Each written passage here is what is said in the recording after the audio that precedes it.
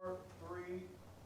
Welcome to tonight's City Council meeting of Tuesday, October the 28th. We just are going to look for a motion to go in camera for a 2 o'clock meeting, and then afterward we're going to be coming back into open session, mindful of the fact it is game 4 in Los Angeles tonight at 8 p.m. So we want to be respectful of everybody's times and desires tonight. So looking for a motion to go in camera. Motion by Councillor Dabrowski, second by Councillor Newestag. All those in favor? All right, let's go in camera. That's approved. Oh, wait, there's a second motion. Sorry, Mr. Mayor, there is I a see second that. motion to go in camera. This is the resolution for November the 17th, just so we can pass it today, and then we don't have to worry about it for the 17th. Motion by Councillor Lococo, second by Councillor Strange, that we go in camera on November the 17th. All in favor? Okay, and that's unanimous. Thank you. Let's go in camera.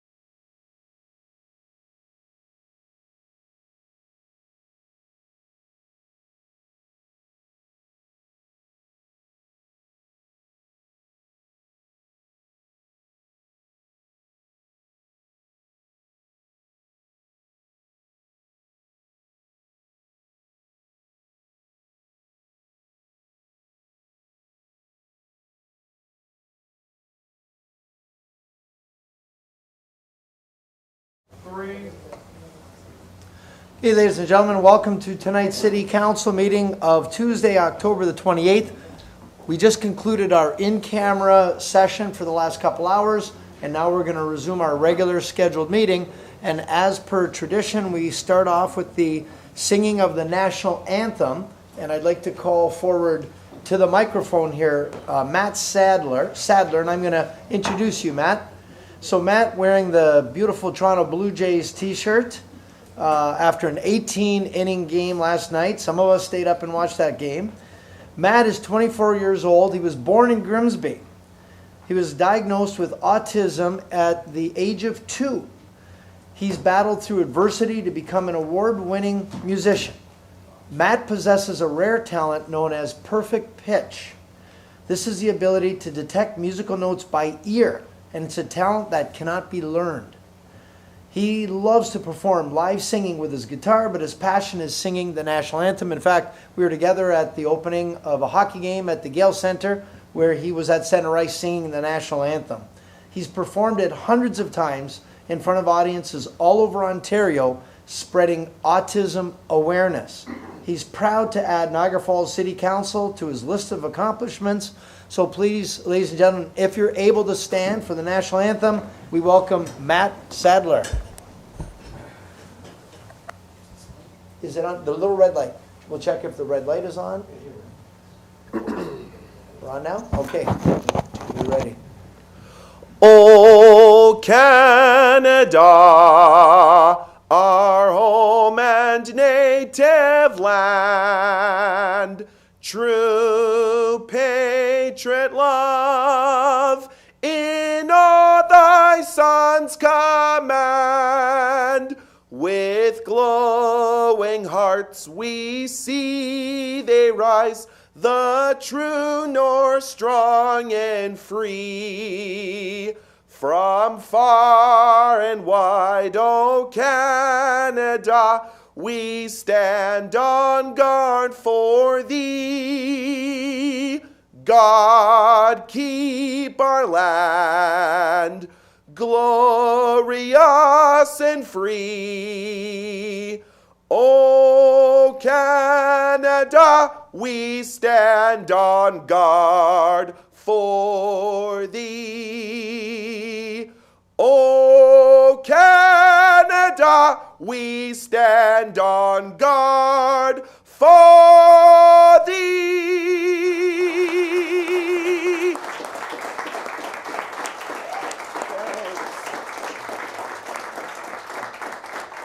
So, Matt, I just want to say on behalf of all of us here, everybody at home, you did an outstanding rendition of the national anthem. In fact, I'm ready for that Blue Jay Dodgers game to start right now.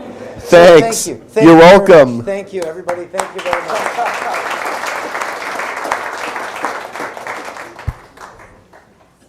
Well, Matt, you're welcome to stick around and watch a real riveting council meeting, or you can just go home. I'll leave it with you. Yeah. Go watch the Jays. So thank you. Well done, Matt Sadler. Incredible effort, and thank you for all your beautiful singing. Next on the agenda is our land acknowledgement, and I'd like to invite former Chief Stacy LaForme, the former chief of the Mississaugas of the Credit, to share his testimony as we acknowledge and thank the Indigenous peoples who were stewards of this land a millennia before us.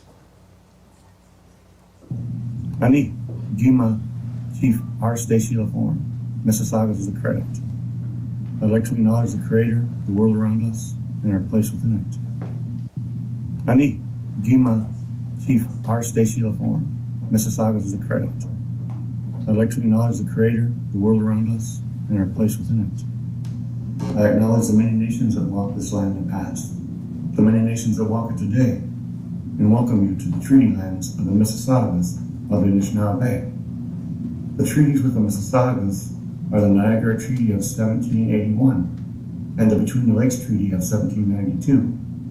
I would also like to acknowledge the Treaty of 1764 that recognized the Royal Proclamation of 1763, which set a new relationship between the Indigenous people and the Crown. Kimawich Bumpy. We're grateful together for the land that we share. we're grateful together for the land that we share. Thank you for that.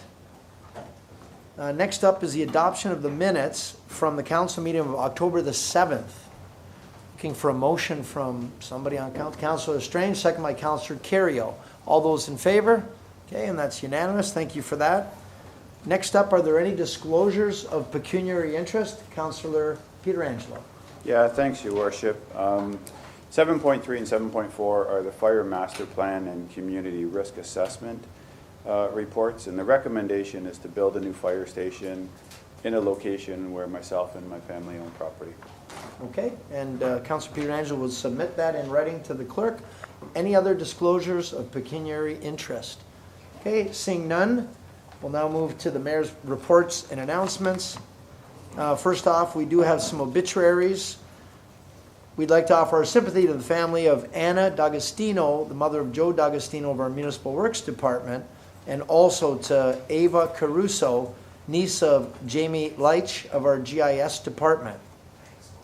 Birthdays, Councilor Pietrangelo celebrated his birthday last Friday. So happy birthday, Councilor Pietrangelo. And he's 40, yes. And also Ray Spiteri, who's not here tonight of the Niagara Falls Review. Don't know where Ray is. He must be celebrating. Yeah. His birthday is actually this coming Friday. So happy birthday to both of you. Halloween, that's right. Events and announcements. So we did have the Veterans Crosswalk. We had 2 locations that we unveiled.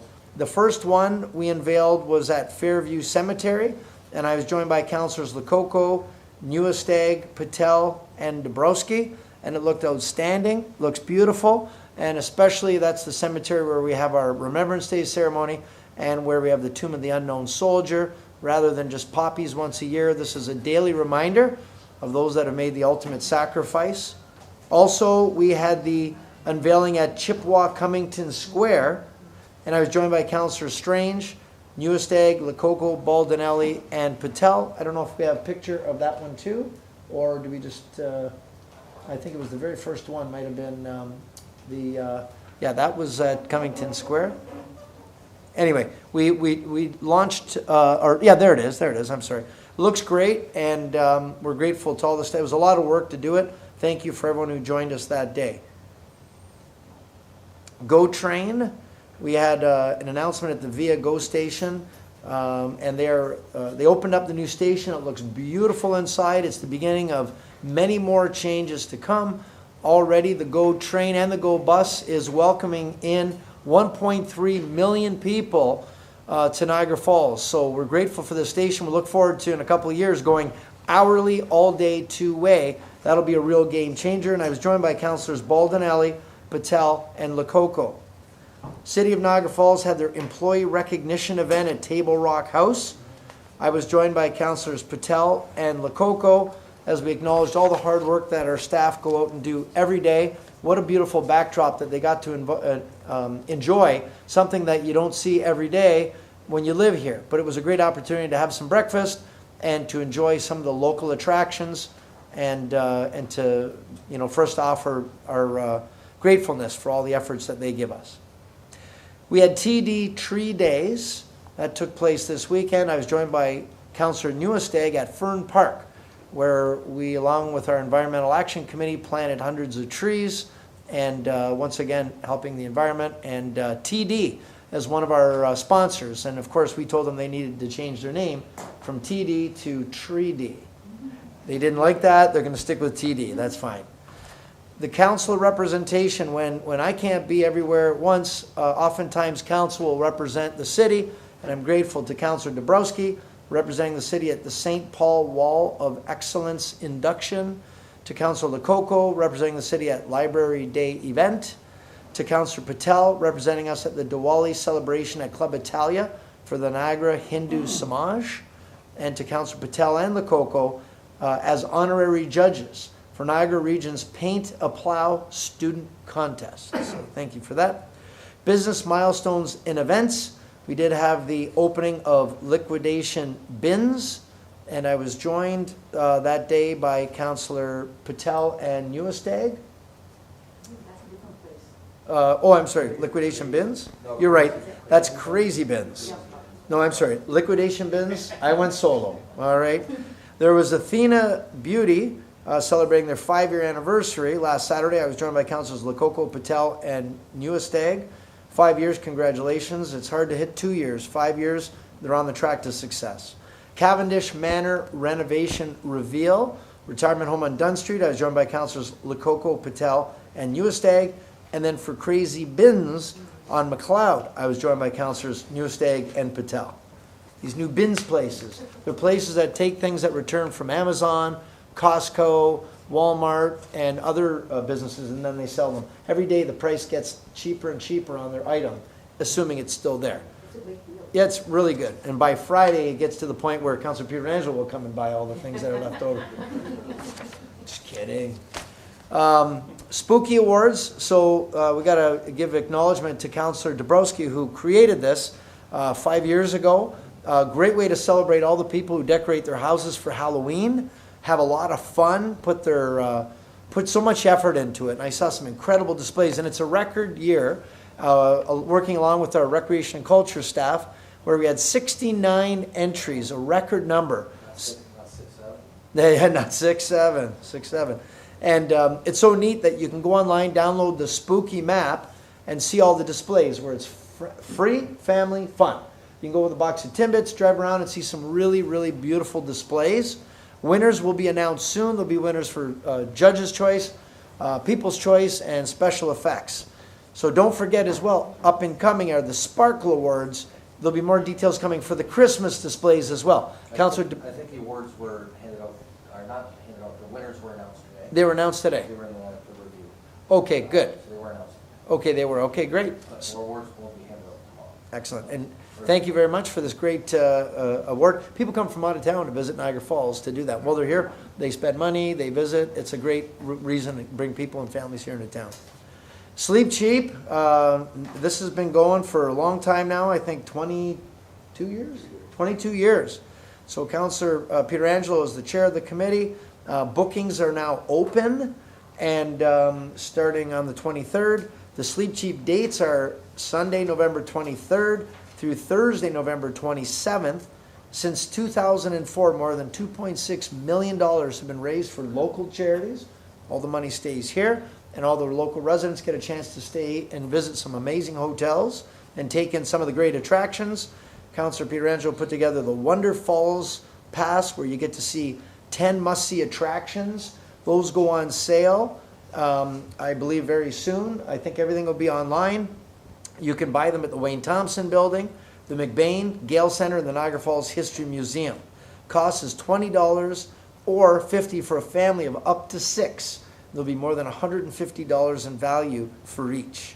The dates for the attractions align so the families can stay at the great hotels and take in the attractions. And you just forgot to mention that you're the one that created it. Oh, yeah. Well, it was a team effort, so thank you for that. The pass that, the Wonder Falls Pass that Councilor Pietrangelo created has already raised over $300,000 for local charities. And we've installed our first accessible swing at the McBain Center with the proceeds that came from that promotion. So it's been amazing. Real win-win, right? Everybody benefits from it. We are about to launch our operation of Smooth Roads. Thank you, Matt. You're welcome. Thank you very much. We're about to launch our operation for Smooth Roads. Eric Nickel, our General Manager of Municipal Works, is going to share more details about this later tonight. So I won't get too much into it, but we're really proud to acknowledge this. You know, one of the top things people talk about in a community is your roads, sewers, sidewalks, you know, the basic fundamental things. We're proud that we're highlighting road projects that are making a difference for residents, motorists, and cyclists. The reality is we do a lot of work to ensure roads are prioritized, protected, maintained, and they're updated. It's our way of bringing that inside knowledge to everybody in the community, let you know how your tax dollars are being spent. And we'll be sharing what neighborhoods we're going to next, inviting you to share your feedback on social media so that you can learn more about our roads program.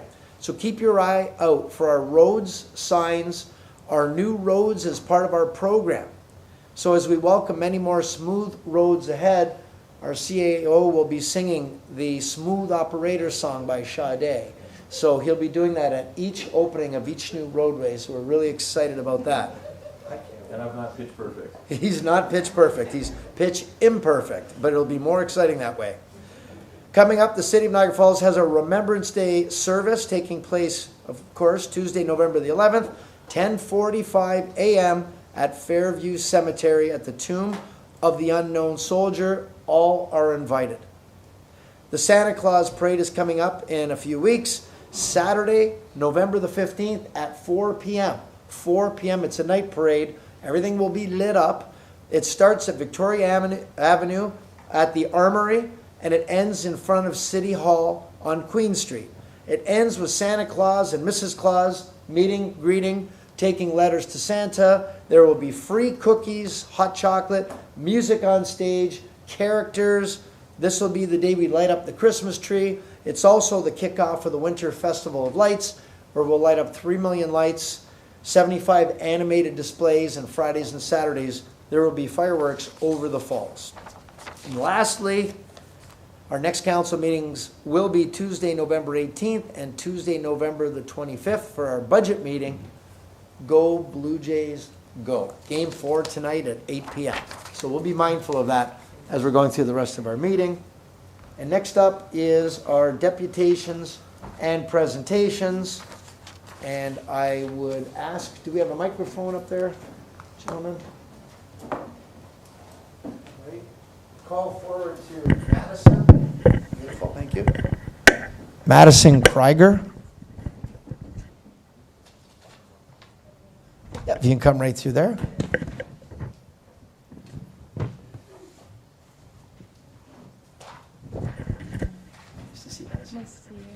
So let me tell you a little bit about Madison and why she's standing up here with me. So we're going to talk about the World Junior Swimming Championship recognition. So today we're thrilled to recognize Madison Krieger and her accomplishments in swimming. Madison has achievements starting at a young age when she broke a provincial record at the Ontario Junior International Competition in December of 2022. Since then, she's won gold at the Ontario Swimming Championships in 2025, and we're very proud of her. Madison has not only excelled at the provincial level, but also nationally. She won gold in the 200-meter backstroke at the Bell Canadian Swimming Trial in BC in 2025. And internationally, it just keeps getting better. Internationally, both in Australia in 2024 at the Junior Pan-Pacific, where she won bronze in the 100-meter backstroke, and in Romania at the World Aquatics Junior Swimming Championship, where she also won bronze for her 100-meter backstroke, the only medal for Canada in Romania. Madison currently trains at Brock Niagara Aquatics with coach Ryan Millett, and in Scarborough at Swimming Canada's High Performance Center. She is about to sign with the University of Tennessee on a swimming scholarship starting September. On behalf of the members of council, Madison, we're so proud of you as we congratulate you on your swimming achievements. And I'd like to present two things to you. First off is the winner's pennant from the City of Niagara Falls. It's not as nice as a medal, but you know, they got more money at those levels. And also, it's a small gift from your hometown to acknowledge how proud we are of you, what a great example you set for other youth in the community, and that she's not finished, she's just beginning. And we look forward to seeing more from Madison as she achieves higher and higher, and we'll hope to see her at the Olympics one day. Congratulations to Madison.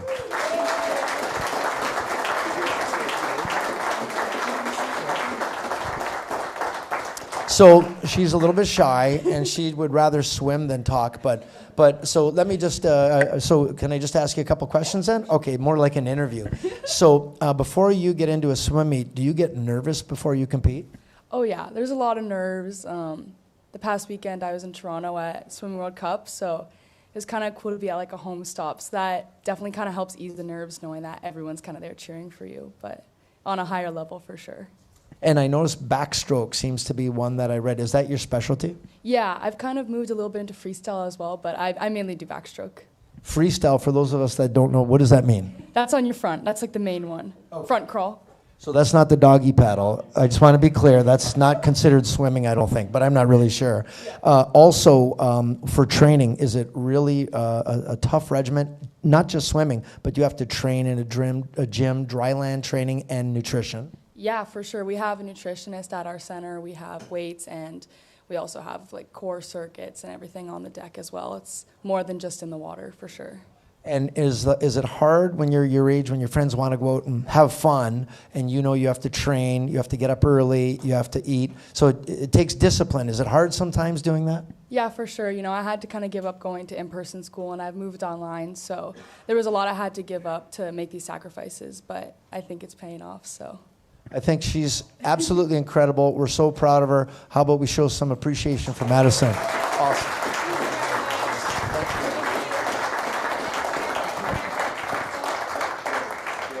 What? Oh, I'm sorry. Come back. Photo. Sorry. Photo. Okay. Okay. Thank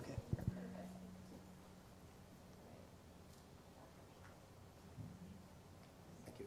And Madison, you're with your family here? Yes. Where's your family? Mom's over there. Dad's there. Okay. Hi, Mom and Dad. You must be proud of her. Okay. Thanks so much. Thanks, you. Madison.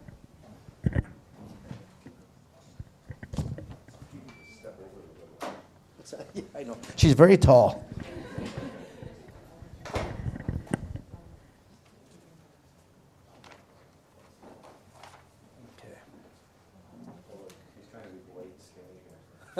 Yeah.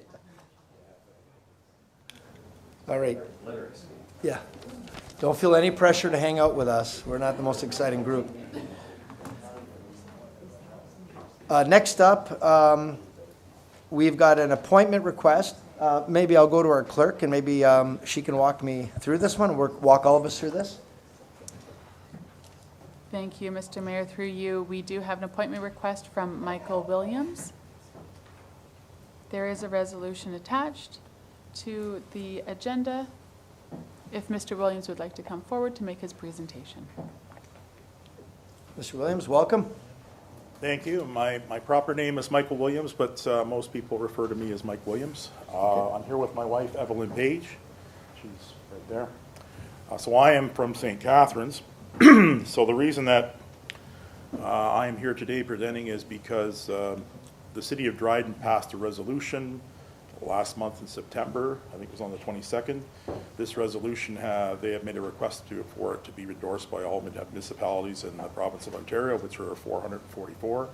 I want to thank Councillor Lococo for bringing this forward and putting it on the agenda today. So I would just start by saying, and I'm sorry that this is, after such an uplifting thing, that this is kind of a downer subject, but anyways, I just say that I would just ask the question rhetorically, what is more devastating than the loss of a child? Mm-hmm. In our case, in our family, it's times 2. So the other thing that hurts really bad is the fact that there are so many things that could have been done to prevent this tragedy. But we're not looking backward, looking to place blame upon anybody or point fingers. We're looking totally to the future, what could be done going forward.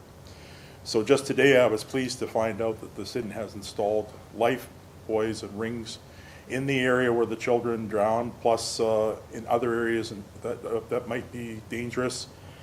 So we're very pleased to see that. That indicates to us that the efforts that we're doing here are having an impact, and I would encourage all municipalities to take a look at where they have risky places where children might accidentally fall into the water, or anybody fall into the water, and have devices available that might possibly make it more possible for them to be rescued. I would kind of put it on the same thing as what was done with automatic defibrillators in public buildings. I think they've saved a lot of lives. It's a really good thing, and I think it makes a lot of sense. Also, I noticed that the fire chief is here, and I wanted to say that I thank you and all of your colleagues for your service. I thank you for the work that you do. It's a difficult job. I mean, the most difficult part of that job, I think, is this kind of thing, where you have to recover children that have drowned, where efforts are made to try to revive them, and it's not successful. So it's that's pretty hard to deal with. So I think that I would request that the fire chiefs across Ontario get behind this resolution as well, and encourage the Ministry of Education to enact water safety training and swim to survive training in the public schools, well, in all of the elementary schools across the province, whether it be Catholic, public, or whatever. So in front of you, I also provided a handout, which is basically what I think is pretty much water safety training in a nutshell. It's quite short. I think that this part of it, if this was taught in the schools in the physical education portion of the day, 10 minutes a month. If it was done 10 minutes a month, I think that it would go a long way to getting children educated on what they can do to help themselves if they get into a situation where they went into the water where they didn't intend to. In this case, our grandson, he went in to attempt to rescue his sister, and he wasn't able to swim well enough to be able to do a rescue, and unfortunately he drowned. If those life-saving devices had been there, I'm sure that they would have grabbed it and they would have used that. So anyways, thankfully they're there now. So this will certainly make things where there's a great level of risk reduction. So, okay. The other thing is too is that I wanted to say that thankfully there is not a new law required in order to get this to happen in the schools.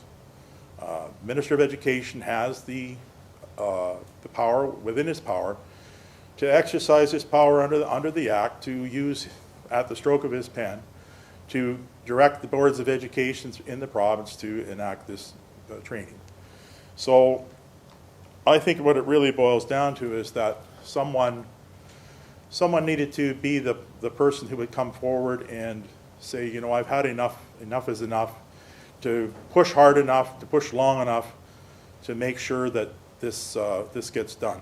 And one thing in closing I would say is that we, as a society, although he has the power of the pen and he can do this, we as a society working together, we have the power of persuasion. And so what we're trying to do here is persuade him to do what I think is necessary and needs to be done. And I'm quite hopeful that he will. I think that both Minister Calandra and the Premier, Doug Ford, I think both of them have heart. And I think that they care. And I think that once this gets to them, to their level, in the legislature, I think that they will act and do the right thing. So I appreciate the time today. So, Mike, thank you very much. Council, we do have councillors that have questions, so I'll start with Councillor Lococo, and then I'll go to Councillor Newestag. Thank you, Mr. Mayor. Thank you so much through the mayor to Mr. Williams and Mrs. Williams for coming here. Thank you for sharing your tragedy, and it's really important that you're using it for a positive. And I took the resolution that you sent for the city of Dryden and amended it to the city of Niagara Falls, and I wholeheartedly support the resolution. And swimming and water training is a life skill. There's a lot of people that don't know how to swim, and it is going to be life or death. It's something that we should be training in our schools, and there's a lot of newcomers that come to Canada or have never been around water, and then when they're in Niagara, we're surrounded by water, and they don't know how to swim. So I think this is a very important resolution to bring forward, so I'd like to put a motion forward to approve it. Okay. Motion by Councillor Lococo, second by Councillor Newestag. Appreciate that very much. Councillor Newestag. Thank you, Mr. Mayor. And to Mr. Williams and Mrs. Williams, my condolences on your loss. And to echo a lot of what Councillor Lococo said, I applaud you for taking a negative and turning it into a positive. In our community, and when I read that, it struck us, we have, because of the waters that surround Niagara Falls, especially Chippewa Creek, I look at the fire chief, because we spent an afternoon out there looking at what we can do, much the same thing, because we have faced drownings there from time to time. So, and we talked about training, but really never thought of the idea of bringing it into the schools. And it is that level groundwork where, depending on people's background, socioeconomic background, or parents' ability to take them to swimming lessons, I think this is a really good positive movement. So I definitely want to second Councillor Lococo and for bringing it to our attention, and for the good that you are now using from your experience to help everybody else. And hopefully with what your efforts are, it won't save another child or many children in the future. So I thank you for the good work that you're doing, and again, my condolences. Thank you very much. Thank you. Thank you, and I'll add too, on behalf of the city of Niagara Falls, offer our condolences to your tragic loss. It's terrible.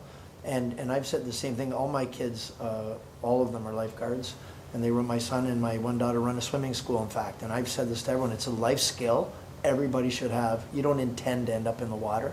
And I remember when I was in elementary school, they actually did take us to the Y, and they did teach us to swim. I don't know when that changed, but for us, it was, my parents made sure we knew how to swim, and I think we all need to. And it's ironic that of all nights that we had Madison here tonight, you know, an accomplished swimmer. And I wholeheartedly agree and support this. So I'll just quickly read the two resolution pieces. Therefore be it resolved that the Council of the City of Niagara Falls respectfully urges the Government of Ontario through the Ministry of Education incorporate mandatory water safety and swim to survive training into the elementary school curriculum and for all Ontario students.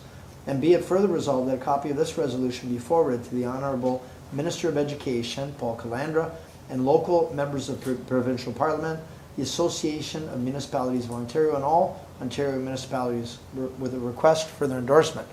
And I happen to agree with you. I believe Minister Calandra and Premier Ford would both feel the same way and would absolutely support this. So we've got the motion. It's been seconded. We'll call the vote. All those in favor, and that's unanimously approved. Just want to say thank you to you and your wife for being here, and appreciate you taking something really sad and trying to change lives in the future. Appreciate it. It means a lot to people that won't even know it.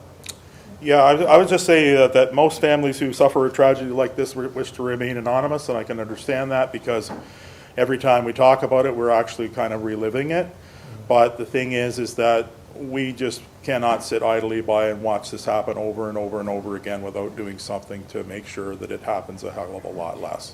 Well, and that's why, and I think like Councillor Newestag said, we along Chippewa Creek, where a lot of visitors to the city come, and they end up drowning, unfortunately. There's undertows, and there's lots of challenges there. And now we've got buoys along the way, and a lot of things to help, a lot of signage, try to do our best. We've got the St. John River Patrol that goes up and down the creek, and we're trying to do our bit to help, but the best thing is to know how to swim. Yes, and also, even you don't have to be able to swim at the level that the young lady there is swimming at. You just have to know how to keep your head above water long enough so that you can be rescued. Exactly. It's no, you know, you can toss somebody to the ring, but if they're already underwater, it's too late. That's right.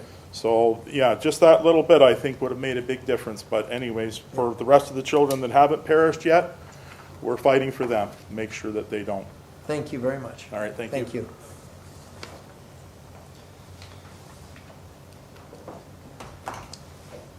Okay, folks, we're going to move along. And now we're at 7.3. And we have our City of Niagara Falls Community Risk Assessment and Fire Master Plan. Ms. Clerk, did you want to introduce, or is our Fire Chief going to introduce, or who's introducing our presenter? Chief Joe, would you like to introduce our speaker? Hi, good evening. Thank you. Through you, Mr. Mayor, members of council, and members of the public. We have Blaine, who represents 308 Consulting and Strategy Group, along with his colleague, who will present a community risk assessment and a fire master plan that we've been working on for almost a year, a better part of a year. And if there are any questions, I'm sure that they'll be able to answer any questions the council may have. Welcome. Great, thank you. All right, so good afternoon and good evening to the mayor and members of council. I appreciate the opportunity to come this evening and speak to you a little bit about the work we've done over the course of the last 12 months, working hand in hand with Chief Zambito and his staff. So before we begin, I just want to show my appreciation to Chief Zambito, Deputy Chief Henry, Deputy Chief Lawson, who we've been working with very closely over the last little while to make sure that we put this document together. Also wanted to thank CAO Jason Burgess for his assistance and some of his feedback as we went through the process. So today's presentation, we're going to provide an overview of the community risk assessment process, the fire master plan, and we're also going to explain to members of council the primary recommendations that we brought forward. I know included with your council package was the complete document. So I apologize up front for the size and asking you to read it, but it is a very thorough document. We wanted to make sure we captured the complexity of the city, and we did justice to the fire service and all the men and women that support emergency services in the municipality. So I'm just going to move. So the purpose of this plan is to ensure that Niagara Falls Fire Department remains well positioned to serve the growing and evolving community. We understand that it's a 10-year plan. We're looking at making sure that you're ready for, the organization is ready for the events that transpire today, and also progressing it down the road, taking into account any specific changes to the municipality as time passes. We started with what the community risk assessment, or what we call the CRA, and it's the foundation of the entire process that we went through. In simple terms, it's a comprehensive study of the community's risks, things like population growth, housing density, building types, transportation networks, and the presence of vulnerable occupancies and long-term care homes and tourist areas. It helps us to answer one basic question. What are the unique fire and emergency related risks in Niagara Falls, and where are they most likely to occur? So by understanding those risks, the community risk assessment guides the fire service, how the fire service can be aligned with the community's actual needs, and both today and in that 10-year window that we're looking at. And once we're done the community risk assessment, the fire master plan builds on that foundation. And what it does is it's a structured plan to ensure Niagara Falls Fire Department remains well positioned to serve a growing and evolving community. So the fire master plan aligns the department with provincial legislation and best practices in community risk reduction, operations, training, and resource management. The plan also identifies opportunities for modernization, improved service delivery, always with public safety, firefighter wellness, and fiscal responsibility in mind. This represents a framework for continuous improvement. Implementation will occur over time, and the fire leadership should use the data in the community risk assessment and the fire master plan to return to council and to present progress updates and to seek your direction on individual recommendations moving forward. The fire master plan is intended to be a living 10-year document, and it would be subject to review as the years go on, and you start to see changes in your key performance indicators, demographics within the community, and your continuous monitoring of the performance of the fire service.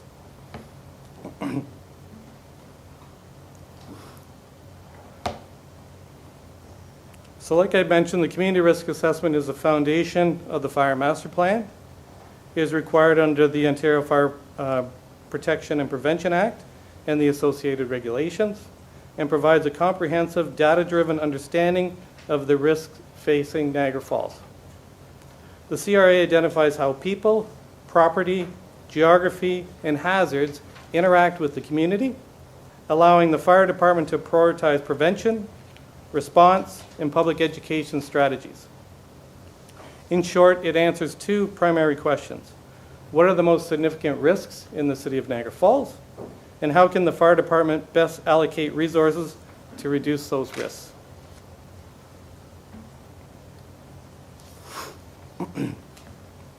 So the community risk assessment identified several key influences shaping the demand for the city of Niagara Falls. Population growth and urban expansion, particularly in the south and west ends of the city. Tourism activity, bringing millions of visitors annually, concentrated in high-density zones near the falls and Clifton Hill. Aging demographics and increased medical call volumes for the fire service. Ongoing development of mixed-use, high-rise, and mid-rise structures, changing the nature and risks of the fire response. and the critical infrastructure and transportation networks in the city that include Highway 420, the QEW, rail lines, border crossings, all which create additional emergency response complexity. Together, these trends create elevated risk profiles that require proactive and data-informed planning.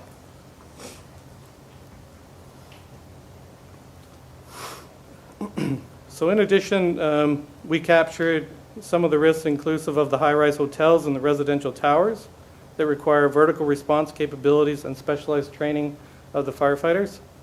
The tourism and the entertainment areas and the transit populations, particularly near Fallsview, Clifton Hill, and Lundy's Lane districts.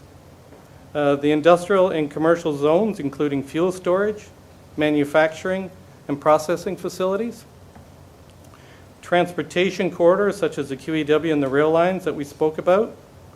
And there's also the natural risks, flooding, ice accumulation, escarpment, access challenges, seasonal surges in population and traffic that increase emergency call volumes, and during peak tourist months of the year.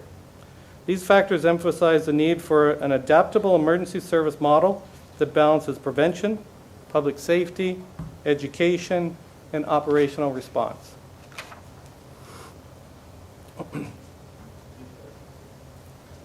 The CRA provides the evidence base for every element of the fire master plan. It ensures that future planning is risk-informed, transparent, and aligns with provincial standards. The key applications include looking at and guiding the location of the fire stations, modeling the response zones around those facilities, identifying the training, staffing, and apparatus needs that the municipality would need to focus on, the supporting for public education and community risk reduction programs, prioritizing capital investments and resource allocations in line with the city's growth. One of the things that our firm specializes in is we want to make sure that any recommendations we brought forward are very mindful of the fiscal realities of all municipalities, and also making sure that we're balancing the needs of the fire service, the needs of the taxpayers, and making sure that any recommendations were based on the data that we're able to secure and substantiate through our peer review process. The Fire Master Plan analyzes response performance, station coverage, apparatus deployment, and staffing levels. The Fire Master Plan builds on the community risk assessment and to analyze how the department performs today and how it will adapt in the future. Our review included response time performance by station and incident type, coverage model to identify growth areas within the municipality and any potential gaps, benchmarking against the NFPA standards and the Ontario Fire Marshal Guidelines. The analysis highlights areas where Niagara Falls Fire Department performs exceptionally well, and others where growth and redevelopment will require strategic adjustments over time. The city's combination of high-rise buildings, the tourism area, seasonal population shifts, industry activity, and cross-border transportation risks required extensive modeling, mapping, and scenario testing. So we don't, our firm, we want to make sure that we don't just identify the risks, we also looked for opportunities within those risks. Our methodology emphasized risk reduction and mitigation, ensuring readiness and compliance, operational efficiency, optimized deployment and workflow, cost containment, finding sustainable ways to meet service demand, and innovation, identifying technology and process improvements that enhance value. This approach assures that the recommendations are not just prescriptive, but actionable and fiscally responsible, giving council and fire leadership the tools to make informed, evidence-based decisions over time.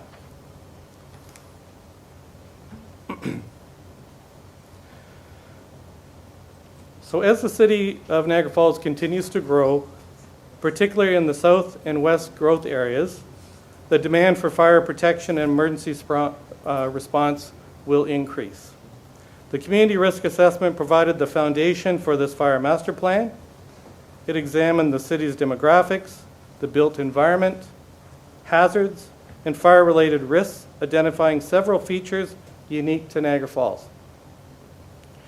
The high concentration of tourism-related occupancies and transient populations, a number of high-rise residential and hotel developments, a significant number of retirement, long-term care, and institutional facilities, the presence of industrial and commercial corridors, the extensive transportation routes that we talked about, and seasonal variations in service demand. We took a look at the call volumes based on the hour of the day of the week, and the various seasons, and then tracked the overall distribution of the emergency calls across the municipality. So through the CRA and the completion of our fire master plan, we ended up with 43 recommendations, ensuring that each recommendation was based on data, evidence-based, and was relevant locally to the fire service and to the community and members of council. The plan provides you with a 10-year framework for station coverage, apparatus deployment, staffing levels, in order to keep pace with the growth and change within your municipality. We focus not only on identifying the risks and the mitigation strategies, we also want to find efficiencies, try to optimize the resourcing, and ensure fiscal accountability so that every recommendation is both operationally sound and sustainable. And over the course of the project, Chief Zambito and I had many conversations around the plan itself. So I do appreciate his continued feedback and our collaborative discussions around the fire service. So what I'm going to touch on today is the 4 priority recommendations that we brought forward that we would classify as major, high priority for implementation within the next couple of years. Each recommendation was evaluated for urgency and also on the cost impact. And the high priority items focused on strengthening public and firefighter safety and ensuring operational readiness and compliance with required standards.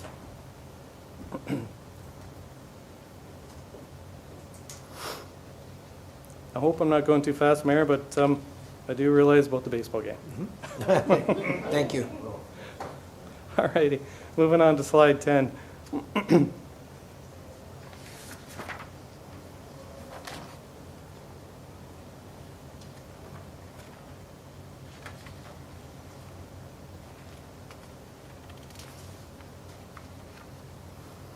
All righty, so the first recommendation we wanted to bring forth was around what we call in emergency services shoot times, which is the interval between when a call is received from the dispatch center and when the apparatus or the firefighters roll out of the station. Our analysis found that shoot times were slightly above the NFPA standards, and improving shoot times would yield measurable gains in overall response time performance. So if you're able to find improvements in a few seconds within that shoot time parameter, the overall response time improves. To address this, we recommended operational refinement such as improved alerting systems, crew preparedness protocols, and continuous training to reduce turnaround delays. Ongoing performance monitoring through department's quality assurance program to track shoot time consistency and improvement. Just as an example, to put that into context, is over the course of my career, I've worked in organizations where every Tuesday we would get together. We'd have a discussion around key performance indicators within the operational environment. And the expectation was that if the chief bumped into you in the hall, you would definitely know all your key performance indicators and you could rattle them off.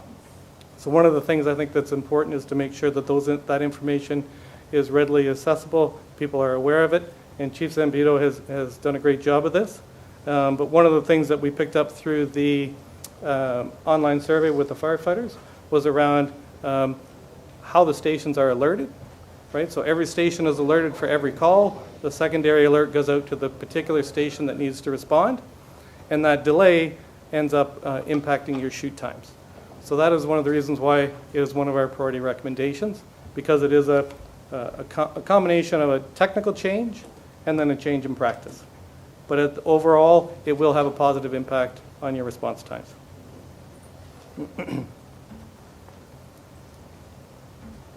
See, I'm talking faster than the slides.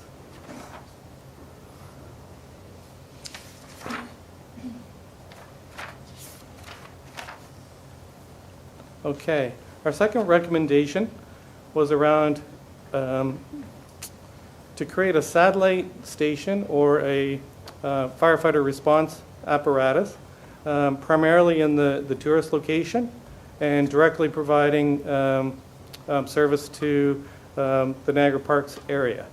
So what our analysis showed was Station 1 primarily looks after those calls.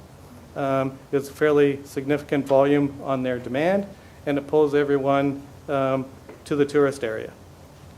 So the reason that we would recommend the rapid response unit is to make sure that 2 trained firefighters in a response vehicle could be stationed in that location. It could be a shared facility with the Niagara Parks staff. They could respond. They could make the initial determination of the incident. And if it's a canceled call, they cancel it off without rolling out the entire apparatus and impacting your coverage. Or they could set up incident command if there was an emergency response. So the one piece that we want to explain is that I do appreciate consultation with the CAO. When we came up with this idea, we weren't quite sure whether the municipality would be in a position to approach the Niagara Parks Commission. It was very well supported by the CAO. Then what we're suggesting is to engage the Parks Commission, have those conversations about if they would be willing to cover those costs, right? So we looked at it as a trial component for 7 days a week, 12 hours a day, 2 firefighters. Do that for a period of time, and then if you're seeing important changes to your overall response capacity, your coverage within the municipality, then you can look at it in the following year, expanding it to 24 hours a day. So CAO Burgess was willing to have those conversations, so I do appreciate those discussions, because we wanted to make sure that it would be something that was actionable by the municipality if we brought that recommendation forward.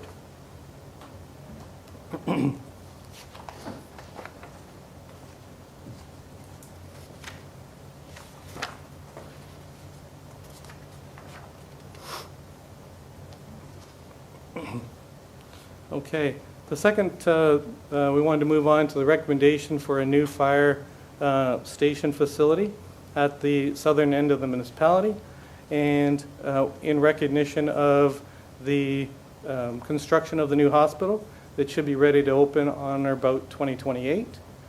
We took into account the size of the facility, the current hospital within the municipality, the volume of inpatients, the number of fire responses to that facility. We took a look at the responses to the, around the neighborhood of the existing site, and just focus on how the calls would shift from the hospital when it goes out to the southern end of the city. So based on that, what we saw, we took a look at the call impact and the changing response shift in the call volume that you will see in the next 3 to 5 years. So what we're suggesting in the vicinity of the hospital is a new station. The apparatus would be pulled from Station 6. It would be a full-time station, and then at that point, there would be you would station the paid part-time or the volunteer Station 6 would no longer be required, because that would cover off the southern end of the municipality.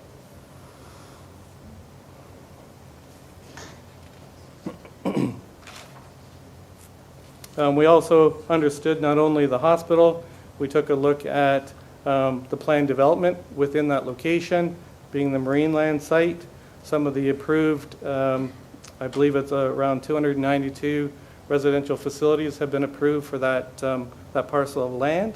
We took a look at the fire station in Chippewa and the impact on the call volumes for the changing and shifting demographics as far as residential, commercial, and then the hospital sector.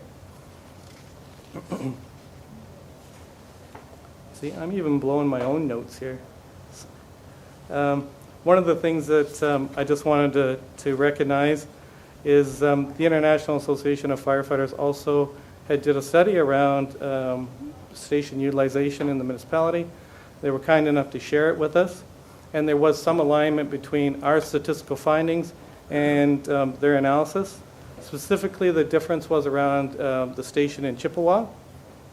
What we were finding is that there was an emergency response roughly every 2 days. So at this period of time, we didn't see that converting that location to full-time was statistically necessary. But eventually, if you constantly take a look on a regular basis, your deployment plan, your key performance indicators for the fire service, eventually over that 10-year period, you may be in a position where that station needs to be converted to full-time as well. You're just not at that position quite yet.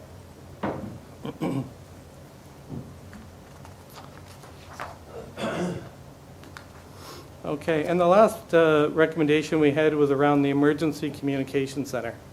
So we came up with 3 primary recommendations. One was to leave the communication center as is, currently staffed, and also with the need to prepare for next generation 911, which is March of next year. The second option was to take a look at contracting out to an external vendor, and that external vendor would be secured through a service agreement, which would list all the expectations of the municipality around service delivery, contingency plans for the communication center, and data provided to the chief, so he could ensure that the service was being provided as per the contract. And the third option was to leave retain the communication center internally, and then invest not only just in the next generation 911 infrastructure, but also in staffing. So based on our analysis of a couple things, we took a look at the costing. The recommendation, our preferred option would be that you consider contracting out your fire communication center. And I do realize that the resolution that was passed at the last council meeting. So I'll just, so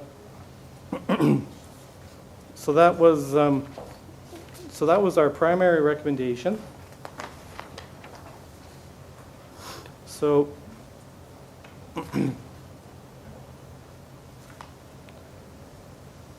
so the one thing I just wanted to end on a little bit around our recommendations and our focus on the cost of the emergency service, and also taking into account the potential for cost avoidance. So what we've recommended through the Fire Master Plan, over the course of that 10-year period, you're looking at 26 new or reallocated full-time equivalent positions, with a net increase of approximately 22 full-time positions if the dispatch center was contracted out. So the one thing that we recommend highly is, prior to the administration coming back to members of council with a plan for those additional FTEs, is to do like all emergency services do on a regular basis, and I know Chief Zambito does this, is do a constant analysis of your organization, looking for efficiencies, looking for opportunities to recover some financial resources to be able to apply it to different locations.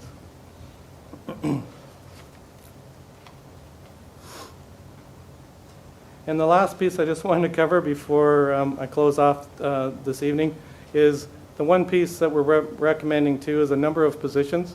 One being over time, 3 additional fire prevention officers.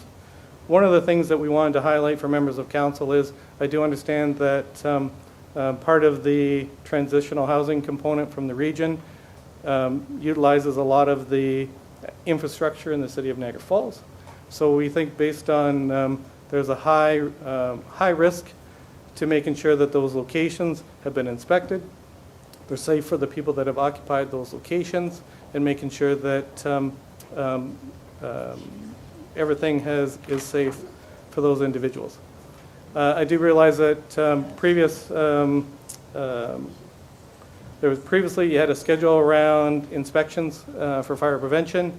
That is no longer provided to council, and I think moving forward, you need to, one of the recommendations that we would suggest you go back to that, creating the schedule so that members of council have 100% assurance that all locations of potential risk have been inspected and are safe for those occupants.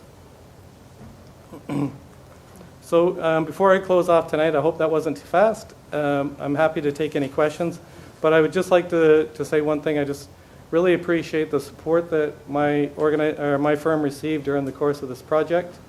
The feedback we received from the firefighters and the administration staff was very helpful, and we wouldn't have been able to complete this without their assistance. One of the first things that both Chief Zambito and CAO Bird just asked us before we started was, please don't bring us your regular everyday fire master plan, show us some innovation. And we believe that the report that we presented to members of council provides you with that. Innovation, cost efficiency, and a 10-year plan that should serve the fire service very well. I'm happy to take any questions now. Thank you, Mr. Lucas. So we'll start off. I got Councillor Newestag, Lococo, and Patel. Thank you, Mr. Mayor, and thank you very much for the fulsome presentation. A lot of work, you can see, and I do definitely agree with your number one finding that Niagara Falls does have a well-respected and dedicated fire service. But I have lots of questions and I read all through that report, so it was very, very good. When did you start working on the fire master plan? Oh my goodness. I believe October of last year. Okay. And when was it completed? I think the final report was provided to the chief and the CAO on or about August, September. Okay. We had some discussions around the communication component, and I think that took us through a good part of the summer. Okay, thank you. And does this fire master plan replace an existing one? This is the first time I've understood that we had one. So was there one in existence before? And yeah, so the idea is that every fire master plans were developed, endorsed by council, and they're in place for a period of time decided by anywhere between 5 and 10 years, subject to regular revisions. So the last one that you did was? Yep, so if council approves my report, what you're approving is the receipt of the plan, and then any of the recommendations that we've put forward, the administrative staff, Chief Zambito and his leadership team would come back to council with any supporting documentation to present that to you, to ask council to give them approval for any financial impact, any expenditures. Okay, so now the satellite one that you have, the satellite base, so actually you did answer the question about it hasn't gone to the parks right now for approval. So what has led to that? Has there been major events that the fire department was not able to respond to effectively? Or no, so we didn't find any challenges or with the response of the firefighters. So it certainly is not to do with performance. When we took a look at the location of Station 1, the volume of calls in the tourist district, and how often the fire apparatus are pulled to that location, we're trying to find a way that as you grow, the municipality grows in the southern end, how do you maintain your response capabilities without automatically needing additional resources, right? So every, if you put an additional station in, it's a fairly significant financial impact. So we were looking at ways to reduce those calls, so to make sure that the vehicles maintained at the location and were response ready for other spots within the municipality. So of the call volumes within the city, we found the highest is our medical responses, and false alarms are the second highest. So if you have two highly trained professional firefighters and a response vehicle down in the core, where the majority of the calls have occurred in that response zone, and they're able to address those without rolling out an entire apparatus, that frees up those firefighters to respond to any subsequent emergencies in that jurisdiction in the southern end.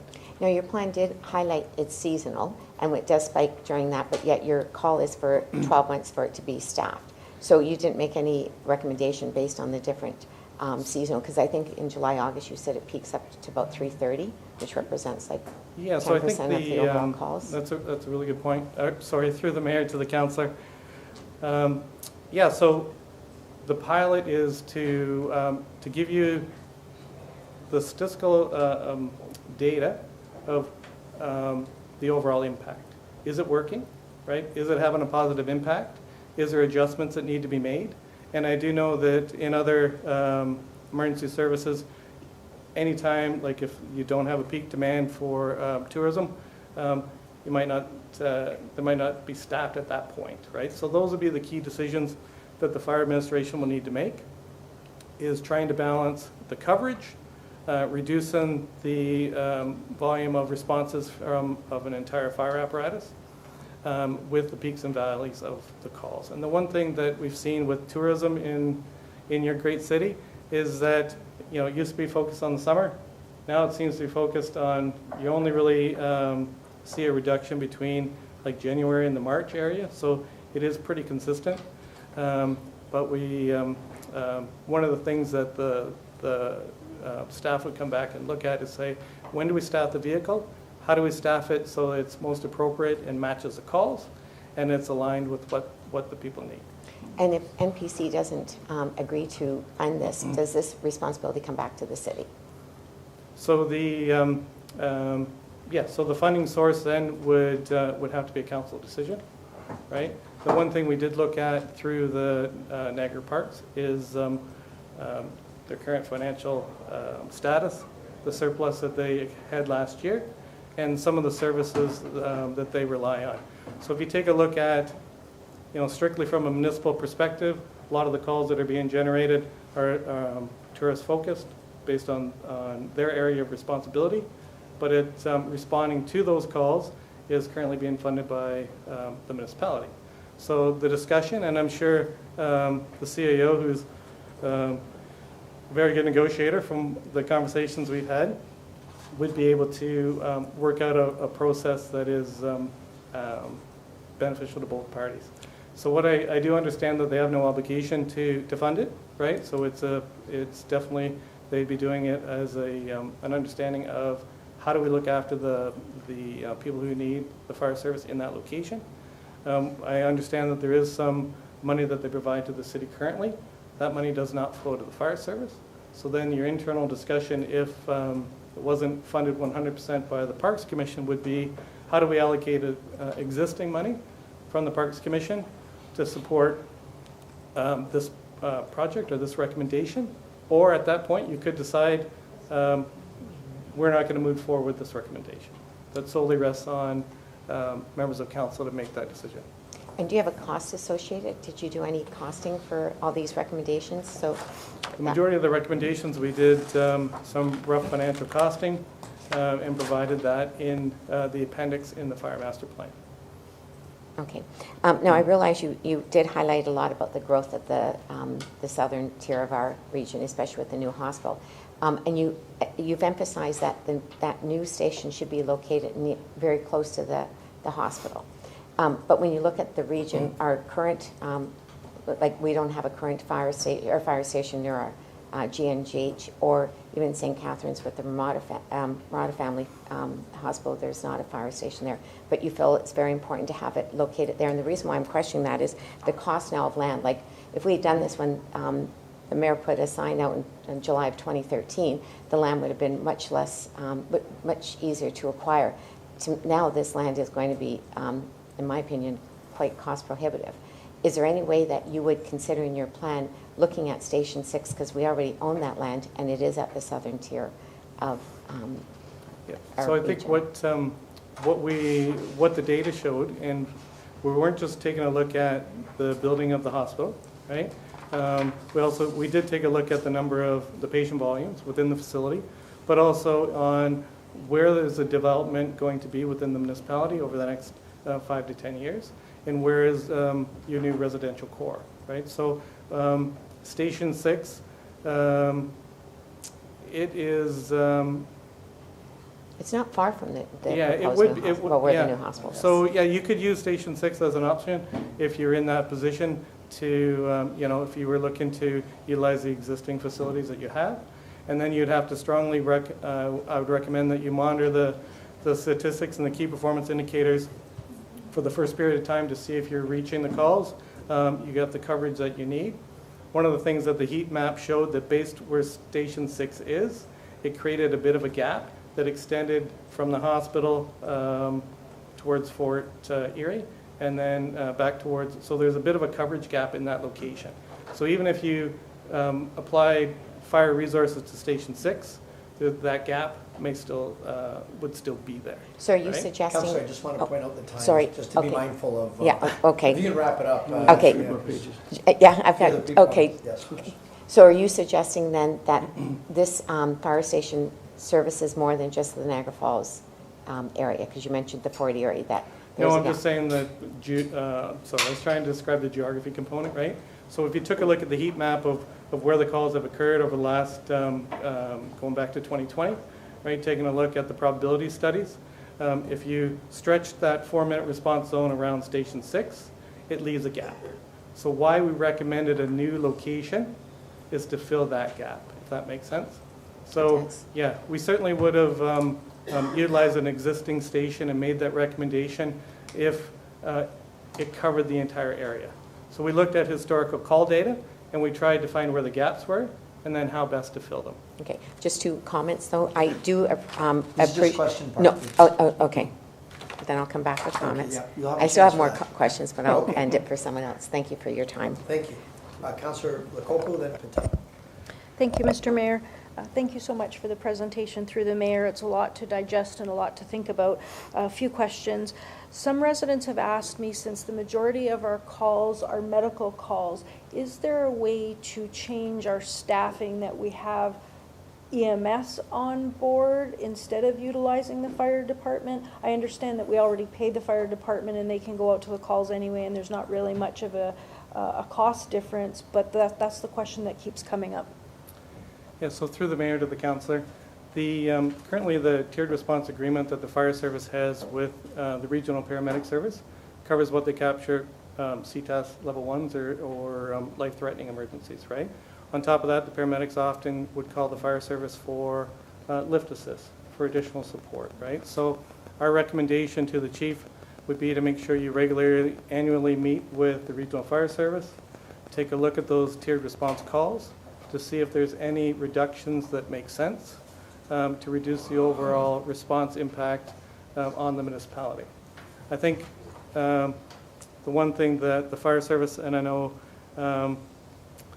wants to make sure is that the response times from the fire services, they want to make sure that the citizens are provided with that support, that they provide also support the regional paramedic service. But I do think as you go forward and you're looking at cost containment, there is an opportunity to reduce your call volume based on what calls are you responding to, and do you actually have a need on that call.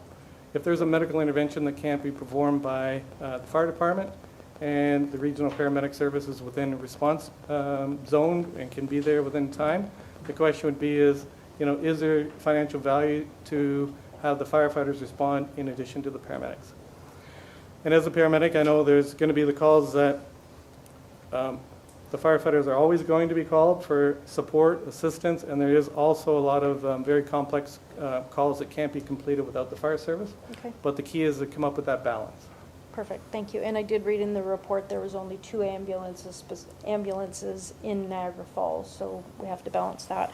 My next question is regarding the satellite station. I know the recommendation is for a 12-hour shift. There's probably a lot of other reasons. Do you have any thoughts on 24-hour shifts compared to 12-hour shifts? There's a lot of communication out there about which one is better and pros and cons of each one of them. Do you have any recommendations? So maybe this is the part of the presentation, Mr. Mayor, where I run. Sorry. But no, I do understand the question. So through the mayor to the councillor, the industry across this has been a long discussion about 24-hour shifts and the value. But I think from a financial perspective, the coverage is always necessary. And one of the things to remember is if that fire apparatus is readily available and staffed to respond when needed, the scheduling then is an administrative issue. And then through that administrative issue becomes I guess the boring part of emergency services is how do you manage overtime? How do you manage and maintain costs? When you go from 12-hour shifts, there is some flexibility with making sure that you can balance off shift overrun, end of shift overrun, balancing your deployment. But with the 24-hour shifts as well, one of the focus of the administration is making sure that there is, and you've reduced overtime to the point that it's no longer necessary. Or you can't avoid it, I guess, is Okay. a more fair answer. Thank you. Hope that helps, Councillor. It does. My last question, in the report, it had the response times listed for each of the stations. And all of the stations were in minutes that it took to answer the call, but Station 7 was in distance. So I was wondering why the difference, and I understand that Station 7 is sending out to further, but why wasn't it in response time? Yeah, so Station 7 was unique from our data analysis, and it actually shows the proof of concept of what you can achieve when you put a station in the right location.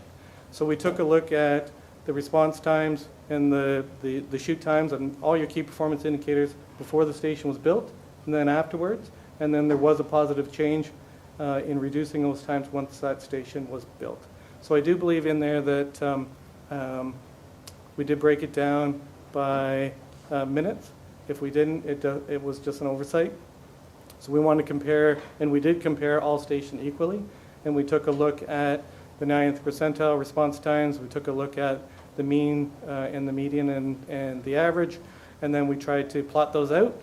And then we flagged them all through GIS. We plotted them across the municipality, and then looked for any gaps in coverage. Okay, thank you. If we could get those times, because I did For sure. look for them, they are not there, that would be great, and I'm at the end of my 5 minutes. Thank you. All right, thank you, Councillor. Councillor Patel. Through you, Mr. Mayor, thank you very much for a great presentation. Most of my questions were answered, so I just have a couple of questions that you recommended the satellite station. Is there any other city that has something like that we can look at, for example?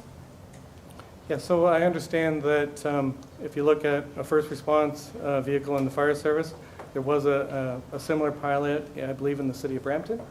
But what we took a look at was the Ontario Fire Marshal's guidelines and whether there's any restrictions to doing it, and there was not. As long as you have 2 professional and fully trained firefighters on that vehicle, they can be placed in that response vehicle. So we wanted to make sure that it would be compliant with the regulatory requirements, the legislation, and then what we wanted to also do was find innovative ways to reduce the potential for further expansion of the fire service. If we can reduce and eliminate some of those unnecessary calls and avoid further, additional stations, additional staff, et cetera, in those locations. Once that is done, and then we come to you and say, listen, based on our metrics, we need additional staff at this location. You as members of council know that we have done everything within our power to make sure that we've looked for opportunities to be efficient prior to asking for additional resources. Thank you. And as you mentioned before, this is just that we are approving that in a principle, so we're not agreeing to any financial commitment yet. The only thing that you would be, through the mayor to the councillor, the only thing you'd be approving is accepting my community risk assessment, my fire master plan, and Any of the recommendations would then be brought forward to you through the fire leadership in assistance with the CAO and the administration to present you with the data and to make recommendations and ask for your authorization for any further expenditures. And one last question through you, Mr. Mayor, is I'm sure you have done fire master plans for lots of other cities. So as a report card, where do we fall in with our city? How could, the way we are managing our fire department? Because as we know that we have one of the best we have. So just want to know how we ranked. It's a great within question. those cities. Through the mayor to the councillor, from what we're seeing across Ontario when it comes to the fire services, anywhere between the fire department's taking up anywhere between 30 to 35% of the overall municipal budget, right? So your fire service is well run. You have dedicated staff. They really are engaged in their job, and they were happy to give us their feedback and their opinions. And I think what you're seeing is a location, we're in this time of the world where there's significant growth. There's a potential for growth coming down the road, and then we're also in an economic state where how do we become fiscally responsible when we have increasing changes. And what we're trying to recommend to you is ways to reduce those costs, but still be to have the response capacity to the needs of the citizen. Thank you. Okay, thank you. Councillor Newstag. Thank you, Mr. Mayor. Having read this report and hearing everything from your presentation, there is so much here to digest, and I know I can stay here all night and ask more questions, which I think everybody would be mad at because of this game. I do, yeah. Oh, you want me to? No, I said it's too late for us to get back. Okay. Anyway, I think it's, I'd like to put a motion for it to refer it back to the CAO, especially with the financial implications in this plan as well, and have him prepare a plan back to So receive it. receive it and send it to the CAO for. Okay, we have a development. seconder by Councillor Carrio. Any discussion to that motion? Okay, we'll call the vote. All those in favor? Okay, that's unanimous. Thank you very much, Mr. Lucas. We appreciate your time. We should get Councillor Peter Angelo back in here. So that would be 7.4 that we just referred, right, Mr. CAO? Second by Councillor Carrio. Yeah. And so we actually was 7. Yes. Oh, then that was 7.4? Well, we just, no, we just, that's the same report. It's the same, yeah. Oh, yeah, no, it's all good. Okay. So who introduced this? Okay, we'll get Ms. Darlington to introduce the next presenter. Thank you, Mayor Diodati, and good evening, council members. Oh, excuse me. Are one we not second. doing 7.4? I had questions on that. Well, it was the same. It was the same. No, it wasn't. It was a recommendation from our fire chief. But it was for his plan. Then I had a couple specific questions for him. Can we go back? Ms. Clerk? Okay. So, okay, hold on. We have to tell Councilor Peter Angelo not to come in then. And we'll, you have some questions for specifically, hang on one second. For the fire chief and the CAO. Councilor Lococo's requested to go to 7.4, so we gotta ask a couple more questions about fire. Sorry about that. Okay, sorry, no, I know. Sorry, My bad. Okay. I thought they were separate. They were, but we took it because it referred to the same thing. And I do have some questions because it wasn't appropriate to ask the presenter. So my question is, when we look at urban boundary expansion, building in new areas, building the hospital, do we take into consideration having to put in a new fire station? Because there's going to be huge costs to this. It's not just because of those, but if we have to look at land for a new fire station, new labor with the additional equipment, and the other ones, do we have that kind of planning process to look ahead? Because it's one thing, it's like building roads to new subdivisions. We have to put in all of the infrastructure to do that. Sure, there's some DCs and there's some investment from the developers, but for this, it's going to be a huge cost, and it is needed. We're growing. I'm not saying we don't need it, but do we plan for it? Yes, the answer is yes, and we'll go to our CAO to maybe start the answer, and then maybe to our chief. Yeah, with any urban boundary expansion or even density expansion, you have increased demand on all services, whether it's recreation. So there are service levels that are met. Some are set, frankly, by the municipality, such as swimming pools or soccer fields, and some are set by the province for fire guidelines, and that's why you have it. So, the short answer is yes, they are set and considered. And as you grow, you have to meet your standards or, in some cases, change your standards if they're within the municipality's control. Okay, thank you. I know that we talked about the hospital a long, long time ago before some of us were on here. At that time when we were talking about the hospital, were we talking about having to have another fire station? Because I know the one on Lundy's Lane took a while to get, and there was a 4-minute call time that we were supposed to hit, and we weren't hitting it. So now we're going to be increasing. And again, I go back to the hospital. It's a regional hospital, but yet the burden is going to be on the city of Niagara Falls to have another fire station. So is there any ability to recover any assistance from the region to help us? I know you're laughing, but I know, but again, the burden is put on the city of Niagara Falls for having the hospital here, which is great, we need it, but again, our taxpayers are going to be paying, they're already paid for the land, our local share into the hospital, the infrastructure that we're putting in, and now we're going to put another fire station out there. So I just want to talk about that. Yeah, I'll answer the question twofold. One is almost all hospitals now are regional assets. If you have a stroke, you're going to come to Niagara Falls. If you're going to have, if you're giving birth, you're going to St. Catharines. They don't, so they are regional assets. So each one of them, we don't pay for St. Catharines fire coverage for that regional asset.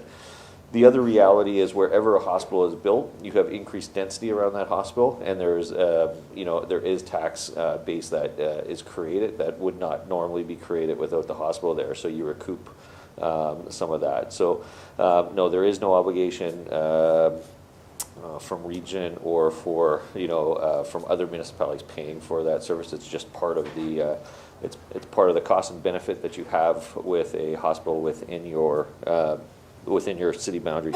Okay, thank you. And as Councillor Newestig asked, I think it's important to find out what these costs are going to be for us and how they're going to work out in the next few years for our taxpayers. Thank you. Okay, thank you very much. We can have Councillor Peter Andrew come back and somebody can grab him. I can go there. Oh. Okay, okay, thank you. Okay, so now I will go back to Ms. Darlington. Thank you, Mayor Diodati, and good evening, council members. I am pleased to introduce the next presentation on tonight's agenda. Over the past several months, we've been working closely with Perry Group Consulting, who has been working with the City of Niagara Falls to develop a very detailed technology and digital master plan. Perry Group is a respected firm that specializes in helping municipalities harness technology in transformative ways to improve both service delivery, operational efficiency, and long-term strategic planning. Tonight's presentation will be delivered by Susan Chase. Susan is our project lead consultant from the Perry Group, and she'll walk us through key findings from the discovery phase and give us a snapshot preview of the next steps as we move into the strategy phase of the work plan. Please join me in welcoming Susan for her presentation. Oh, she's online? Okay. She is. Hello. Yes. Hello. Hello, Ms. Chase. Welcome to the meeting. Hi, thank you very much. I'd just like to confirm with the clerk, am I sharing my screen or are you sharing? You can share. It looks like you're going to share, if you could. Okay, I will do that.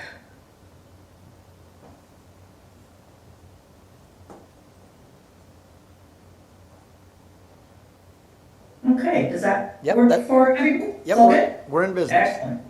Excellent. Well, thank you very much. I really appreciate being given a few minutes today. As Shelley said, I'd really like to give a quick update on the City of Niagara Falls Technology and Digital Master Plan project. And make sure the upgrade is working. What I'm going to cover is what we found out during the discovery phase, which is the first phase of the project, and I'm going to talk a little bit about where we're heading next. I'll be highlighting some of the strategic risks and opportunities that we've discovered through this first phase as well. The project's goal really is to create a coordinated roadmap for technology priorities and for technology investments as well. It's really focused on improving internal effectiveness and as well service delivery. We want it to be flexible enough to be able to respond to organizational and community changes. It's important to identify how to transform service delivery to provide those more citizen-focused digital services using modern technology, because that's what people are starting to expect from their local government now. We also want to ensure that the resources are allocated effectively to really support this new service delivery. And that's what we mean by enhancing collaboration and building that IS team for the future. For the discovery process overview, the work was really, like I said, about understanding the current state. It's about understanding what's working, what's not working, and where the biggest opportunities lie. We spoke with a whole bunch of people. We held over 25 different stakeholder interviews. We ran a staff survey as well, so we gave everybody an opportunity to give us some feedback. We completed various different technology maturity assessments, covering things like online services, digital capability, IT operations. We also met with leaders, and we held a number of workshops with the IS team themselves. This gave us a really clear view across people, processes, technology, data, and governance. And this is what we use to highlight our findings. So I'm going to share some of those highlights with you next. So key findings when we're looking at the people side of things. So on people, we have a lot of strong talent at the city. We have very supportive leadership. And there's also, interestingly enough, a younger staff demographic who are really driving digital initiatives. They're wanting to see more technology, more capabilities to use digital service, deliver digital services, but also to have the tools themselves to do their job. But we also heard loud and clear that staff need more training. They want more confidence with different tools that they have. So for example, they've had SharePoint and Teams, but they're not too sure how to really use it to the best of its abilities. And they're also looking for better communications about the different technology and digital projects that are underway.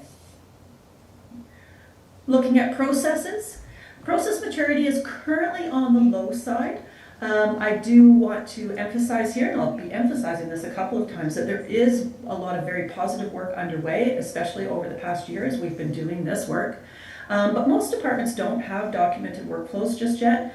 We don't have service inventories or really a consistent approach to overall improvement. But there is good news, like I said, the initiatives like At Your Service, the Workday project for sure, and a lot of pilot testing going on using emerging technologies such as AI show that there's some momentum that we're going to be able to build on. When we look at the technology, we find the technology maturity level is much better.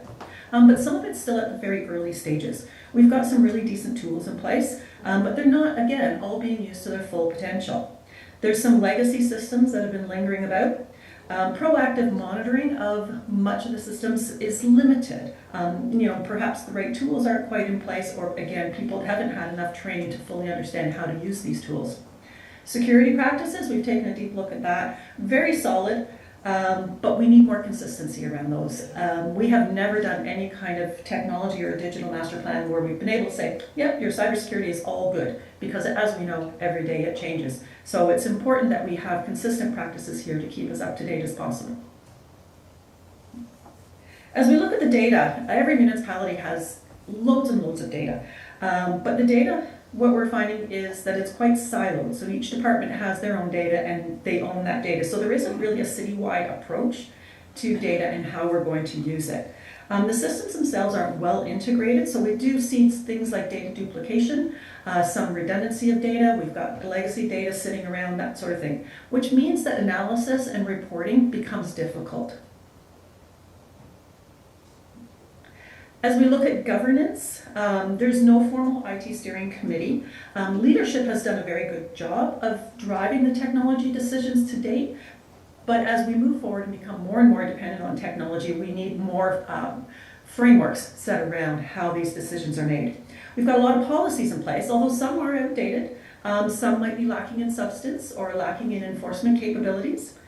We note and we heard that IS is often brought into projects too late. So departments are finding technologies and they want to implement them, and it's not until later in the process that the technology experts are brought in to help get these things implemented properly. This has led to some rushed rollouts and really some poor adoptions. Again, I do want to mention here, there changes have been put into place with recent projects, such as the Workday project, and the whole project management approach to that, which is absolutely a best practice. And we would be encouraged, as we continue through this project, we'll be encouraging that that model continue. One of the assessments we do, we call it MOSA, it's the Municipal Online Services Assessment, and this is where we actually pretend to be a customer, looking for information and different services on the website. When we compare Niagara Falls to other municipalities, our assessment scores about 52, solidly in the mid-range. But about 30 points behind some of the top performers, like London or Barrie, or you can see Edmonton right at the top. Certainly they've been investing much into their people and their technology, and this is why they're up higher, but it's definitely numbers to be aware of and to aspire to. Another one of our assessments we do is the Digital Maturity Assessment. It looks at the municipality's digital maturity across the three areas, people, process, and technology, and we evaluate over 50 different criteria. As we do this, the city's assessment comes out as an early experimenter, which means there's some visioning about digital, but there are competing views on what that actually means between the different service departments. There's small pockets of digitally skilled, tech-savvy staff, but for now, digital is really being explored off the side of their desks. It's not really part of their day job, if you will. One of the big reasons for seeing these results is resourcing. We see on these three simple graphics that the city is underinvesting in resourcing and operations. Although I do want to again mention there has been significant investment in recent large capital projects over the last couple of years. But compared to others, we see that other cities are investing more in staffing and operating budgets. So they're able to modernize faster. They're able to build those stronger digital services. I want to note here, we've got the Perry Group's suggested ranges of for capital and for IT staffing between 2.5% and 5%. Other consulting firms, and if you do research, if you go to AI or something like that, usually for local government, it's actually quite higher. It's 4 to 10% is more common that we see.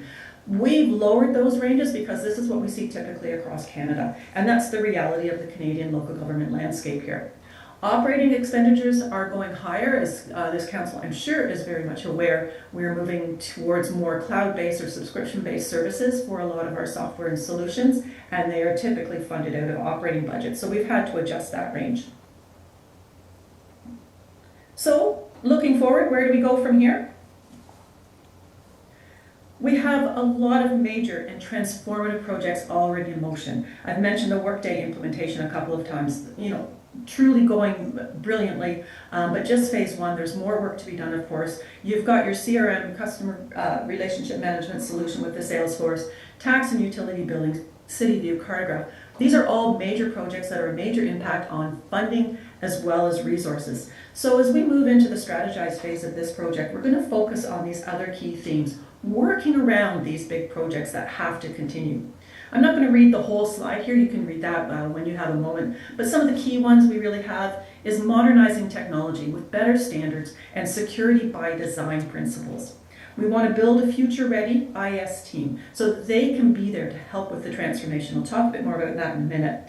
We want to leverage GIS and data and information that is available throughout the city for better planning and decision-making, and really build digital-first citizen services that are streamlined and accessible for people. It's all about delivering the services the way the customer, the end customer, really needs it. It's not always technology. I always get asked this question. There are enough people we know who do not want to get service from their local government through technology or digital means.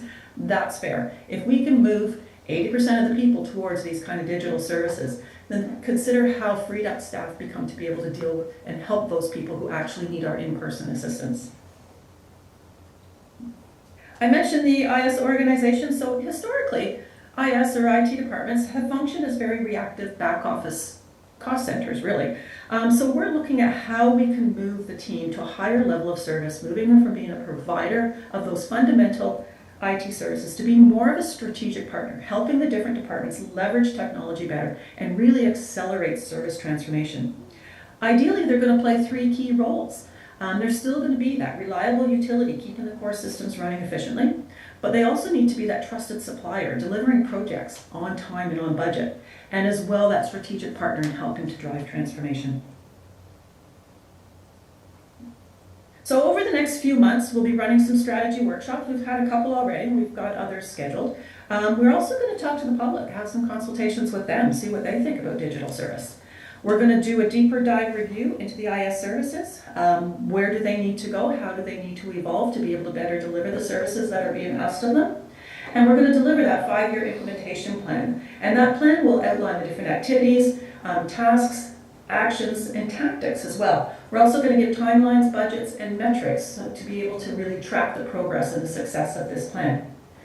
So really, to sum up, Niagara Falls has strong talent, very supportive leadership, like I said, and a lot of promising initiatives underway. But without the enhanced governance, without more training, and a unified strategy, we think progress could stall. So the good news is we have clear direction on what's currently in place. We know what the expectations are of staff, and the strategize phase is going to help us lay the roadmap to really build a more modern, citizen-focused, and digital future for the city. That's it for me. Thank you, Ms. Chase. Longer when we present the full plan. We look forward to that. Thank you for that. I've got Councillor Lococo, Newstag, and Patel. Thank you, Mr. Mayor. Thank you so much for the presentation. I just had a couple of questions. Going through this, I know that we have great staff. It seems that we have some gaps in our processes, our technology, and our systems, and we're working towards that, so that's good. One of the things that I was really concerned about in this report was that we only had a 33% response to our survey to find out what we needed to do in this plan.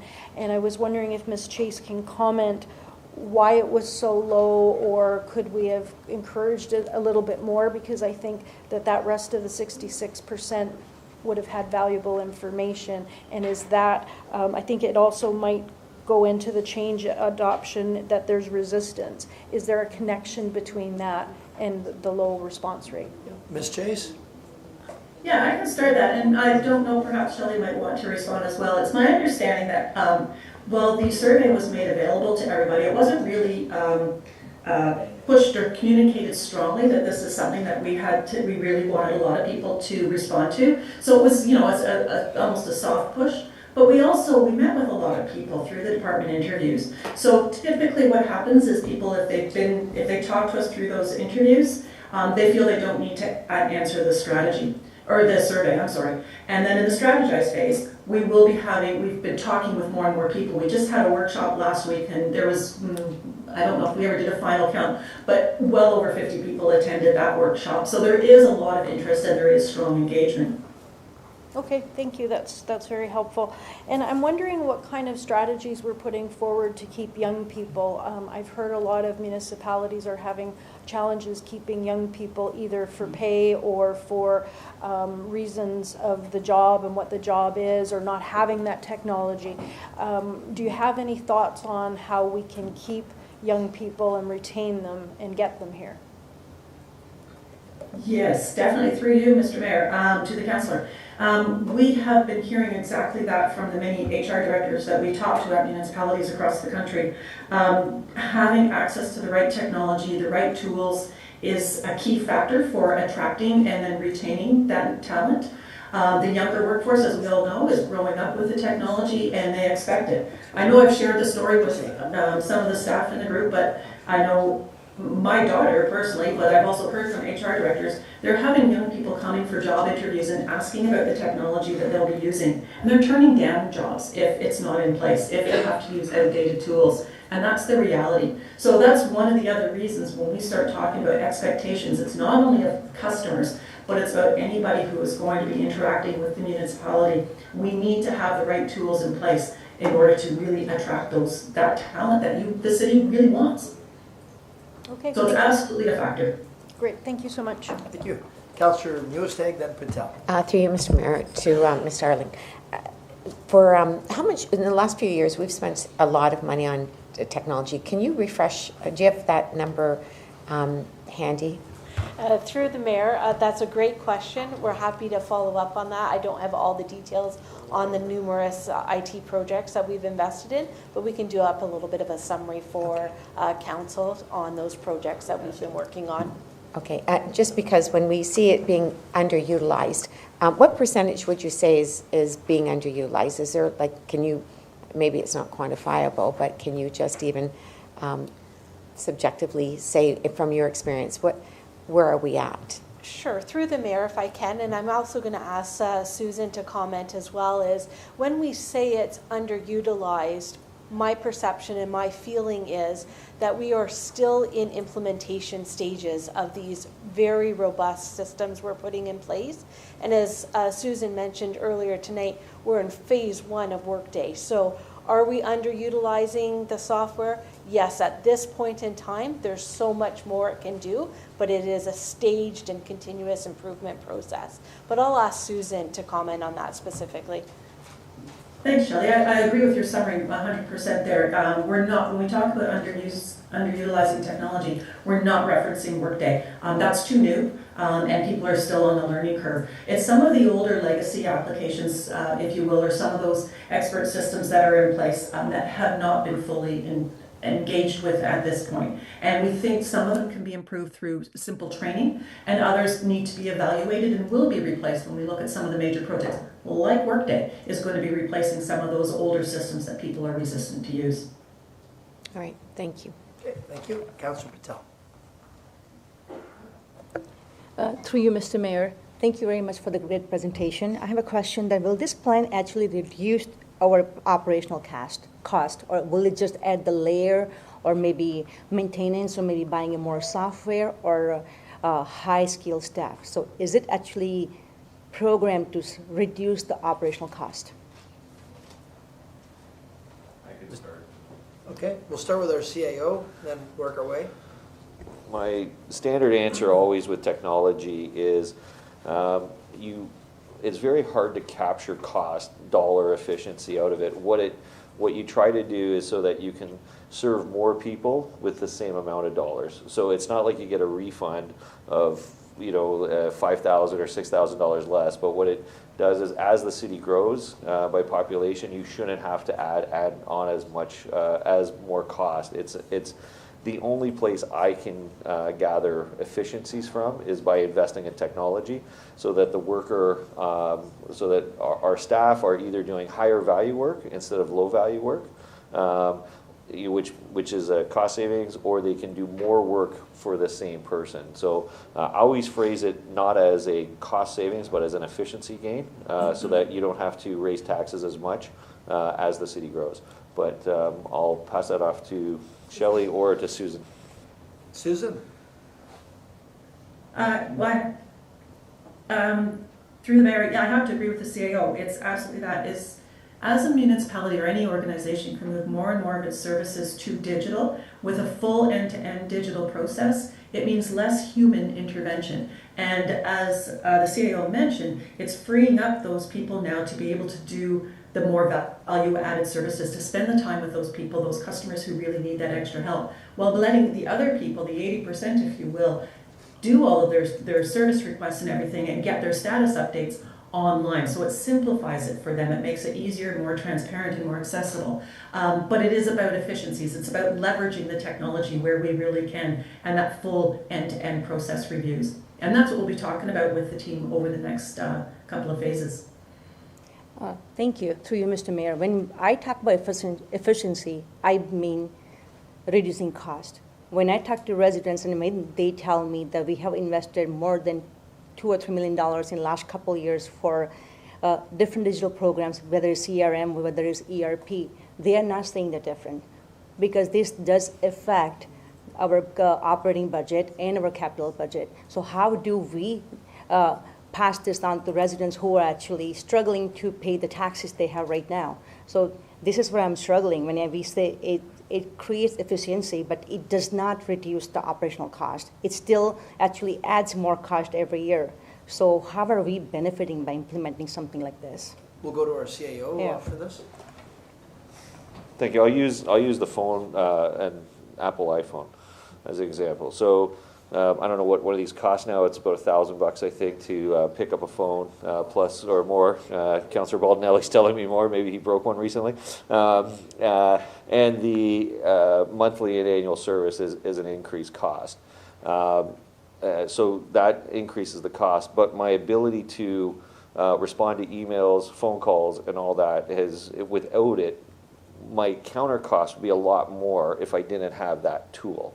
And that's where, so I would say that you don't see it as a reduction in taxes. What we're trying to get to is my construction costs and my labor costs go up at a greater rate than my tax increases go up. And I think most residents think they want to see a reduction in taxes, and that's not going to happen through a technology change. Where we hope to do is be able to maintain our services or increase our services at no additional cost. So, what I always tell the taxpayers is that, if you want to make significant, tax savings, and what we'll have in the next couple of months on the budget, it would be service reductions at that point in time. That's the only way you'll get to actual physical dollars back in hand is through service reduction. To avoid service reductions or more significant service reductions, we have to invest in technology. The other thing I'll say with technology is technology allows us to make better decisions and quicker decisions, and speed and quality of decisions is important, and you can't put a dollar amount on that. We had and this council knows, we had trouble, and I don't want to pick on finance, but we have trouble getting our financial statements out because of our technology. We have trouble understanding where we are in projects because of our technology. And therefore, if you don't have good information, you're highly more susceptible to make bad decisions, and the technology allows you to have that information so you can make good decisions going forward. And again, you can't have a dollar amount on that, unfortunately. So those are usually my answers. They are large investments, and the cost to have the technology is important. The other thing that's being layered on, quite frankly, with a lot of this technology is the security. And I'd like to see the case study come out in Hamilton, quite frankly, and I knock on wood, and it's one of my prayers at night is on IT security. But that city got frozen for more than a year, and we'll have challenges on that. And that's some of the things that we have to make investments into also. Thank you. I have one more question, but I'll wait for somebody else to take turn, then I'll ask after. I think that's it. I think we're all out of questions, Okay. and your time has been tapped. Just the one question, what are we approving today? That's what I'm asking. Like, are we committing to Nothing. financial, or what are we doing? That's what I need to know. Through the mayor, if I may, this is just an information report. We wanted to provide a status update of what our preliminary findings are, and now we'll move into the strategy phase. You'll receive another report in the coming months. Motion to receive, moved by Councilor Pietrangelo, second by Councilor Newestag. All those in favor? Thank you. It's not a public part of the meeting. If you want to make delegation, you have to send something into the clerk in advance on the agenda items. I didn't know what they were. I was sitting in it, but they were comments. Thank you. Yes, Councilor Patel. Ms. Mayor, I noticed there's a committee member and maybe a member of public is waiting here to comment on certain things. If we can move that item up on the agenda, is that okay? Which item? This one, I'm looking for it right now. 9.1.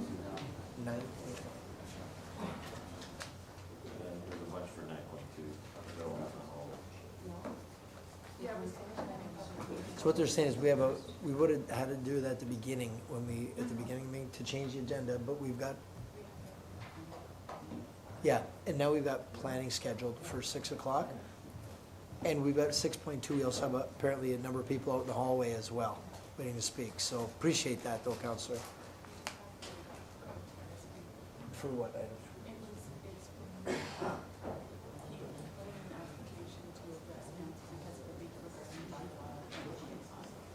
Okay, so when will we see?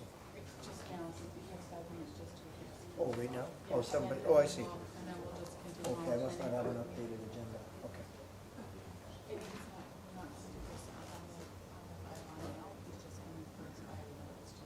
Okay, so I'm going to ask our clerk to just maybe introduce what we have coming up next.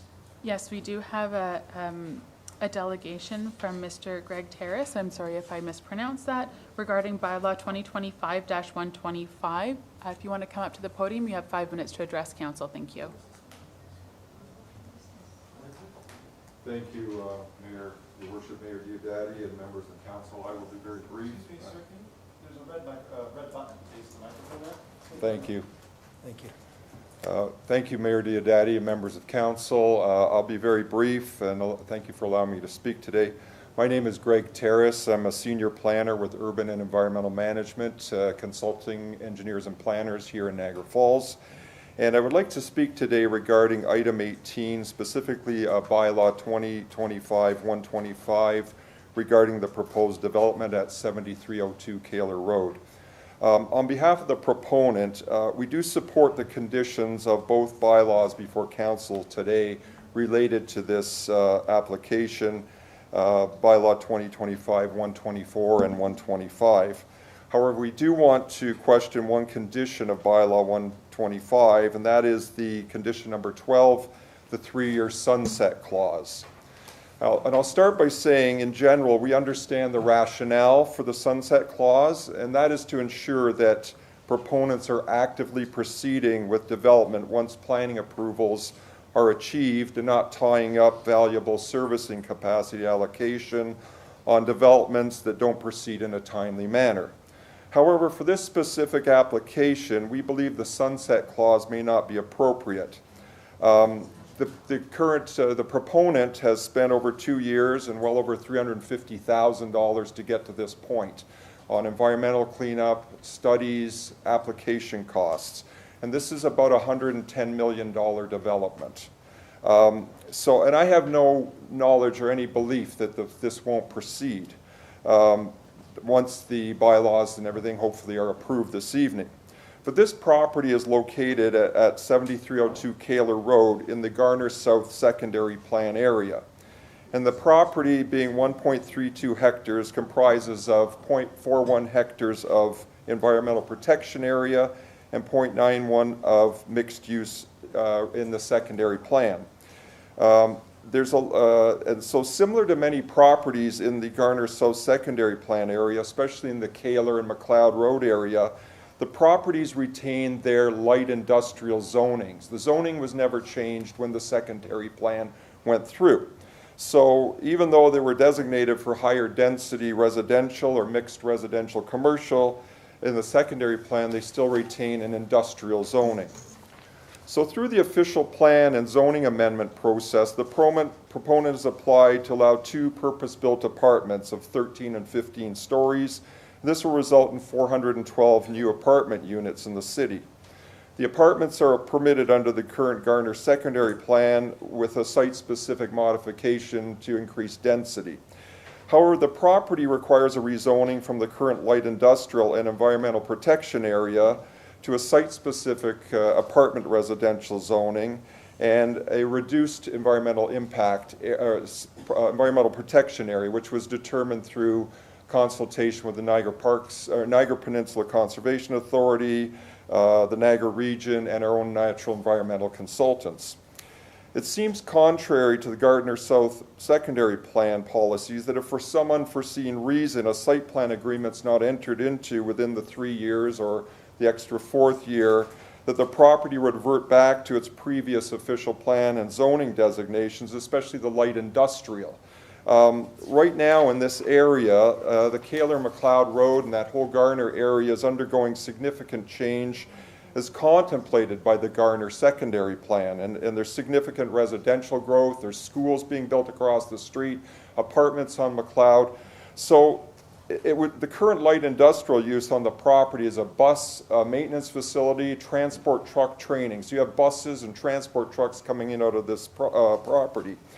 And so we just think that it would be in the city's best interest if for some unforeseen reason it didn't proceed and sign a site plan agreement within the 3 years, that it reverted back to light industrial. It seems to me, both with all the support of staff and all the work staff's put in, the consultant team, the proponent, to get it to this point that it now matches what the Garner secondary plan is looking for this property, that it would be counterproductive to revert back to a current zoning for the property if this didn't, get a site plan agreement within 3 years. So our recommendation is to not include condition 12 in the bylaw that would enforce the sunset clause.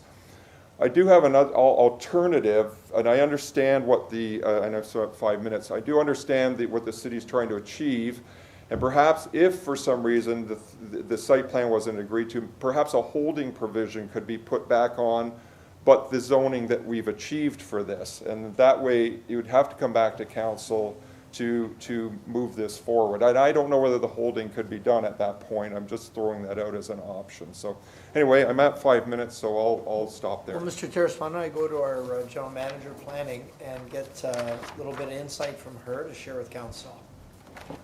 Thank you, Your Worship. Through you to yourself, I guess, at this point. So this property, obviously, if you remember, is planned for some higher density development. It is close to Niagara Peninsula Energy, which is a industrial property. There is some noise concerns that were identified. They are seeking a Class 4 designation because these properties are zoned industrial and going to residential. The future use of NPI property, if that ever changed, could go to a higher industrial type use. So they are seeking the Class 4 designation. So first off, obviously that, we've reviewed that. There is some, obviously we're supporting it at this point to go ahead with the bylaw. My concern is if they don't go ahead, is this, we're considering it now at this point in time. If we do this for the longer term, we have a new official plan coming up, those designations could change. Obviously, we're looking for development to occur in a realistic time period. At this point in time, we have over 14,000 units that are already pre-approved for development that haven't yet been built. And the problem is we're not seeking additional units at this point. We need people to build those units. If you do remove the sunset clause, entirely up to you, but it has been standard policy, and other developers obviously have sought the same view. The concern I would have is that if you do remove that sunset clause, you do not have any mechanism. These could just remain unbuilt for quite some time. Any questions or comments of council in this regard to the sunset clause? Yep, Councillor Carrier. Thank you, Your Worship. In the past, we've had all kinds of trouble and problems with projects that we've approved and never been built. There were so many, that's why we put the sunset clause in. I just think we'd be creating a dangerous precedent if we picked this one out of the others and said, well, this one, it doesn't apply, unless the staff report suggested it didn't apply. But I'm going to stay with what we did approve, or what was approved by council. And I was one of the proponents of having a sunset clause because we have so many things on the books that aren't getting built. They were just maybe put in order to see if they could sell them or whatever. So I'm not going to change my mind. Yeah. Any other questions or comments on council? Councillor Strange. Yeah, thank you, Mr. Mayor. Isn't there a policy or something when someone doesn't reach that 3-year, they can ask for an extension? And has that happened in the past? Yep. Ms. Dolch? Thank you, Your Worship. Through you to the councillor. Yes, we do have an internal policy, and it is formal. I did provide it to Mr. Terrace, and it identifies the reasons that you could ask for an extension for the first 1 year, obviously, that I could grant based on certain criteria, financial reasons, other things that we would consider. If they've started a site plan application, there were some difficulties they ran into, we could, look at those considerations. In terms of beyond that additional year, council has the ability to extend that as well, should they wish to do so. So that it's not just a hard and a fast rule. After the 4th year it disappears. You do have the ability to approach council to have further considerations. Yeah, thank you. So I think you got a flavor for the council, because we've seen an awful lot of upzoning and land banking, and we want to see building. Yep. So that's the motive. But should he have extenuating circumstances, he's always free, subject to his approvals, to come back to council when that ends, that sunset period. Yeah. I appreciate council's time. I just wanted to present another perspective Thank on you. this. So thank you very All right, much. Mr. Jarvis, have a good Okay. night. Thank you. You as well. Okay. What's that? Yeah, exactly. I know. Okay, I'm now going to ask our clerk to introduce the next item on the agenda. Thank you, Mr. Mayor. Planning public meeting is now being convened at 6:45 to consider the proposed amendment to the city zoning bylaw to permit vacation rental units on 2 lots located at 57 and 63 Desson Avenue. Notice was given Notice was given by first-class mail in accordance with the Planning Act on September the 26th, 2025, and by posting a sign on the property in question. In accordance with Bill 185, the minister, the applicant, or a specified person, public body, or registered owner of any land to which the bylaw amendment will apply, who made oral submissions at the public meeting or written submissions to the city council prior to the adoption and/or passage of the bylaw, may appeal the bylaw amendment to the Ontario Land Tribunal. Third-party appeals are no longer permitted. Thank you, Madam Clerk. I'm now going to call on Jessica Abraham, Planner 1, to provide an overview of the report and explain the purpose and reason for the proposed bylaw amendment. Thank you, Mr. Mayor. My name is Jessica Abraham. I'm a Planner 1 with the City of Niagara Falls. So today, the city has received a minor zoning bylaw amendment application, AM 2025-017, in regards to the property municipally known as 5763 Desson Avenue.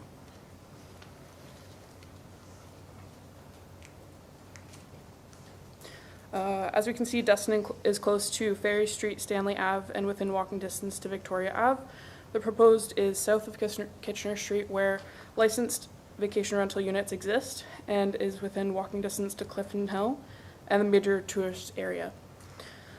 Being in the Clifton Hill subdistrict of the Central Tourist District, the proposal will create tourist accommodations in the tourism area with bus stops and providing access to the city via Niagara Regional Transit nearby.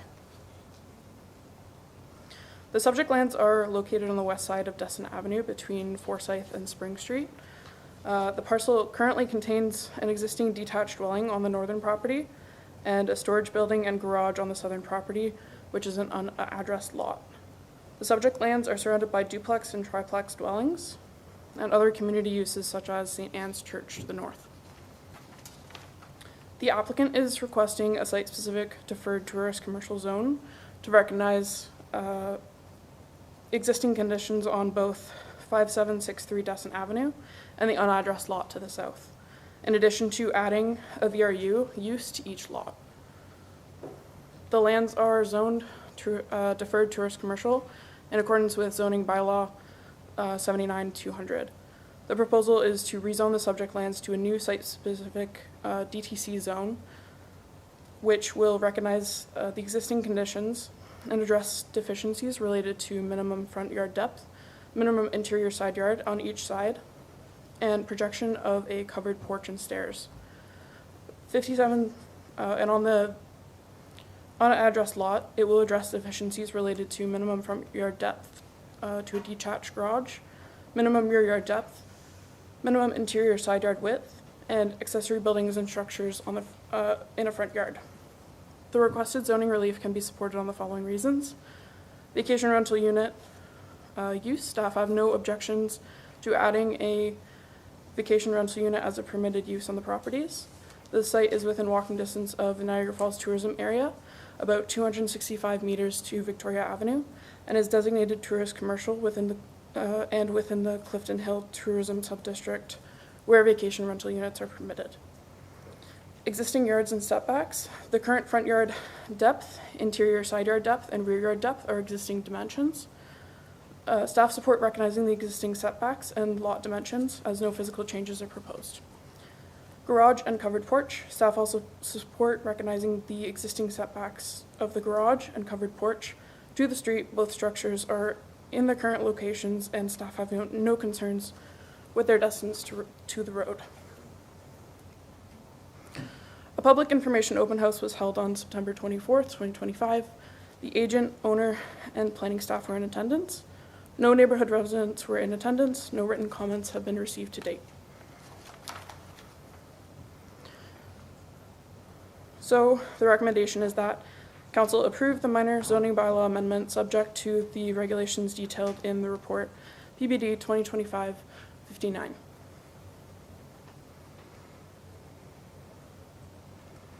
Last slide? Yep. Okay, thank you very much. Any questions of council? Councillor Lococo. Thank you, Mr. Mayor. Through the mayor to the speaker. I had a couple questions. I'm a little confused with the need for a new civic address. So if this is a vacation rental unit, I was trying to figure out about an ADU and a vacation rental. If the new address is given, are they two separate properties that could be sold independently? Or then that vacation rental unit is now just another single detached home? How does that work with that? I'm a little confused. Through you, Mr. Mayor, to the councillor. So the unaddressed lot would become an addressed dwelling, and then given the vacation rental unit purpose from there, so it is a dwelling. So technically with the accessory dwelling units, if the setbacks, you could have another one, like up to 3 per property. So there's 2 separate properties. If the setbacks and everything, you could have 3 on each property. If the setback and the parking and the regulations were all okay, there could be 3 separate on 2 separate lots. Thank you, Councillor. So yes, they're 2 separate lots of record. So yes, you could have 3, under current regulation, you could have 3 units per property. Okay, and I'll have a comment later. That's all my questions. Thank you. Thank you. Any other questions or comments? Okay, seeing none, thank you very much. Members of the public are advised that failure to make an oral or written submission at this public meeting will result in the Ontario Land Tribunal dismissing any referral that it receives. Failure to notify the city clerk to preserve their opportunity to appeal will result in staff rejecting an appeal as per section 3419 of the Planning Act.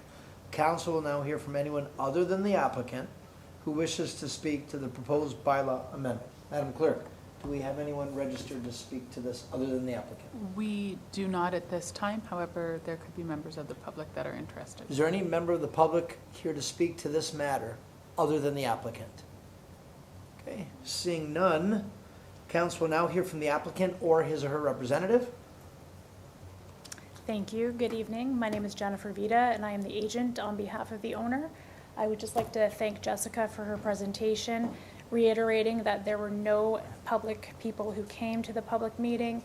We haven't received any other objections. I'm here to answer any other questions that council may have. Any other questions of council? Councilor Pietrangelo. I'll move the application. Okay, as soon as I'm, okay. Well, the public meeting with respect to the proposed zoning bylaw amendment is now concluded. Councilor Pietrangelo, you'd like to move? I'll move the recommendation to be reported. Moved by Councilor Pietrangelo, second by Councilor Carrio. Discussions to the motion. Councilor Lococo.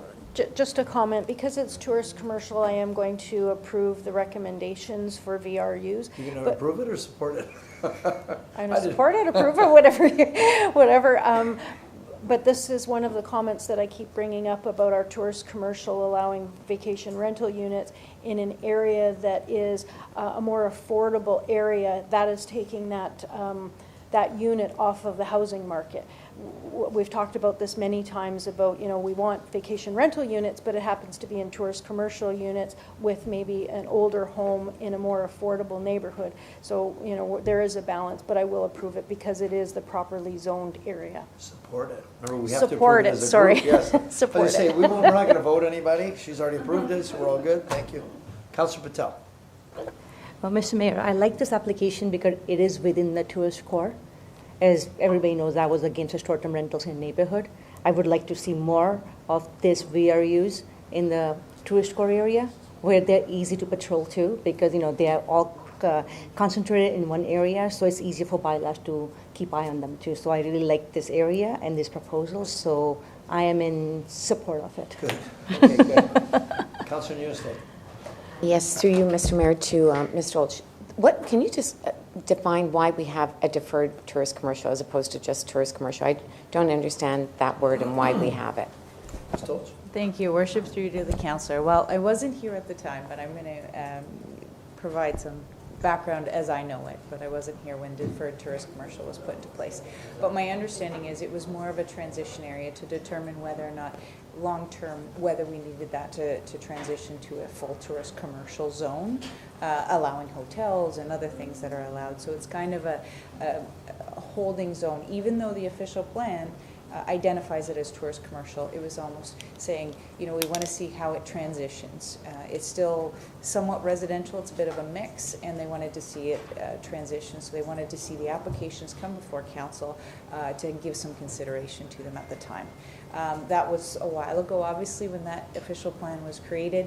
Whether or not the future official plan will do the same, you'll have to wait to find out. And through you, Mr. Mayor, another question. So that was the official plan. So now that we've got this new official plan coming, so there's a chance that we can just get rid of this deferred and just go to tourist commercial. Thank you, Your Worship, through you to the councillor. That's correct. As we go forward, so first is the official plan, and then we'll follow with zoning, our new official plan, and then that will follow with zoning. So if these lands in our new official plan became tourist commercial, most likely we'd make it consistent to make it. Would we be looking at, again, through you, Mr. Mayor, would we be looking at expanding this tourist commercial that's very close to it? Because we have, like, for example, Kitchener Street, half of it's deferred tourist commercial, the other half's residential. Would they be looking at more of this area, like areas close to the tourist, to say, yes, this works? And why I ask is, hopefully this would take away from those illegal Airbnbs. If we have that availability here and people going through the licensing process, it will put more pressure on the illegal ones. So I'm just hoping that the official plan will look at that. Thank you, Your Worship. Through you to the councillor. We are looking at that. Obviously, we want to properly plan the transition areas as they abut residential, and right now it is a bit of a mix along those edges, so we are looking at that right now. In terms of vacation rental units, obviously outside of the tourist core, as you're well aware, we do have the owner-occupied short-term rentals, so hopefully those start to be utilized. The 100 licenses we have are available outside that tourist core as we go on, rather than illegal vacation rental units, because we are now actively ticketing through the AMPS program, the Administrative Monetary Penalty System. And since you brought that up, how many of the licenses of the 100 that we have, I know it's a little off topic, do you know offhand how many? I don't know offhand, but I could look it up right away. It's on the website, but not many. It's only a few. Okay, good. Thank you. Okay. Thank you. Well, if there's no further questions, we'll call the vote. All those in favor? Okay, and that's unanimous. So we're all good to go. Thank you. Okay, Madam Clerk, would you please introduce the next item, next exciting item on the agenda? A public meeting is now being convened at 6:58 to consider the proposed amendment to the city zoning bylaw to permit a vacation rental unit at 4991 Kitchener Street. Notice was given by first-class mail in accordance with the Planning Act on September the 26th, 2025, and by posting a sign on the property in question. In accordance with Bill 185, the minister, the applicant, or a specified person, public body, or registered owner of any land to which the bylaw amendment will apply, who made oral submissions at a public meeting or written submissions to the City Council prior to the adoption and/or passage of the bylaw, may appeal the bylaw amendment to the Ontario Land Tribunal. Third-party appeals will no longer be permitted. Thank you, Madam Clerk. I'll now call on Chris Room, Planner 2, to provide an overview and explain the purpose and reason for the proposed bylaw amendment. Thank you, Mr. Mayor. Good evening, council staff and area residents. Thank you for joining the public meeting for zoning bylaw amendment file number 2025-015 for the property at 4991 Kitchener Street. Proposal is to amend the zoning bylaw to add a vacation rental unit as a permitted use and to address the existing zoning deficiencies. The application was submitted on April 27th, 2025, and 3 letters of incomplete application were sent to the applicant on the 28th, June 9th, and June 11th until the application was officially deemed complete on July 31st, 2025. The subject lands are designated tourist commercial and are within the Clifton Hill sub-district in accordance with the City of Niagara Falls official plan. Vacation rental units vacation rental units are a permitted use within this designation. The lands are zoned as deferred tourist commercial in accordance with zoning bylaw 79-200, and the applicant is requesting to rezone the property to a site-specific DTC zone to permit the VRU and to address the existing zoning deficiencies. This slide depicts the location of the subject lands and shows the surrounding uses, which primarily consist of detached dwellings, as you can see. And here's the proposed site plan. It's important to note that the proposal will not facilitate any new development, and these special provisions are being requested to address the existing deficiencies, as I mentioned. And these provisions include a reduced minimum rear yard depth of 5.46 meters plus 9.13 meters to the center line of Kitchener Street. Public open house was held on September 11th, 2025. The meeting was attended by the applicant, their planning consultant, and planning staff. One member of the public attended the open house and did not object to the application or have any concerns. They were in attendance just to gain more information on the proposal. For some analysis, the proposal conforms to provincial, regional, and city policies as it maintains a safe and orderly development of a healthy community, provides an appropriate integration of commercial use, and promotes increased opportunities for tourism. The proposed zoning, use, and regulations are appropriate for the surrounding neighborhood and are consistent with the intent and permitted uses for the tourist commercial designation. The Clifton Hill Tourism District anticipates accommodation uses and supports tourist-oriented development. And finally, the site's proximity to Victoria Avenue and surrounding tourist amenities makes the use compatible and appropriate as a transition between intensive tourist uses to the east and the residential uses to the west. So its staff recommend that council approve the minor zoning bylaw amendment to permit the use of the lands as a vacation rental unit subject to the regulations outlined in the report.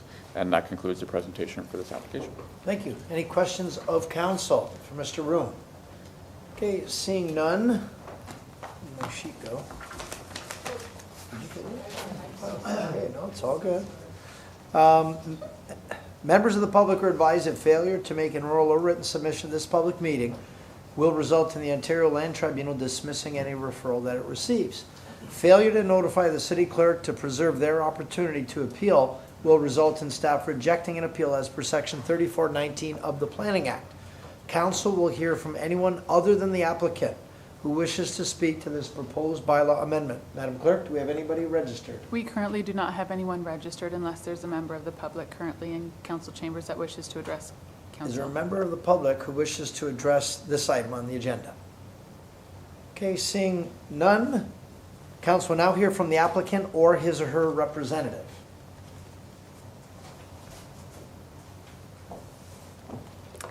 You can introduce. Yeah. Good evening, Mr. Mayor and council members. My name is Emily Broder, and I'm a planner at Location. I won't repeat what he's already covered, but I would like to emphasize that no public comments were received, and only one person showed up to the open house as an observer. I just want to say thank you for your time, and we're here for any questions. Great, thank you. Any questions of council for the applicant? Okay, seeing none, the public meeting with respect to the proposed zoning bylaw amendment is now concluded. Councillor Carrio? Move the recommendation. Okay, seconded, Councillor Lococo. Any discussion to the motion? All those in favor? Okay, that's approved unanimously. Thank you very much. Thank you, folks. So I'll give back to you now. Thank you. Cleaning up.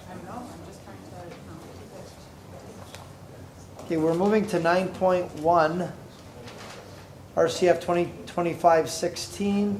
We have a report here coming from Ms. Moldenhauer, is it? Yep, Ms. Moldenhauer.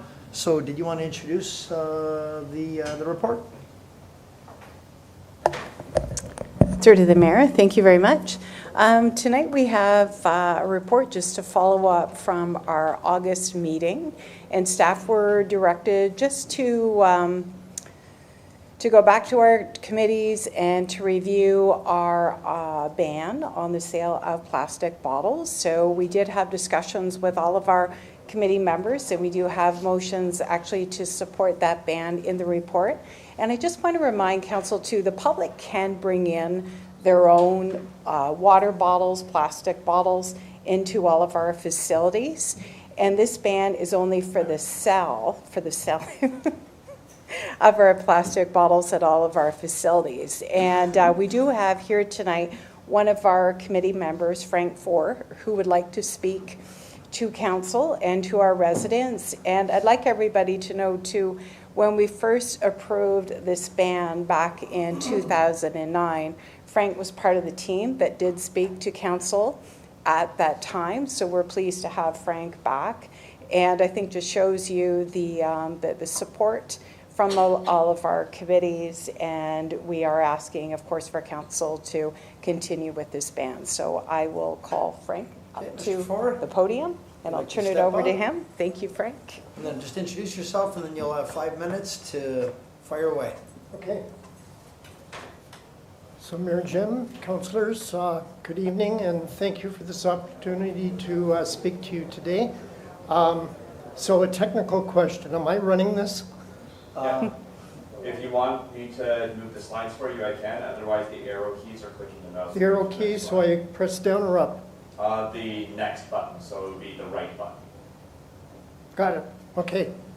So anyway, to begin, back in 2009, when this bylaw was passed, I was never more proud of being a citizen and a resident of Niagara Falls. We were leaders. We were the first municipality in the region to pass this bylaw. There had been bylaws passed in some other communities before this, but the bylaws that other communities passed specifically mentioned bottled water. And when it came to Niagara Falls, we went a step further. In the wisdom of council, they decided that it shouldn't just be bottled water, but it wouldn't be appropriate to ban bottled water and have plastic bottles with sugary drinks. That the issue wasn't just water, the issue was the plastic. And so we actually went further than other municipalities when we passed this in 2009.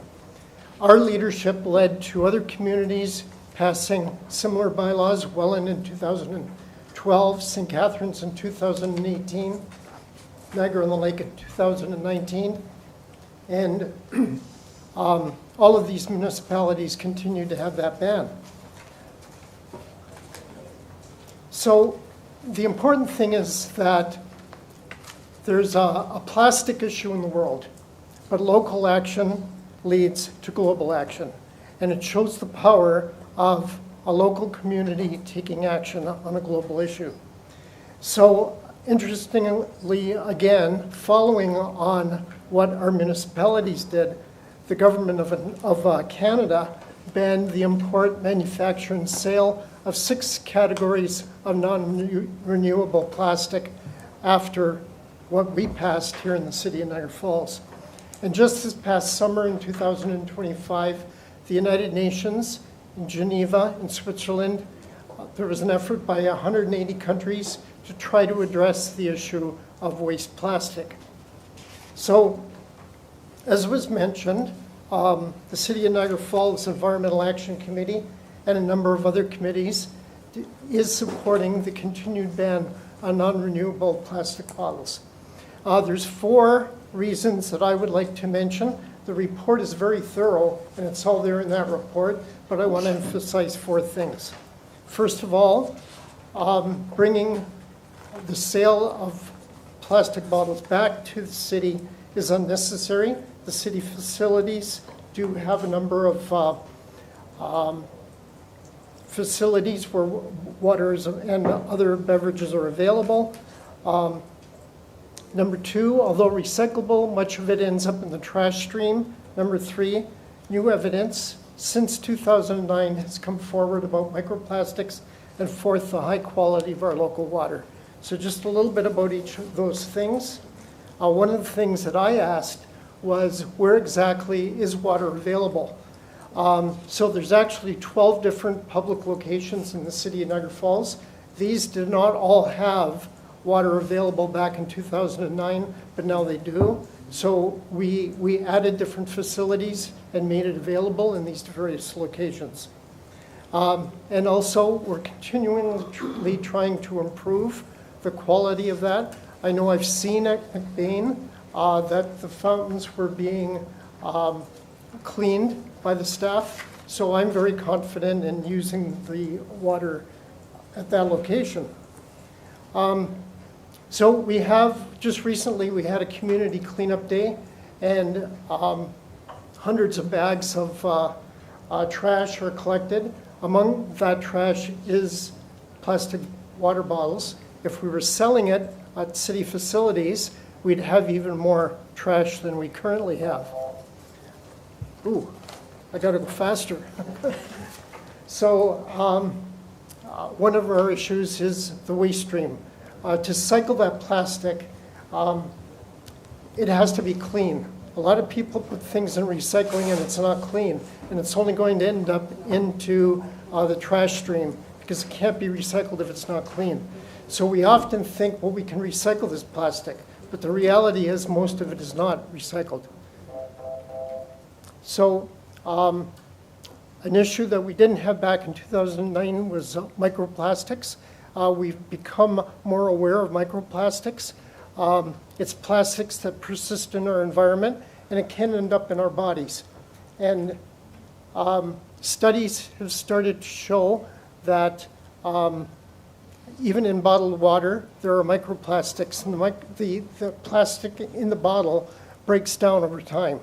So we're putting that into our bodies. And the fourth issue is the high quality of our local water. In the report, our water in the city of Niagara Falls is tested every month. I looked at those reports over the last couple of months. So you can go to water quality reports for Niagara Falls. And one of the quotes there was the Niagara Falls water treatment plant was granted a 99.18% inspection rating during the 2024 Ministry of Environment Conservation report. So all of the issues, it said that the water was safe and within the boundaries of where our water should be.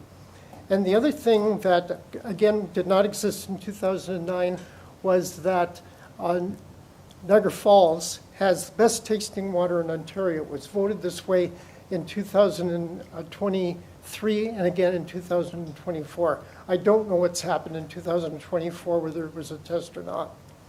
One last thing I would like to mention before I finish is that I'm not just representing the Niagara Falls Environment Committee, but I'm also representing the men's fit class at McBain. And there's a number of the members of that group that are here tonight supporting the proposal. When we exercise 3 times a week, on Monday, Wednesday, and Friday. We exercise for an hour. An important part of that is hydration. And we all either bring our water bottles, or if we forget, we're able to use the water fountains that are available at McBain. So it doesn't seem to be an issue for any of us, the fact that there is no opportunity to buy bottled water at the McBain Center. So for all these reasons, we support the continued ban on the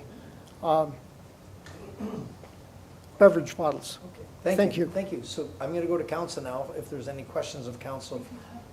I'm sorry? And we do have a delegation presentation? Okay. So, well, we've got you up here. Are there any questions for Mr. Four? Councilor Lococo? Thank you, Mr. Mayor. I don't know if Mr. Four can answer them or Ms. Moldenhauer. Well, depends. Is it a question to his presentation?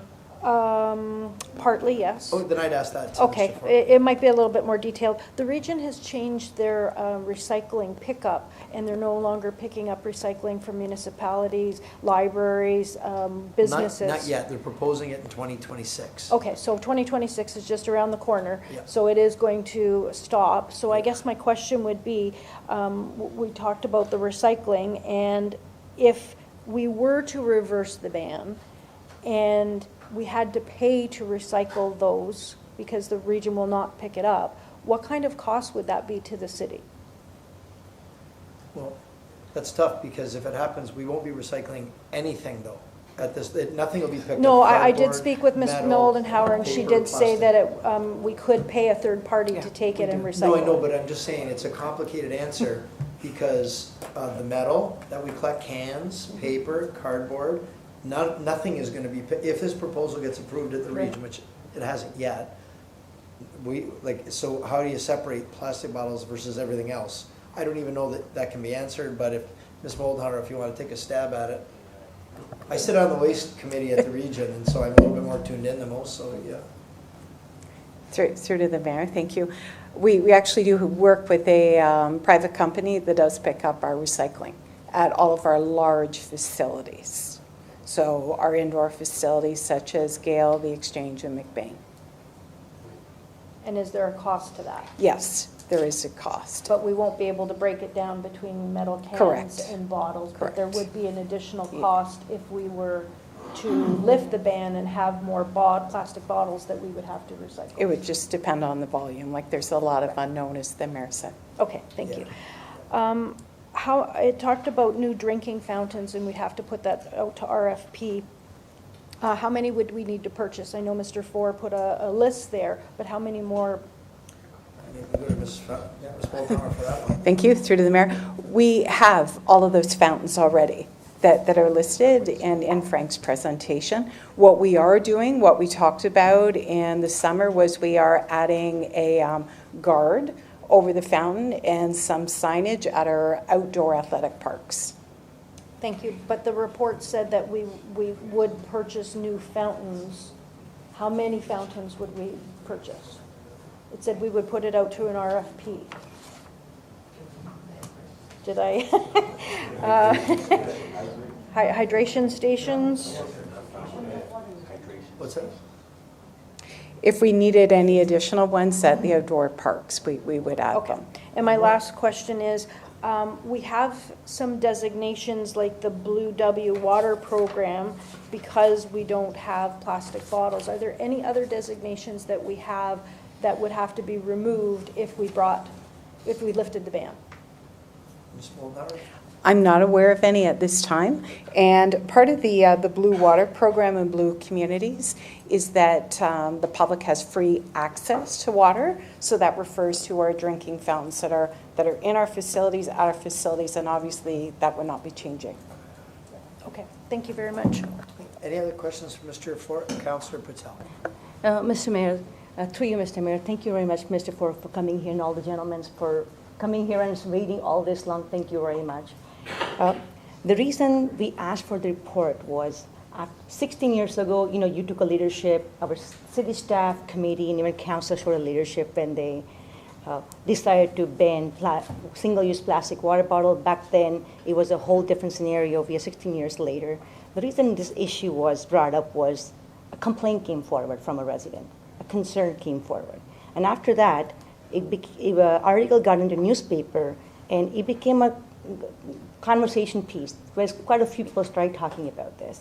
So when you're saying that 16 years ago, when you banned the single-use plastic, back then, recycling wasn't as advanced as it is now. And back then, I'm just giving you some points because we are just having conversation. Nowadays, most of the water bottles or even Gatorade bottles, the one you purchase, they call it PET plastic, means they are 100% made from recycled material, and they're 100% recyclable. And when you say you do work out, and that's pretty great for working out 3 times a week, that's amazing. I wish a few of us will get out that much too, but it's great. And you take your refillable water bottle, and you say when you don't have it, you use the water fountain. But there are people who have health restriction, and there are people simply choose not to use the fountain water. And if they do forget the refillable water bottle, then it is an issue for them.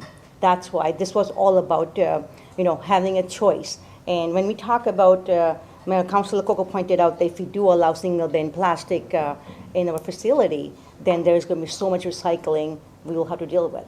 It's about respecting and trusting our resident. When we look at our data for recycling, from 2021, 2022, we have one of the highest recycling rate in province, if not in country, 85% recycling rate. So residents are environmental cautious. This is, and we are all encouraged to use the water fountain, reusable water bottle, but this is about having choice. If somebody needs something, it's available. When you go to Gale Center, when you go to McBain Center, we have a vending machines filled with the sugary drinks. we have chips, we have candies, we have energy drinks that are real, actually energy drinks like Monsters or Red Bull. They're really bad for your health. And there's lots of them. No, I know. These aren't questions of his presentation. No, I'm just trying to explain. I'm just trying to explain that presentation. So what I'm trying to say is we have those options there for people to choose. We're not forcing them. So that's the report came in here. It wasn't that anybody questioning what this committee did 16 years ago. So that was raised. That's what this is brought forward. Yeah, could I respond to that? Yes, please. One of the things is that when this came before council to review it, I felt that that was a very positive thing. I wasn't opposed to looking at the question again, because I felt it was an opportunity to remind council of all the reasons why we banned it in 2009. The issue, I think, was much greater in 2009 because we were doing something that most communities had not done. We were pioneering on this. And so it was a difficult decision in 2009. I think that today it's a much easier decision because so many communities have recognized the problem with the plastic. And as I mentioned, there's additional issues now with microplastics. And you mentioned one of the things that they've done with plastic bottles since that time is they made the plastic thinner. And that was so that less plastic would end up into the waste stream. But that also means that it's a weaker plastic that is going to break down. And you might say, well, that's good. It's going to break down faster in the environment. But it doesn't break down to anything except smaller plastic. And so we've got the problem with the nanoplastics, which is getting into, I mean, we recognized it many years ago, or not many years ago, but a number of years ago in animals. But now we're finding it in human brains. And also there's evidence that it could be creating cardiovascular illness. Yep. So anything that we can do to raise awareness with the public. Yes, I agree that our citizens will be environmentally conscious as long as they know the truth about how the effect of plastics are in our environment. Well, exactly. Thank you very much, Mr. Mayor. As you said, people are aware of the effects of plastics, yes. But if somebody still chooses to buy a water bottle, then let them drink it. And we can't ban people from bringing it into a facility, so they do still bring it. And it is used widely, and I do commend you for taking leadership in 2009, but that was brought forward. And I'm not going to speak about the health issue because I'm not expert on it, and I just don't want to open up that can of worm because none of us are expert on it, so let's keep that aspect on the side. But there are lots of policies are made with a good intention, but doesn't always have good outcomes. For example, you mentioned a federal ban on the 6 plastic. Let's look at the plastic bags they banned. Most of the people relied on those plastic bags for garbages. In their house, they used those store bags for garbages. What do we do now? We go out and buy garbage bags. So use hasn't gone down. People are still using the garbage bags. It hasn't changed. Even when you look at the forks and spoons, when they're wooden forks and spoons, nobody likes the taste of it. They're not reliable, right? And so there's lots of this thing that's happened that they have banned. It was for good intention, but it's not really serving the good purpose. So that is the argument here. We're not going to argue here. We just more likely we agree on most other things. But I just wanted to point that out because that was on your presentation, and also want to thank you for coming here and all the gentlemen for coming here, and thank you for leadership in 2009, and thank you for coming and speaking today. Okay, thank you.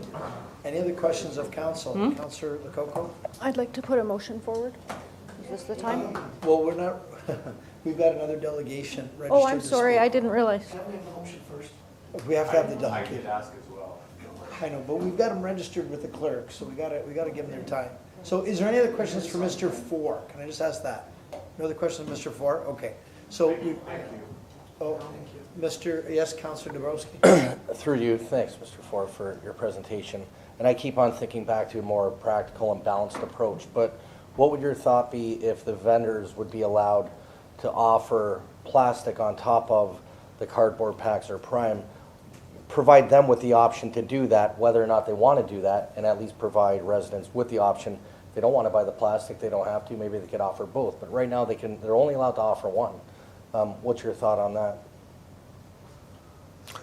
Well, I think that there's a couple of things here. First of all, we've got some of the best water in the world. And I think as a city, we want to set an example. And yes, people are free to buy in a store, to buy bottled water if they wish, and to bring it into the facility. I think that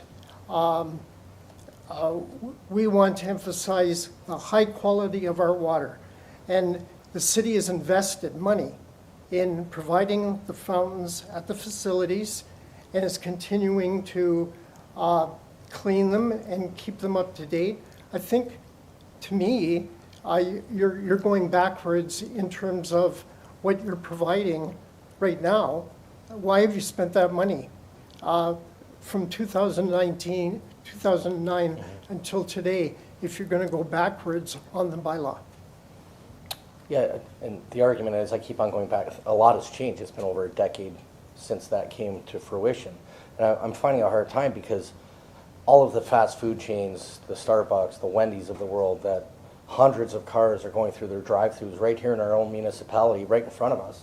And they're serving hundreds upon thousands of plastic cups and lids, and we don't say anything about that. I'm just saying if we're going to reconfirm this bylaw, maybe we look at amending it, maybe we look at different options, but I wanted to get your take on whether or not if we're going to reconfirm this bylaw, that would be the will of council. I don't necessarily agree with it, but at the same time, I wanted to get your take on whether or not if we were to offer vendors that option in a time where we want to support our local vendors, we want our local vendors to be able to serve our community.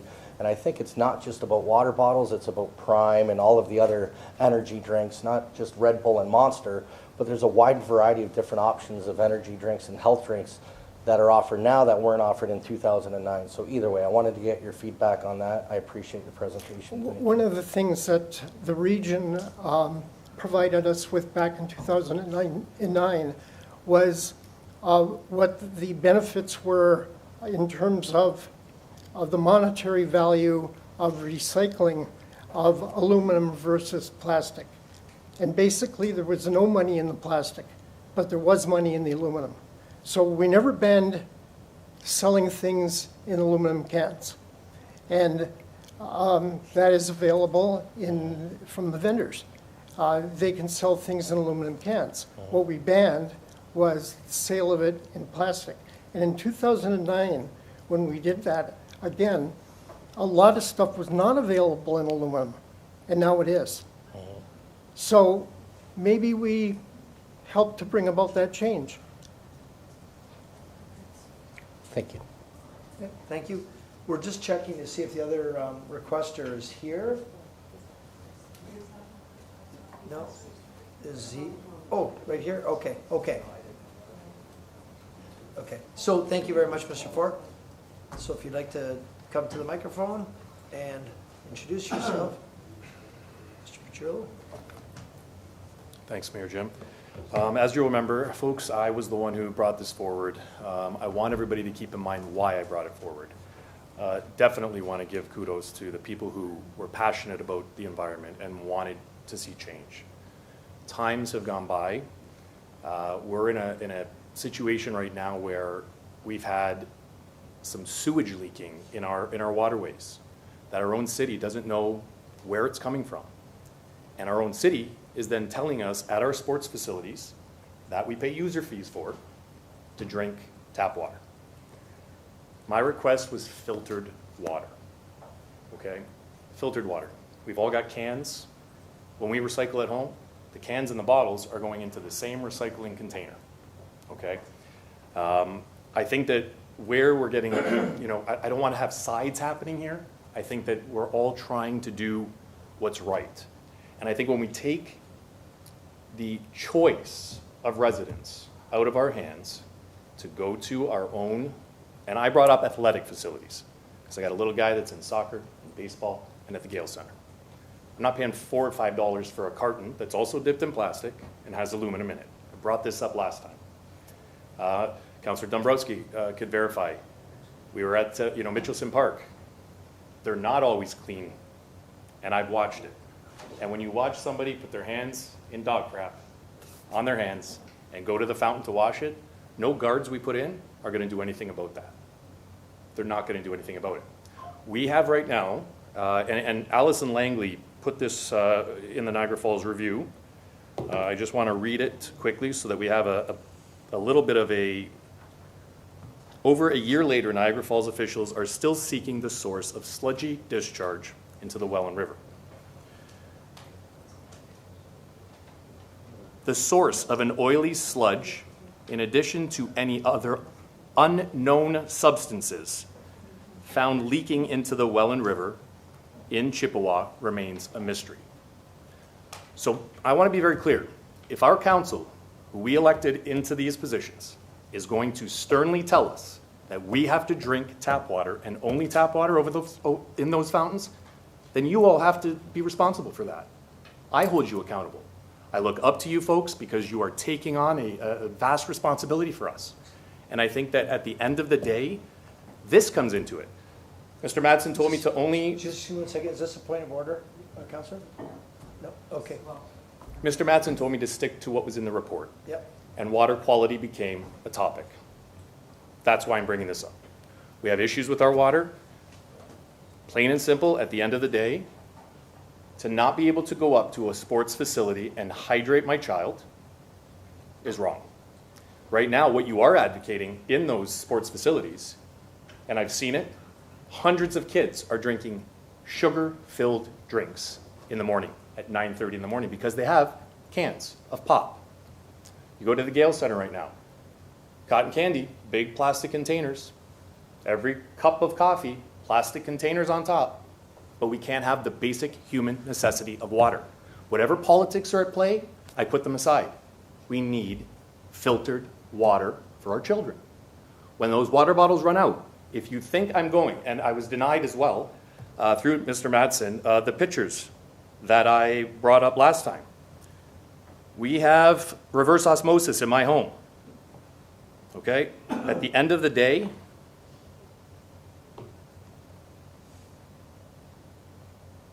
that's the sludge that comes out. I don't know what it is. As Councillor Patel said, I'm not an expert. That's coming out of my tap water. And yet you're still telling me to give my children tap water out of those fountains that haven't been changed, haven't been cleaned, and at Mitchelson Park, they'll verify dead rats in the fountain, kids washing their shoes, me watching a man put his hand through dog poop all over the place, washing it right there. There's nothing sanitary about this. Councillor Newestag brought up in my last speaking as well. This is a public health issue. Public health, clean water, plastics, recycling. Councillor Lococo brought this up about the Welland River as well. She also brought up last time to ask about the region as to all of the recycling that we do. What do we do with it? Is the city not, or is the region not making money off of this? And I think we've done a pretty darn good job. I see it in my neighborhood. I see it in neighborhoods all around. We are recycling. We are doing that. But to take the choice out of residents, and the last point I'll make is this. It keeps being brought up that this is a bylaw. I have it on good authority from Mr. McDonald as well as Beth Engel that this is not a bylaw. This is a city policy. So if it's not a city bylaw, how are you enforcing this onto parks that we pay big bucks, especially at the Gale Center, to bring our children to? And those are the answers that I want before this gets denied, or you folks take that big burden on of not approving the sale of something that should be a choice to all residents. So we appreciate your presentation. So you ask a question, maybe we can get an answer to a couple of them. One is whether it's a bylaw or a policy. Who would answer that? Our solicitor? Well, we're going to get our solicitor. Like, they're going to look. She's here. Thank you. Through the chair, any decision of council at a council meeting is ratified by bylaw. So it becomes a bylaw. Okay, so that addresses that question. Now, I don't know if Mr. Nickel, if you wanted to, through Municipal Works, address anything to do with the water, the Chippewa, that leak and whatnot. Yeah, thank you. I have many things I want to say tonight. I'm going to keep my comments very brief. First of all, the suggestion that our drinking water is unsafe is categorically untrue. Drinking water is tested daily. Didn't say it was unsafe. And if you'd like us to come and inspect the water coming out of your tap, we can do that tomorrow. What's coming out of your tap and what's coming through your filter may be as a result of your pipes, may not be as a result of your pipes. It may be the iron in the water. We don't have that information, and just a photo is not going to tell us that type of information. But I can guarantee every resident listening today that the water coming out of our pipes are safe. The water that's being discharged out of our sewer system and our storm sewer system and of our pipes may have from time to time things that are undesirable to go into the environment. But when that water is taken in the intake in the water treatment plant, sent through filters, through UV disinfection, and is sent through chlorination, it is absolutely safe to drink. All the water that is sent through our pipes is safe to drink. So I want to make that very clear tonight. Fair enough. So any suggestion that is not is categorically untrue. Fair enough, and I'm only going on what the Niagara Falls Review report said, that we don't know what those chemicals are. We don't know, and it's unknown, and it's gone to the ministry, and they've taken samples, but we still haven't been told, is what the Niagara Falls Review reported. So at the end of the day, that's all I'm saying is, you're taking the choice, as I brought this up before, of sealed, clean, filtered water in a bottle that you get worldwide, everywhere. Just paid $10 for a bottle at the Sky Dome. That was part of your presentation. Now this is the time where council has a chance to ask you questions. Okay. So here's an opportunity. Does anybody on council have questions for Mr. Petrullo? Any questions? Okay. I think they're good because we've passed our time, and I appreciate you taking the time to be here and to share with us. And if there's no further, then council is going to have to make a decision now. Yes, making a motion, yes? I was going to make a motion. Yep. That we explore a more flexible policy, one that continues to promote sustainability while also supporting our local vendors and ensuring their businesses remain viable, and that we also engage our residents, our community, and those local vendors to get their feedback before we as a council make a decision as a whole. So when you say there are vendors, you mean are vendors in our facilities? Yeah. Okay. Okay. Is there a second for that motion? I'll second the motion. Okay, so we got a motion by Councillor Patel. Discussion to the motion. Councillor Strange. Yeah, thank you, Mr. So this is just to give them feedback and what they might want to sell? Is that what we're talking about here? This is not saying, okay, we're selling plastic or we're doing this. It's just finding a possible solution to this issue. Yeah, I think at or in August when we came up with this, Mr. Petrullo was at council. Kind of happened. It's happening really quick, and the report came back in a timely manner, and I credit staff for that. But I think there's additional feedback we should be receiving from our residents on this bylaw. It's not a policy, and we should talk to our vendors as well, because the Gale Center. I'm not sure what concessions looked like back in 2009 at the Gale Center, at the McBain Center. A lot has changed since that time, but with technology, and we just heard a report about technology and the efficiencies in getting and garnering feedback from our residents. It won't take a whole lot of work to get communication staff maybe to put together a communications plan to get some feedback from our residents and those vendors, and I think that'll help provide some more clarity and help us make a more well-informed decision as a council. Okay. Councillor Strange, that answer your question? Okay, Councillor Peter Andrew? Yeah, a little bit. Yeah, thanks, Your Worship. Just for some clarity, so are we asking to basically defer a decision on the matter? Is that what we're asking for? Like I heard the word flexibility, so I'm just wondering whether or not, the motion is to open the door to other containers, or is the motion to defer our reconfirmation of our 2009 bylaw? What is the motion? I'm not sure what I'm voting on right now. We can ask the mover. To look at additional options. Like, we're either saying yes or no to plastic bottles, but maybe there's a hybrid approach that staff can come back with where a vendor at a local facility might be able to offer options. Or maybe they don't want to, and they want to offer those Tetra Paks. But basically, a lot has changed in the past 16 years. Obviously, I mean we're deferring it, but at the same time, I just want additional feedback, and I want to hear from the residents. I want to hear what people think within our community about plastic bottles and their use. I talk to a lot of families and parents when I'm at the Gale Center. I've never heard anyone against plastic bottles. What I do hear a lot of is, I didn't realize they don't sell plastic bottles, or I didn't realize I can't get a prime bottle at the Gale Center. So I'm not sure if that answers the question, Councillor Peter Angelo. Yeah, I'm just trying to understand, are we deferring a decision or are we making a decision? Which one is it? It seems to me that's a deferral. They're saying just get more information first. So did we not go out to vendors already, like as part of this report? Is that something that we didn't do? And maybe that's through you, your We'll worship, go the to staff. maybe I we'll go mean, to where Ms. did we get our data for this report? It did take a few months to get back to us. Through to the mayor, we did not go to all of our vendors. We did get input from all of our committees that were involved, of course, with the original 2009. So we met with our Environmental Action Committee, we met with our Mayor's Youth Committee, and we met with our Recreation Committee. So we did get input from our committees that were involved in the very beginning. With our facilities, some of the vending machines are actually owned and operated by the city, so we collect the revenue. And others are, of course, community user groups, such as our soccer organizations and baseball. And then, of course, we do have private concession providers as well. So we can speak to them on this matter and have that information in the next report. Good?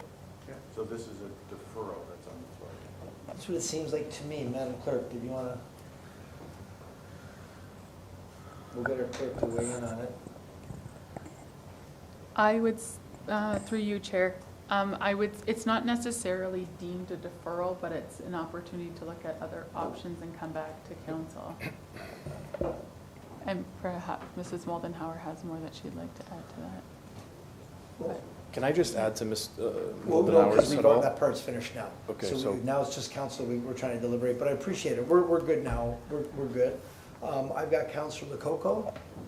Thank you, Mr. Mayor. I'm very supportive of getting more information so we have all of the facts before we vote. That's great.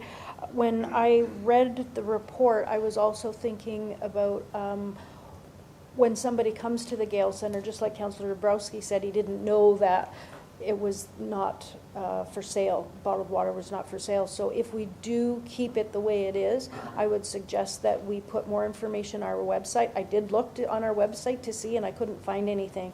All of our recreation facilities make a note. Anybody who's renting those facilities, because I've heard of people renting, say, the Exchange, and they were going to provide snacks and water, they didn't know that they couldn't bring in plastic bottles. I think we're getting better at letting people know, but that's on an individual basis, but we really need to have some more information on our website.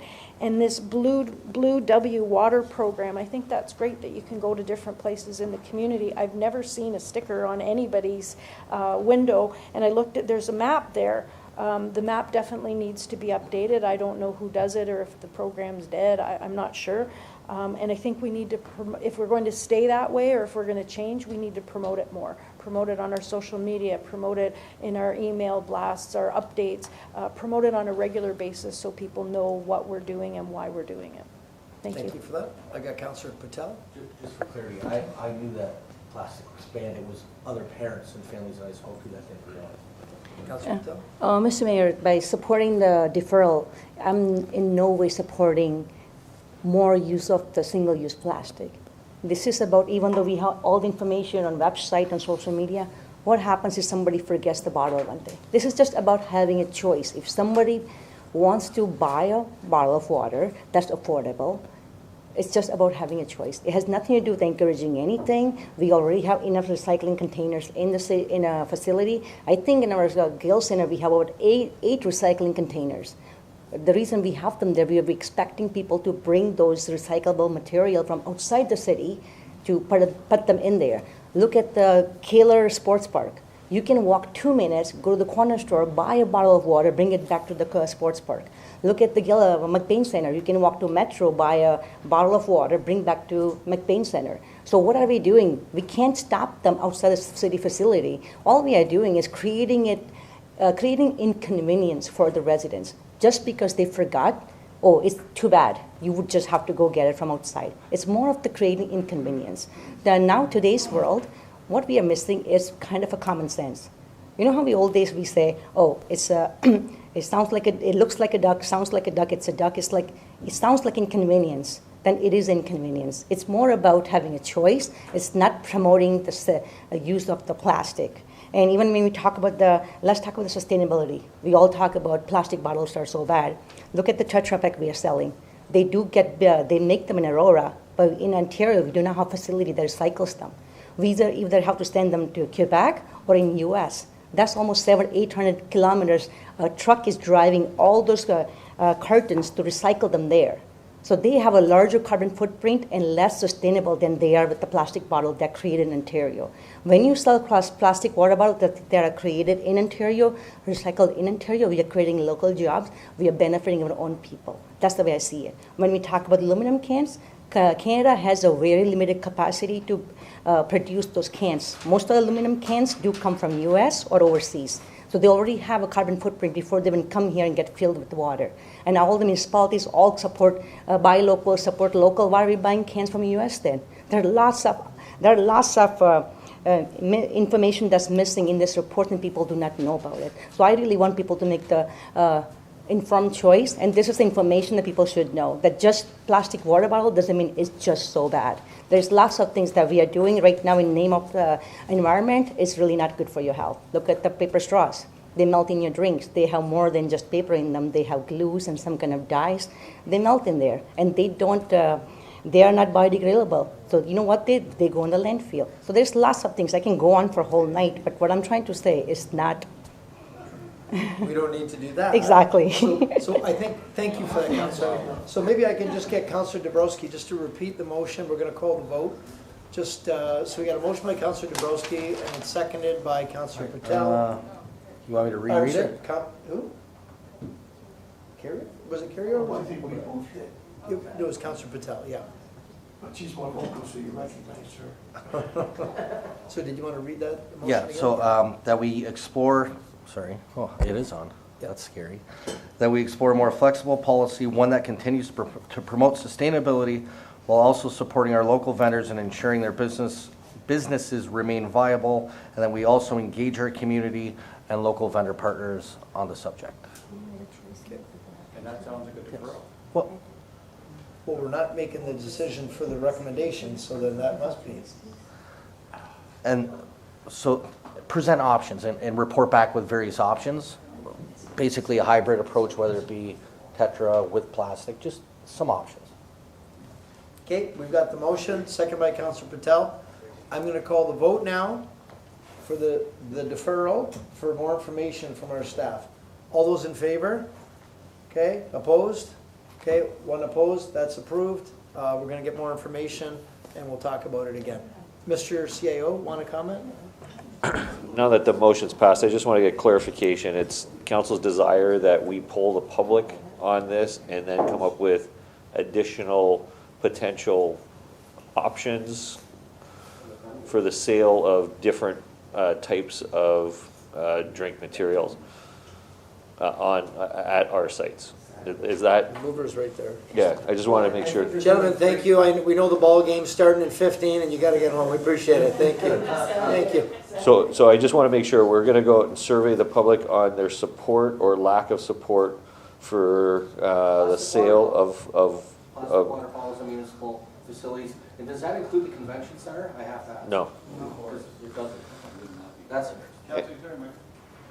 And so we're going to poll on that, and we're going to come back with alternative options for I would say, opening up of the sale of single-use containers. Yeah. Okay, thank you.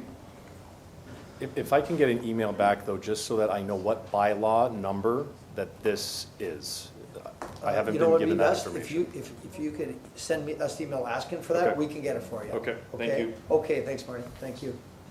Okay, moving along here, folks. We are now 9.2, the Armory Building. I understand we've got a number of speakers who wish to address this report. So did they want to come in? Chambers? And then, is this Ms. Moldenhauer's report, or?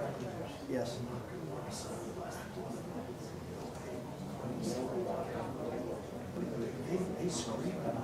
Oh, yeah.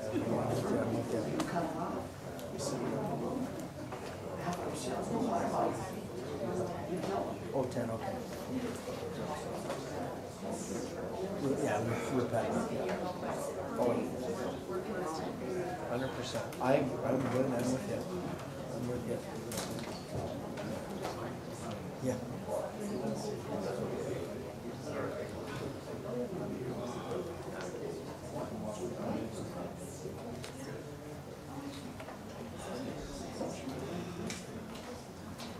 Okay, everybody's comfy cozy, and I'll apologize in advance that you missed the beginning of the ball game, but we're all in the same boat here, so hopefully it won't be a long night. So what I'm going to do, just before I ask our Ms. Moldenhauer to introduce her report, first of all, thank you for all of your patience, and thank you for your being here. And also a reminder, a number of you, I think 10 in fact, have registered to speak, to present. All I ask, it's a couple things. Number one, it's a 5-minute maximum. If you can do it less, that's even better. Just try not to repeat, because there's certain things we don't need to hear 10 times. For brevity, less is more. And then hopefully we can, if you heard something already repeated, try to come up with something else. And just because you're on the list doesn't mean you have to speak. If you feel your points were already made, you don't need to make them again. So I'll leave it with you in that regard, but we'll open it up first with Ms. Moldenhauer, our General Manager of Recreation and Culture. She's going to give us an overview of the report. Okay. Thank you very much to the Mayor. I would just like to say that the Niagara Falls Army, of course, is a historic heritage facility. I think all of us in this room can agree upon that fact. We also value the Niagara Military Museum. However, the city has a challenge, a problem right now. We have a lot of aging facilities, and those aging facilities, unfortunately, cost a lot of money to maintain. There's operating costs, there's future capital costs, and with all of those costs, we have limited budgets as well.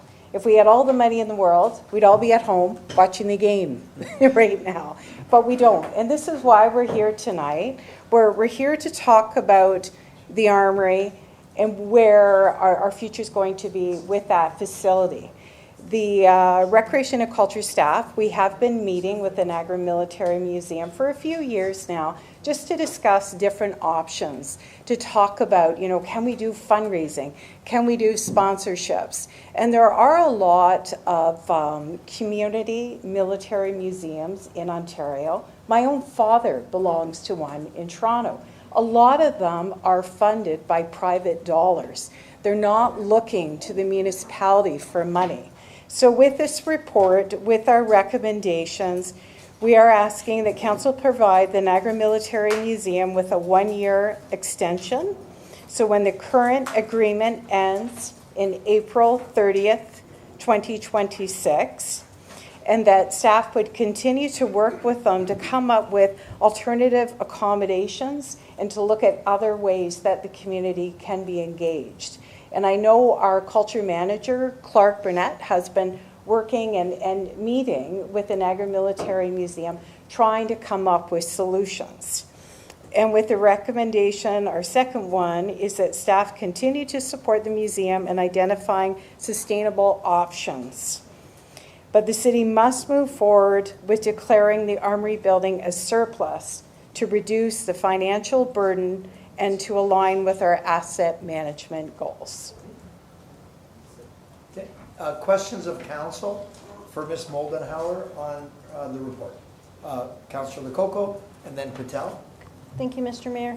Ms. Moldenhauer, I was wondering if you could tell me on page 7 where it lists the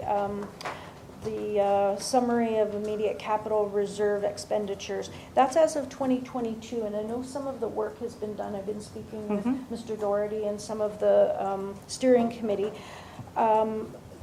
The parking lot. The parking lot has been repaired. The concrete electrical unit has been repaired.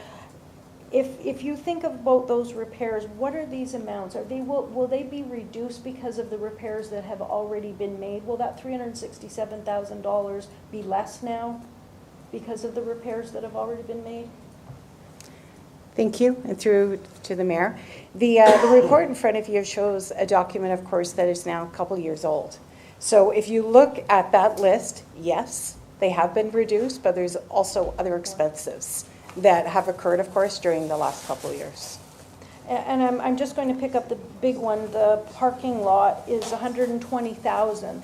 With the repairs that have been done, is that 120,000 still 120,000, or was it just a little patch here, a little patch there? Is it still needing $120,000 worth of work?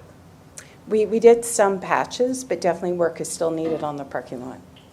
I can't give you exact amount because we haven't gone out to do a full assessment of the parking lot. Okay, thank you. And maybe Mr. Nickel can help me on this next question. On our next report, 9.3, the 5-year road that you're going to be talking about, I notice on there that there's the urban surface treatment on Armory Street from Victoria Avenue to 4th Avenue. Is there any way that that urban surface treatment could be done at the same time to fix the parking lot and keep the cost down of $120,000? Through the mayor, we can explore it. Wasn't our initial I know. plan to take care of it that way. Okay, when I read the reports, I'm thinking about ways of reducing the costs that would need to be done over the next couple of years, and $120,000 is a big ask out of the 367, so if we can reduce that 120 down to something, and I have some other ideas. I've talked with Mr. Doherty and Mr. Booth about some different ideas, so when we come around after speaking to, listening to all of our speakers, I do have a recommendation to put through after speaking to the committee and those two people.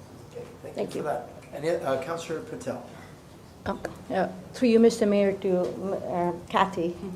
So when you say, when the 1-year extension runs out, there's what, 8, 9 or 10 tenants at the Armory, right? It's not just the military museum. There's other groups that use the Armory. So is there plans for relocation? Do you know what would happen to all the historic artifacts in the museum? Thank you. Through to the mayor.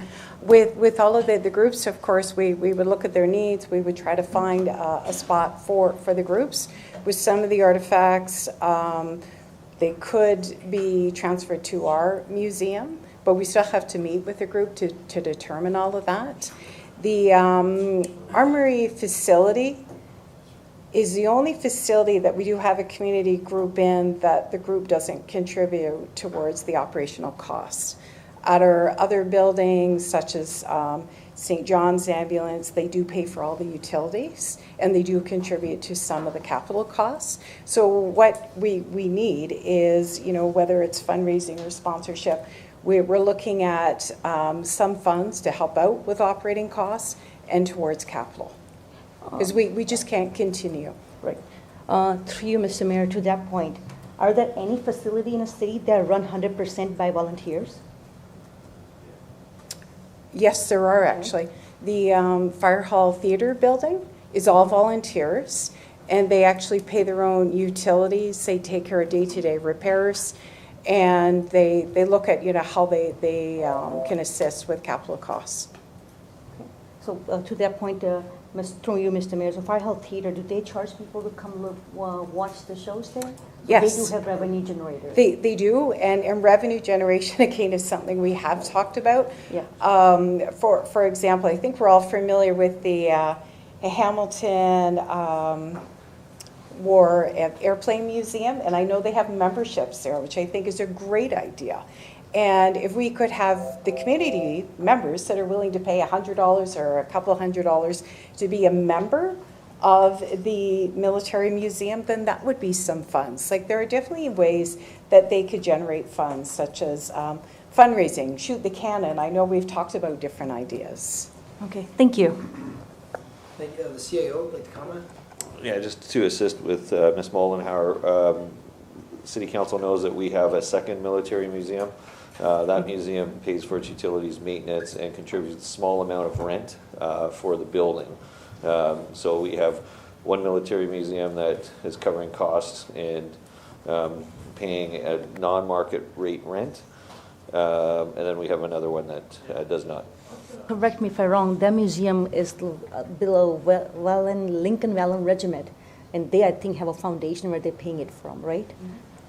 Yeah, that's correct. That's how most military museums, as the report outlines, is there because that the Lincoln and Welland Regiment was the regiment, and they maintain their museum, they maintain their artifacts, and they pay us rent plus utilities.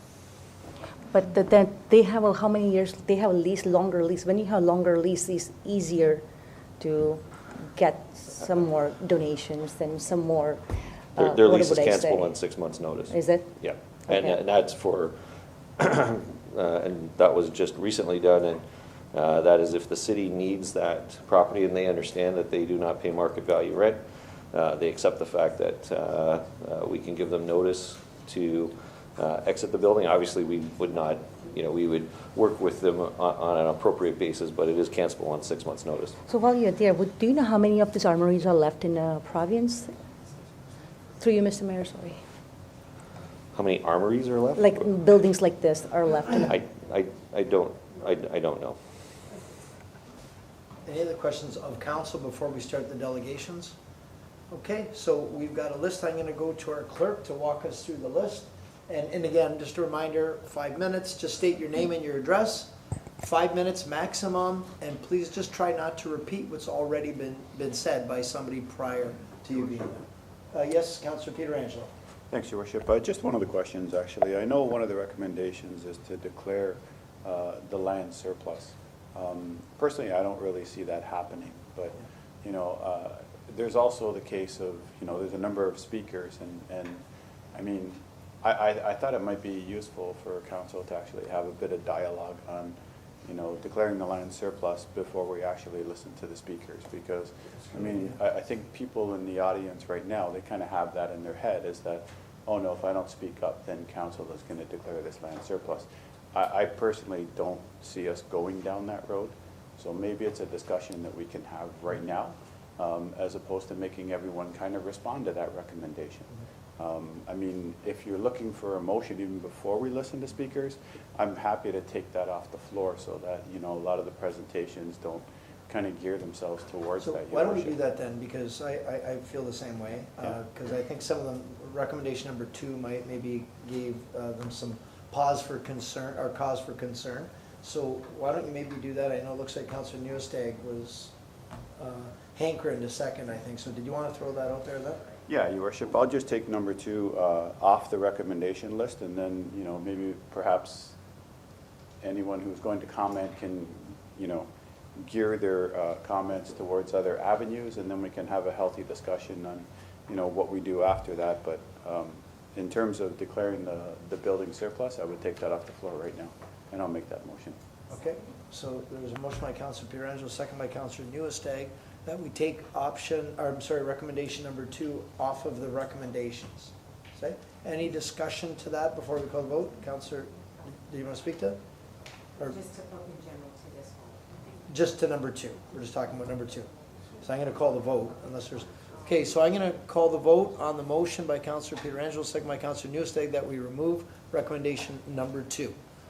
All those in favor? Okay, opposed? Okay, so that passes. So does everyone understand what just happened? So number 2 recommendation was declaring the Armory building as surplus. That's not going to happen tonight. That's not going to be part of the discussion. So you don't need to address that in your comments. So now what we're talking about is, right now you have a lease. There is a recommendation that we extend it for a year, and then during that time, there'd be some dialogue and engagement with staff to come up with the future is going to be. So I think this makes this a little bit less, I'll call it emotional and risky, because the building is not going anywhere. Okay, so just before we start, I do have, and then I know we've got Jim Doherty coming up first, but Councillor Lococo, you wanted to speak? I'm just wondering if we could do the same thing that Councillor Pietrangelo did with saying that we will do the 1-year extension, but not the second line, during which time they must actively seek alternative accommodations. I think they will be seeking alternative accommodations, but not that they have to leave. Like, that's what I don't want on the table while we're talking. So yes, we're going to seek alternative recommendations, come up with ideas for paying rent, come up with ideas for paying utilities. They have a steering committee. They have some people that can do grants. They have a whole steering committee up there. I just don't want it be, oh, you have a lease, and then after that 1 year, here's the door. So what I would say, and let me. I'm in favor of that. What's that? Yeah. If you want a second. Thing is, but we're just piecemealing this. I mean, why don't we just make the recommendation then and save everybody a lot of time? If we're gonna do it, like, I mean. I think it would be important to hear what their subcommittee, some of the plans that they have to do this, and I think it might satisfy some of our staff that they are on the right track. I know there's been some challenges, but I think they are on the right track and they have the right people with the right skills. I think that would be helpful to listen to. Okay, so we can do that. So I've got a couple more people that want to speak. I've got Councillor Newstead, Councillor Patel. You want, okay. Okay, Councillor Patel. Mr. Mayor, I think there is some presentation with some of the members. I think it's not just about the surplus. The last of those presentations will be speaking about just not extending for 1 year. And there's a longer commitment they're looking for. It's not just a 1 year commitment they're looking for. That's why they're here to speak about it. It's not just the 1 year commitment they're looking for. Because I don't want to take it away from them, but I will let them speak why they want to ask for the longer commitment, because I just don't want to spoil it for them. Yeah, and Yeah. so we agree. So there's two parts to this. You want a longer term commitment, and staff are asking for a financial plan. Yes. And the two have to go together. Right? It has to, and I think it should all be part of the same motion, because nobody wants to see anybody have to go somewhere else. At the same time, we've got to answer to all the taxpayers next year in the election when they ask us what we're doing with their money and your money. So that's kind of what we're looking at right now. So I can tell you this council all feels the same. We just want to find a solution and a soft landing. That's what we want. But we need you to help us get there. And I talked to somebody at Fireman's Park this summer. Jim, you were there. Yeah. And I said, we've got some challenges. We have our legions that need help, because they've been coming to us saying, we don't have the membership, we don't have the money, we need help. And they're doing the fish fries, and they're doing what they can, but they need help. And we got our armory, says, we need help, because you guys aren't paying rent. And we've got a lot of bills, and there's a lot more bills to come. So there's their dilemma. So we're just saying, help us find a solution to the challenge. That's all we're saying. We don't know that we have all the answers, but we think collectively, we probably do. You're up first, Jim. Yeah. So I'm going to have you, just before I start though, I just want to make sure council's done giving their comments before we get you guys up. But at least you know the landscape right now. It's a supportive council. It's not a hostile council. We want to help you find a soft landing, okay? Just to set the stage. And then I'm going to go to our clerk just to set me up, and I believe Jim Doherty is our first speaker, and then you're going to take it from there. Jim, the floor is yours. Gee, I think I might have to rewrite this thing here. Okay. Well, would it be very helpful to cut to the chase and have our business planners and strategic planner come up? Okay, right now? That would be a great idea. You know, because I have a lot of things to say, but these guys here have gone through and let me introduce Dave Sloan, formerly with Hatch, right? Yes. Yeah, and this is exactly what it did, business plans and things like that. And we have Lieutenant Colonel Grabstas, okay, who has many, many, many years in the military and many years doing exactly this type of work. And they have come up with a business plan and a strategic plan that meets a lot of what we've just been talking about. Okay. Excellent. Okay, come on. Please come to the mic. Okay.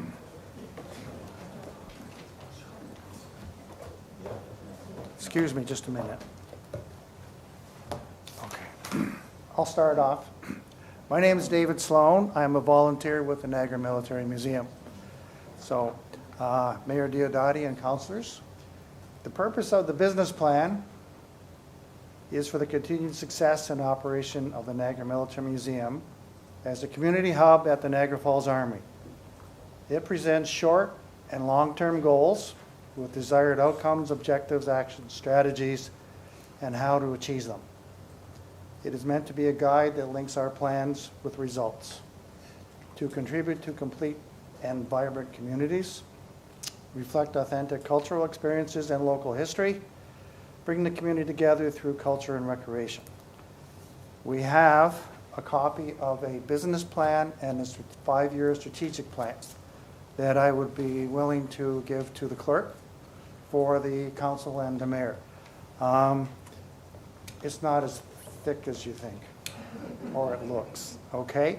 But it does include a business plan, a long-term business plan with some generalities and typical museum strategies for working on financial problems. Now, I'm just going to flick here. There is included a strategic plan for the next 5 years. It includes financials, okay, and financial, I'm going to say estimates and some quotes, okay? And it is, I believe, addressing some of the issues that you were talking about, okay? I will end there. And if you'd like, can I give this to the clerk? Well, you know what, this is probably, maybe hang on to it, and I think part of the motion might be that you bring this when we meet with the staff, to share it with them and explain it to them, in the future, where you can present this. This is I can great. go over the detail and take another hour. Hang on to it. Hang on to it. Okay. We'll make that part of the motion, though, when the time comes, that Okay. this business plan and strategic plan is included as part of the discussions, and then hopefully we can come back with a more fulsome recommendation from staff that'll address your needs and desires. Okay. I'm going to turn over to Stan. Terrific.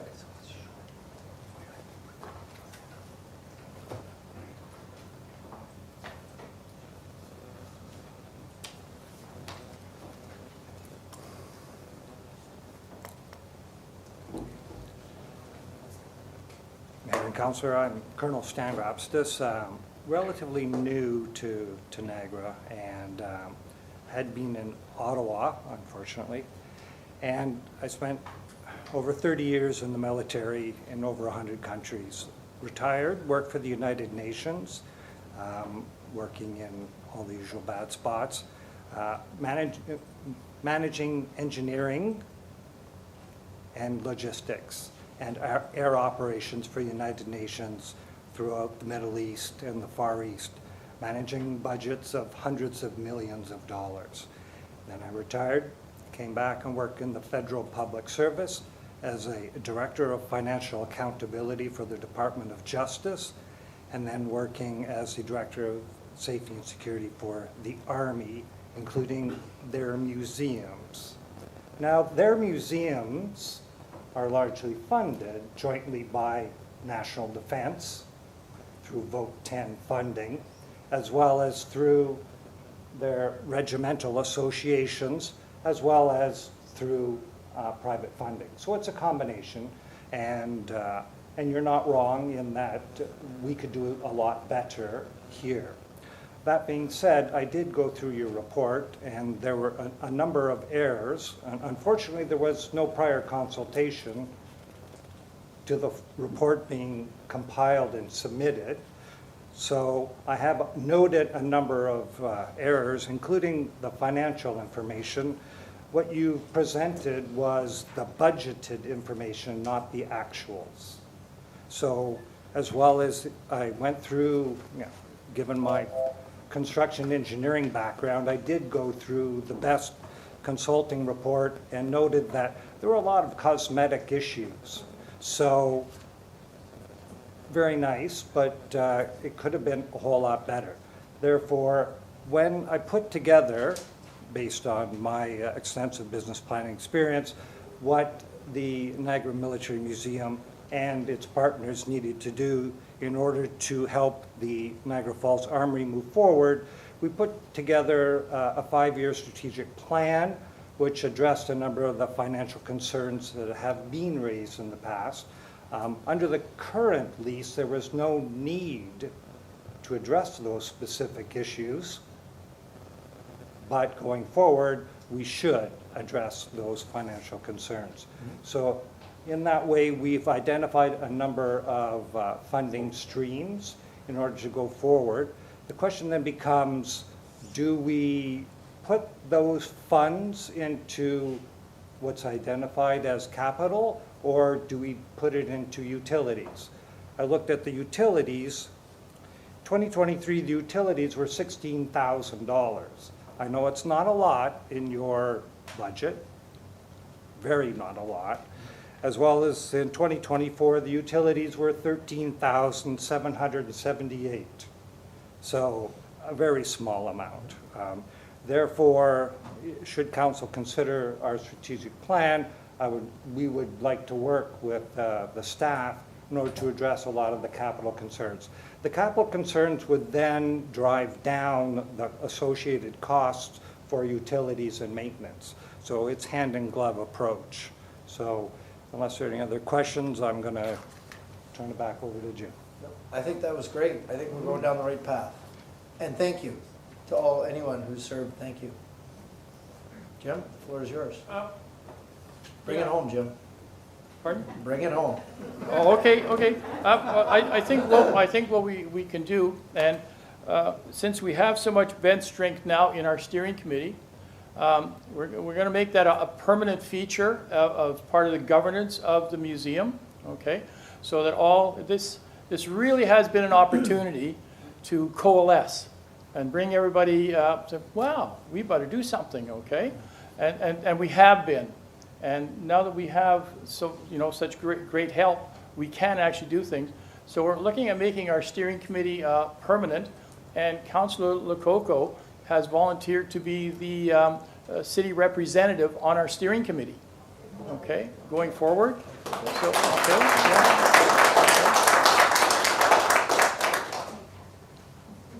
Yeah, thank you for your enthusiasm. We just ask you to continue to coordinate, but thank you. So I think if we, going forward, if we're looking at that approach, and we do have some really solid business planning and strategy planning, I think that's what we'd like to speak to right now, okay? Other people wanted to talk about some of the aspects of, like Tony Royston, there with youth, okay? I'm good. I mean, okay, and I can see we're all community-minded people. We have the same common denominator. Right. I'm good for tonight. So why don't we do this, Jim? I got an idea, because I think we know where you're at, and we see it. So maybe I'm going to come to council to put together a motion that's going to address our next steps. So already Councilor Peter Angelo took that second part off, and so now let's look at going forward. And I've got Councilor Patel, and then I can go to Councilor Lococo. Okay. Two things, though. We have been spending, upgrading, and in fact, works hand in glove, it lowers costs. We've spent upwards of $10,000 putting in LED lighting, which of course will have an impact on your electricity bill. Okay. Our one-person human dynamo, Sarah Ward, got us involved with solar panels, and we could probably reduce the demand there by 60% by putting up 18 solar panels. And if we put up 31 solar panels, which is doable, we could even put in heat pumps, which would in fact lower again the heating costs, and we get free air conditioning for the summer. Okay, so that's the kind of thing that we're really looking at, and it's in our business plan. What do we do this? What if we do this? Council, I'm going to ask you, so I'm going to first go to the two councillors identified, but let's put a motion on the floor that addresses the Armory meeting with staff, with your business plan, with all the information that was mentioned today, and then we should come back with a subsequent staff report, updated and vetted, that council can get behind. I think rather than wasting too much ammunition, keep your powder dry, if I can kind of use some military terms, and then live to fight another day, but are in this case together rather than anything else. Yeah, I just have a couple questions on the report. So Councillor Patel and then Lococo. Through you, Mr. Mayor, to Mr. Doherty, or maybe somebody else who can answer it. Our staff report says that the volunteers from the museum are not working hard to seek the sponsorships or maybe fed their grant or any other grants that's available. So I have heard from lots of you. What are the challenges you're having to secure those grants or those sponsorships or anything that will come on your way? What are the challenges you have? One of it is longevity of the lease, okay? So really, what we're looking at is a 525, okay? So it'd be like your mortgage, 25-year term with a 5-year review, and of course, 6 months dissolution, if we, that's like any standard lease. So that'll allow us to speak to people like FedDev, private donors, who can sponsor and say, yeah, your money's coming in here, but it's going to be under the public trust for at least this period of time. Okay, I've had more than a few phone calls from people say, what's going to happen to my stuff for my dad? Okay. Further point, though, that I really have to bring up is there is, in fact, only one viable operating military museum in Niagara Falls. The other group haven't been open for at least 5 years. They probably won't open, and they are actively seeking themselves to find alternate accommodations. And I don't see that the former people who supported them operating a museum are still with the foundation to any extent. So I think the money that they got back from Russell is going to stay with the foundation so they can spend it on their soldiers. And yeah, but they are seeking alternate accommodation now. And, yeah. Through you, Mr. Mayor, to Mr. Doherty, our staff is saying extend the lease by 1 year, and you're asking for 25 years. So I think there is a little big difference there. So I think we're going to have to come meet somewhere in the middle, or maybe come up with some sweet spot where we can actually work together, because we are all trying to work together. So I think we all will have to come together and work together, because that's something we can certainly talk about. Okay, like to us, a 525 is ideal, but we can talk. Okay, but what we have to do is satisfy the requirements of Trillium and FedDev. Right. Okay, so about the least they really get happy with is about 10 years. With a 5-year review. So how about through you, Mr. Mayor? So what is the visitation? Is it growing by day? I think last time I spoke to you about, I asked if you have approached high schools or schools, so you have just to get the education going. Well, Mike Booth and our human dynamo Sarah Ward there went and talked to Stanford, and Bob Gale has said he has money under the Parks Commission to pay for busing. So yeah, we can really get at the schools, because if busing's an issue and they need funds, then yeah, he said, and we're meeting with him next week to talk about this issue and putting together some plans and getting some money from the Parks Commission to actually pay for busing to get people to come. Okay, thank you. And one more question through you, Mr. Mayor, is the youth group that trained there. To my understanding, kids who go to cadets, they come from lots of time, they come from troubled household. So would you please elaborate on that a little bit, so we have understanding who you support, who you help there, and what kind of youth are being trained there? I think, Tony, could you just say a few words about it? Thank you. Yeah. Well, you can. Oh yeah, here we go. This is Beth Chapman. You're with 396, right? I'm with 613. Oh, okay, pardon me. In Lincoln Welland in Font Hill. Okay. She doesn't need a microphone. But I'm also a member of the Canadian Armed Forces as a second lieutenant. I'm with the CIC, Cadet Instructor Cadre. We're the members of the Canadian Armed Forces primary reserve that train these youth. These are from the kids ages 12 to 18, and this program does wonders. My daughter was in the program. My daughter had a problem when my mom died. Her and my mom were really, really close, and my daughter was 12 at the time, had no idea how to deal with the pain, so she began to self-cut. And one suicide attempt. Got her into counseling,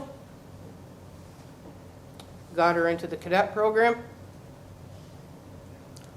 She retired at the age of 19 as a master warrant officer, second highest ranking cadet in her corps, which was 68, Lincoln and Welland. She retired in the parade position of drill sergeant major. Has gone on now to be a long-haul truck driver. In fact, she's on her way to Chattanooga tonight. But this is what the program can do. And there's many, many stories across Canada. The Army Cadet program is actually the oldest youth program in Canada. Its roots date back to 1861. And like I said, for them to have the armory there, it's a central location. From my understanding from their commanding officer in that, a lot of the youth there have to walk to parade because they come from lower income families. Okay. It's free of charge. They don't have to pay for a uniform. It's covered by the Canadian Armed Forces. And to try to shuffle a group like that around, you could end up really upsetting the apple cart if you're not careful. I've seen what this program can do through my daughter, and now through the cadets that I serve. You've got a golden gem right there. How do you stop the problem? How do you stop homelessness? How do you stop the problem? You start at a young age, and it takes a community to raise a child. And this is what the cadet program does. Thank you. Thank you. So I'm going to go now to Councillor Lococo, and if you guys don't make a motion, I'm going to make one myself. So, because I've been making some notes here. Thank you, Mr. Mayor. I was very fortunate to stop in the armory last Wednesday at the invitation of Tony with the cadets, and they were actually having a parent meeting at that time, and I got to listen how it made a difference within their families, with the kids and with the parents, and it was very touching. And I talked to them about, we're all here to support the heritage, the history, and the future of kids. Right now it's a financial issue, and I think with the resources that they've put together, I think that they're able to do it. One of the things I thought about when I was talking with them was, I think it was Centennial Construction with the Fireman's Park digging out the pond. I think that there's opportunities for us to go out in the community and say, please help save the armory. We need some things. There was concrete on that list, asphalt, the electrical, there was paint, and I know some of it was very cosmetic, and I would venture to say that most of our buildings are not at the building condition assessment that they should be, and I don't think we should expect the armory to be either. They also have, we're talking about grants, and I know the longevity of the lease is very important. One of the provincial, Jennifer Hayes, she sits on the culture committee. She's always bringing different grants to the committee. She is on this, she's been in contact with the steering committee, and Sarah Ward actually, it's a skill to write grants, and I think that if you have the right people and the knowledge about which grants, I think that will help. And then what else? I talked about the urban treatment, about the parking lot if we're going to be doing Armory Street. And as Mr. Doherty said, I offered to be on with the steering committee, so I would love to be part of that. So I will make a motion. I liked what Councillor Peter Angelo said, that we took all of that off, and the recommendations on the report are that council provide, would a 10-year, do you want the 10-year lease, a lease at this point? Maybe Councillor? I would like to say lengthy lease, but let's just leave it to Okay, discuss that's fine. between the members and the staff. Okay, provide a lengthy lease for the extension of the current agreement, and then that staff would continue to support in identifying sustainable options with the steering committee. And if I could be on the steering committee, that would be great. And did you have other ideas? You Yeah, said so you why don't wrote some I things make a down. suggestion here? And I mean, if there's any other members of council that want to sit on this committee as well. Well, I mean, if I'm actually in touch with them all the time, so Yeah, I'm not on it's- committee, but I'm always in touch But I with mean, them. of course, yeah. Councilor Lococo and anyone else you can be a part. I think it's wonderful if you do. So here's a suggestion for the Armory Steering Committee to meet with staff to discuss and plan for their extension, business plan, strategic plan, asset management plan, and to explore revenue opportunities, grants, sponsorship, donors, and to look at efficiency, savings, and programming. And any other relevant matters that come forward. And then collectively, the committee, along with staff, can come forward with a fulsome recommendation that council can get behind in budget.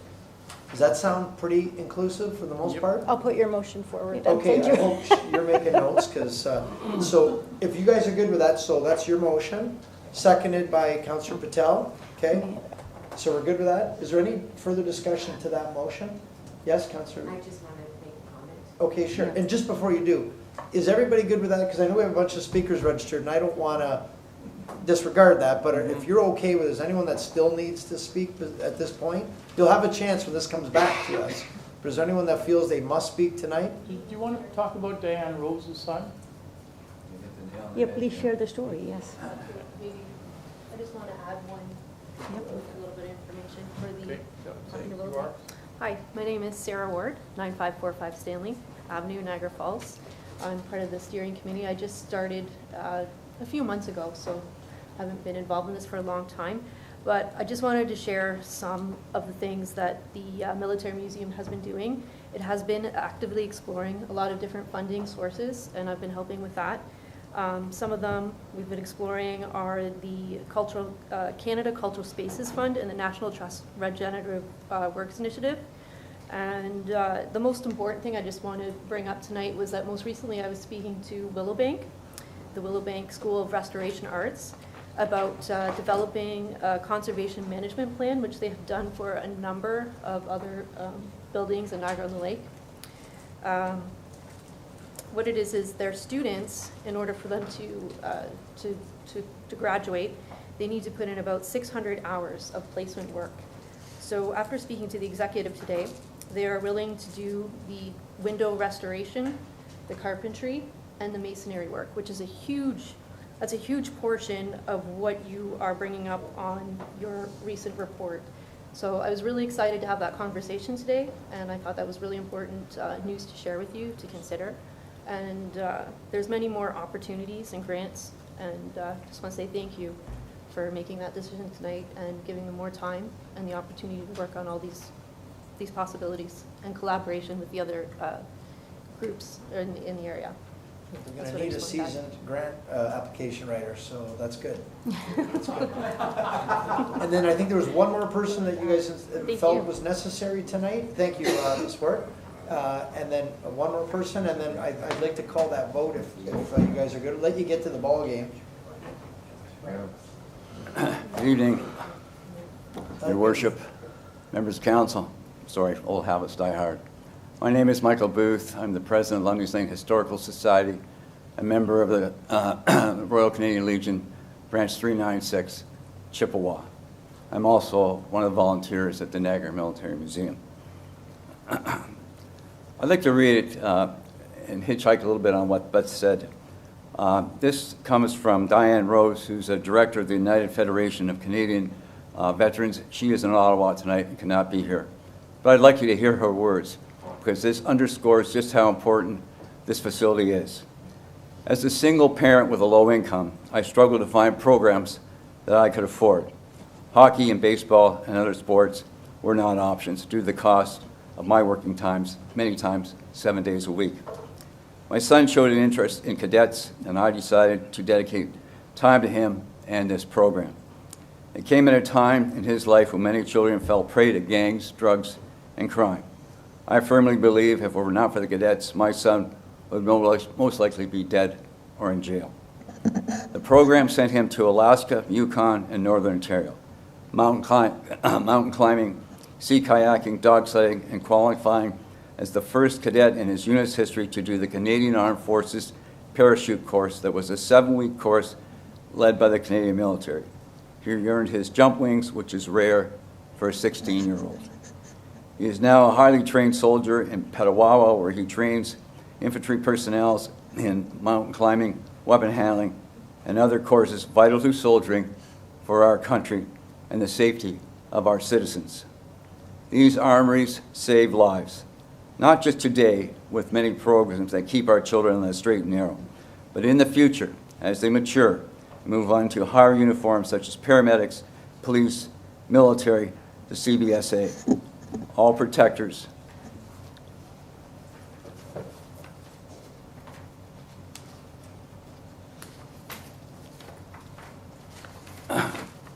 Of people and our countrymen. 40% of cadets move into higher uniforms. They go on with top training that they could not get anywhere else. To lose this valuable asset puts our future in danger and at risk. Diane's comments come from the heart. She's lived it, she's seen it. She understands how important this Armory is. I have walked into the Armory night after night on a Wednesday night. There's 40, 50, 60 kids there. And you know, it's heartwarming. You walk in and you say, good evening, and you get back, good evening, sir. I spent a whole day at the Last Chance car show out on Sodom Road. They said there'd be 2,000 cars there. There wasn't. There was 2,500 cars, Dave. And for 8 hours, I handed out our Protect Our Heritage sheet, which identified the user groups. If I heard once, I must have heard a dozen times from parents, grandparents, aunts, and uncles about the importance of the cadet program. One uncle stood beside me, I'll bet, for half an hour, and he said, you know, my nephew was lost. He couldn't get out of his own way. That cadet program, it gave him camaraderie, it gave him principles, it gave him a sense of where he had to go and what he had to do. It built him into a fine young man who today works up north, is a really good citizen and a proud Canadian. We can't get this back. This is our history, and it belongs right here in Niagara Falls. There is much more I could say and much more I would like to say, but in the interest of the time, and I know I stand between you and the baseball game, thank you for your time. Thank you very, very, very much. Okay, yeah, go ahead, Councillor Newstag, and then I'm going to call the vote. All right, thank you. I just want to take a moment to say thank each one of you for coming here tonight and fighting for what's very important. During our council meetings, we're often presented, like we are today, about everything being a dollar and cents. And sometimes we lose what our whole community is about. I had no idea the cadet, what you spoke about tonight really, really touched a heartstrings. And I think it's something we need to hear more out in the community. And our community is more than just dollars and cents. And it reminded me so much tonight of about a decade ago, back to 2011, when we had the battlefield. And we did not fight for that. And that when Battlefield sold and we had the battlefield where our war was won. We didn't fight hard enough, and because it was a dollar and cents issue, it got broken up and we no longer have it. We had great plans for it to be Gettysburg of the North, but it's no longer because it became dollars and cents, and yet it meant so much more. It was our community and our heritage and our history. So I thank each one of you tonight because it really it reminded me of what we didn't fight for and we've lost. So thank you for being here tonight and for fighting, and that's it. Thank you. Thank you, Councillor Newstag. I've just got, on that, okay, go ahead, Councillor. Just on that point, I have to mention it, Your Worship, because Councillor Newstag mentioned the battlefield, and I have to say that I'm the only person on council that voted against giving that away. I thought it was a tragedy. I thought it was a travesty, Your Worship, to actually give up part of a battlefield, just like I think it is to give up all historic buildings. I agree with what Councillor Newstag said, you know, and with what Mr. Booth said. It was very well spoken. He was very well spoken, Your Worship. And it all comes down to what kind of community do we want to build. I mean, we can build our hockey rinks and our soccer fields, and you know, those are some high-ticket items for a lot of parents, and not all families have the money to afford to do that. And he's right. Cadets do offer, you know, young people a sense of belonging, you know, and turns them into model citizens. And I can't see how we don't support that, Your Worship. All right, thank you. Okay, Councillor. Just quickly, through you, Mr. Mayor, I want to thank everybody for coming here and also for your service. And when the staff report came out, and every year when you discuss the lease with the staff, it's not staff that's coming out and asking you to leave the facility. Every time when we're doing the budget, we go and ask staff for savings. So they're looking for savings. They're looking for all the buildings and all the cuts they can make. So staff is doing their job. And when you come to the council, when we decide on this, we are doing our job. So everybody's doing their job. You're doing your job, creating a great community for youth and seniors everywhere. Staff's doing their job by cutting cuts and trying to find savings for us, and we are here doing job to keep our community vibrant. That's what we are doing. So everybody's doing their job, and hopefully everything works out for everyone. So thank you. All right, thank you for that, Councillor. Now, there's a motion on the floor made by Councillor Lococo and seconded by Councillor Patel. Everybody understands it? We're going to call the vote. All those in favor? No. All those in favor? Okay, it's unanimous. Thank you, everybody. Have a great night. Go Jays. Go Jays. Thank you.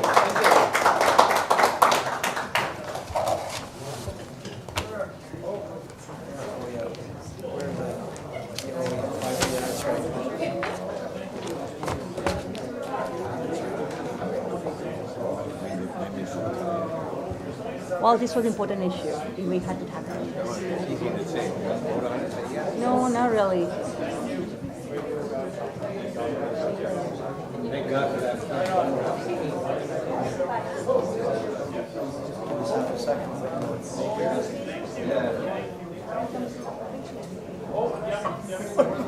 we have quorum? I don't think we have quorum though.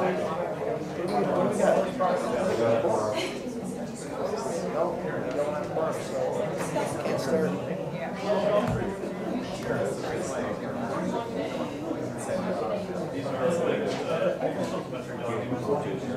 We can't do anything. We're kind of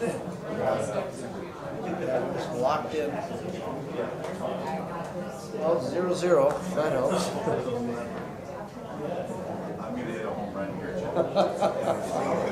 We're keeping with the analogies, right? The relevant analogies. We're switching to baseball now. Some of us talk about food, then we're military, now we're going baseball. I'm just waiting till we don't have quorum right now.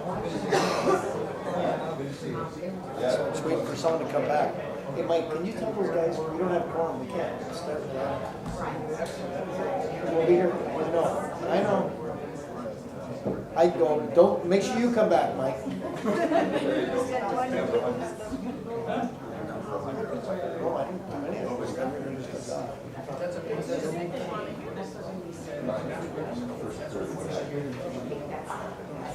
How do we work?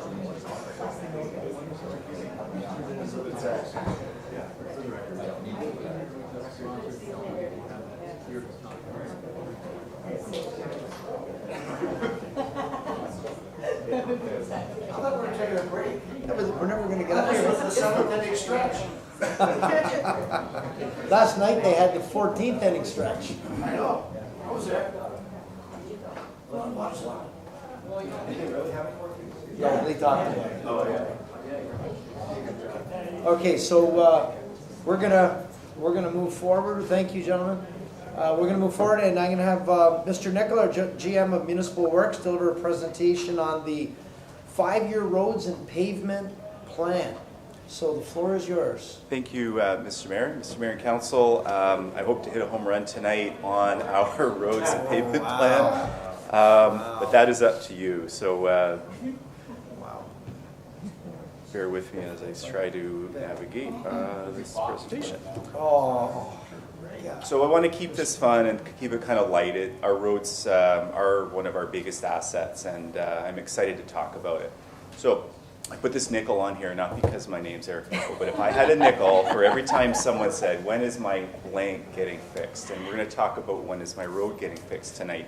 It's actually one of the most common questions we get. We're launching our At Your Service team, and I don't envy any of them to have to try to answer that. More than likely, we're going to be working together. It's also the most difficult question for us to answer in Municipal Works. Why? Because every road has a story. Right? This road was built by my grandfather, or this road was built by that developer who cut a few corners. It doesn't happen. Or maybe this road was built, but Bell came and put some wires in, and they kind of tore it up. Or this road has a sewer, or this road's leading to the school, or you get my point. And we have 580 kilometers of roads. So it's a challenge for us to provide a plan that meets every need for every road. However, what I'm here to tell you is with a dedicated budget, or at least a dedicated path to a budget, and a plan that we can implement with our staff and a corridor plan, we can tell the public which road is going to be fixed at least within some certainty in the next few years. And that's the goal, and that's what staff set out to look at when we took a look at our road assets. So I'm going to do a deeper dive into some technical information just to set the stage and then talk about where we can go from here. On the left-hand side of my screen, the screen I'm sharing, is a map showing a bunch of different colors of our pavement conditions. We surveyed the city in 2023, and that was our last survey. So green is great, red is bad, and you can see with the number of streets we have, especially in the urban core, it's hard to really see what's going on. I'll get into that into further detail later. You can also see the extent of our rural road network. We have more rural roads than most municipalities that also have such a dense urban center. So we have a total of 1,171 paved lane kilometers. Right? Not every road is 2 lanes. Some roads are 3 lanes. Some roads are 4 or 5. Centerline kilometers, we have 581 centerline kilometers of paved roads. So I mentioned in 2023 we drove our roads. The average condition of those roads were 73 out of 100. And we follow a provincial and actually federal type of rating system developed through ASTM and other standards. And we estimate that over a 2-year period, it's about a -2% degradation per year, although that does fluctuate depending on how bad the road is or if it's in fair shape. The current cost from our asset management plan was nearly, let's call it $600 million if we were to replace all of those roads all at once.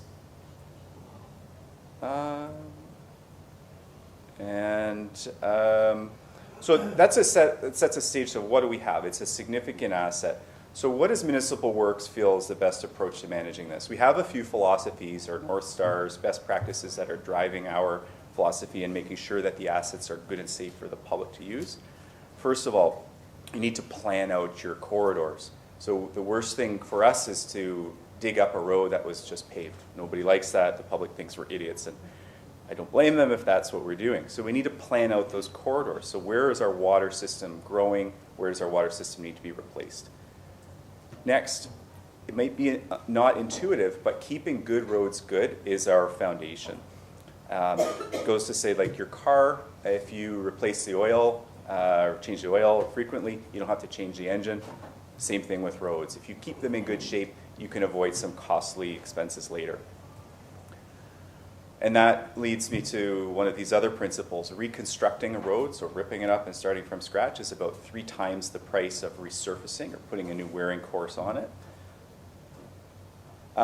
Important for us is data and risk. So we need those inputs to help us make better and more informed decisions and to help put those decisions in front of council in a way that you can understand and make the ultimate decisions on for the betterment of the public. And we're getting more data that will help us inform that risk. Our goal in Municipal Works is sustainability. So we want to create a system that we can hand to the next generation that's affordable and that meets the service levels of future generations without handcuffing them to debts or other costs.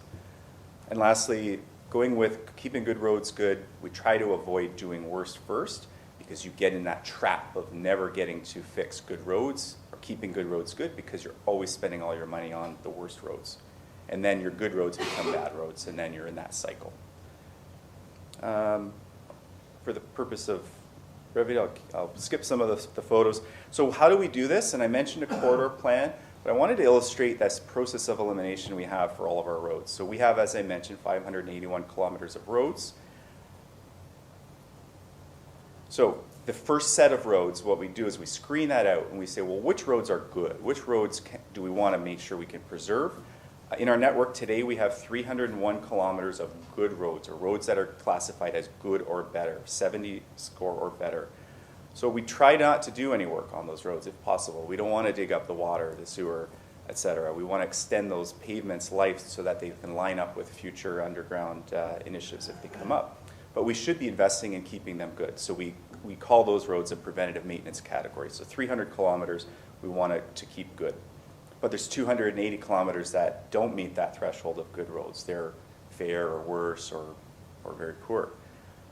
So of that subset, we look at that and say, well, what else are we planning to do with these roads? Do we have any plans in our growth plan, in our asset replacement plan? So in our current 10-year capital plan, we have 58 kilometers of additional road improvements that correspond to widenings, to roadway, sewer, water infrastructure that are part of our master plans. So they're already programmed in that 10-year capital forecast. But if we only look at 10 years, we're missing what's coming in the next 10 years. And so our team have analyzed areas where, say, our water mains may be cast iron, they may have a break history that might not put them in the next 10 years, but they might push them out to 20 years, but the road is beyond a condition where it's reasonable to be used for the next 10 years. So we're in this catch-22 where we want the infrastructure and the roadway to fail at the same time, but in this case, the roadway's failing before the infrastructure's failing, but the infrastructure's not that too far off. So, there's 67 kilometers of these roads, and we've developed some tools to help us address this temporary fix, or maybe we push that off and let the road fail. But those are some decision points that we're trying to make. The last group is the group that I'm wanted to spend more time examining. It's the group of road candidates that are fair or less than good or better, so they're fair or worse, that don't have any other plans. So there's a group of about 155 roads that are great candidates for some type of rehabilitation. So with respect to those groupings, I wanted to break down what we've been doing on our road networks. So as I mentioned, our principles are keeping good roads good. That's not something that we always accomplish because of other priorities or funding, but it's something that we want to subscribe to, and we want to actually develop more intensive plans on. So this graph shows the approximate funding in the yellow line. So the lower line is the average, not the average, sorry, it's the actual funding year over year. So you can see it's slowly climbing with our increase in tax revenues. And it also reflects the costs that are increasing for these types of work. So typical types of preventative measures are crack sealing. That's a really important measure to prevent water penetration into the roads. Shouldering to keep the edges from falling off, especially in rural areas. And just doing proper utility cut patching and spot repairs. So the current spending on our good roads for about 300 kilometers is about $850 per kilometer, so less than 8 cents, less than a penny, I'd say, per meter. We don't need to get too technical. The recommendation that I'd like to suggest is that we over time try to increase that spending to about $1,500 per kilometer. That equates to about a 20-year timeline to crack seal all of our roads. So, a 10-year timeline. So today's timeline is about 20 years. So if we inherited a good road today, say a subdivision was assumed, with today's current funding, I need about 20 years of time before I could get crack sealing. In theory, we should be out there in about 10 years. So we need to start to ramp that operating budget allocation up, and you'll see some of that sneak peek in our operating budget submissions when they come later to council. But we're not in that bad shape because this is a lower value asset category, but we want to make sure we're investing in it. So you can see some of those figures and facts on the side. I won't get into that. So corridor projects, as I mentioned, that's the bread and butter of our 10-year capital budget. Some typical examples that are fresh off our mind is Ferry Street reconstruction. A major project including BIAs, including road reconstruction, water mains, regional input on Stanley Avenue, $4.5 million in one project. Another one is Main Street Chippewa reconstruction.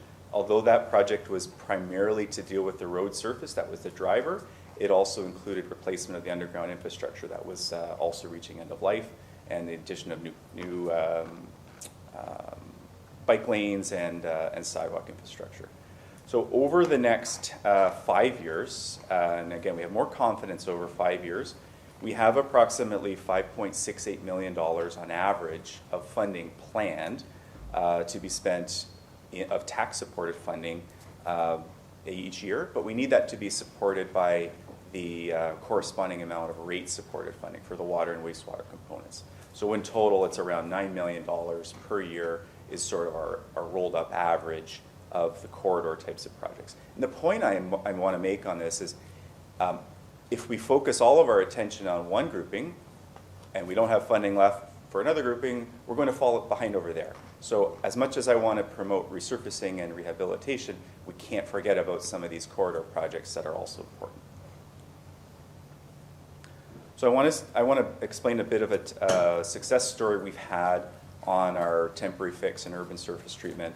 So if you follow those arrows, in 2014, you can see Jepson Street, which is near Valley Way Drive. And you can see the condition. It may not be that easy, but this is a road that is definitely at end of life. And we know the water main and the sewers in that area needed some work, but they're in a larger sewer separation shed. So in 2015, we undertook a milling out of that road, and we added a recycled asphalt base.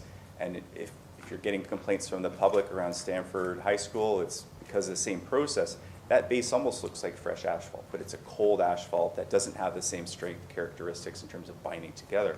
So or sealing capabilities. So then we sealed it with a high-quality trap rock surface treatment, which is that where you get those complaints because of the initial dust.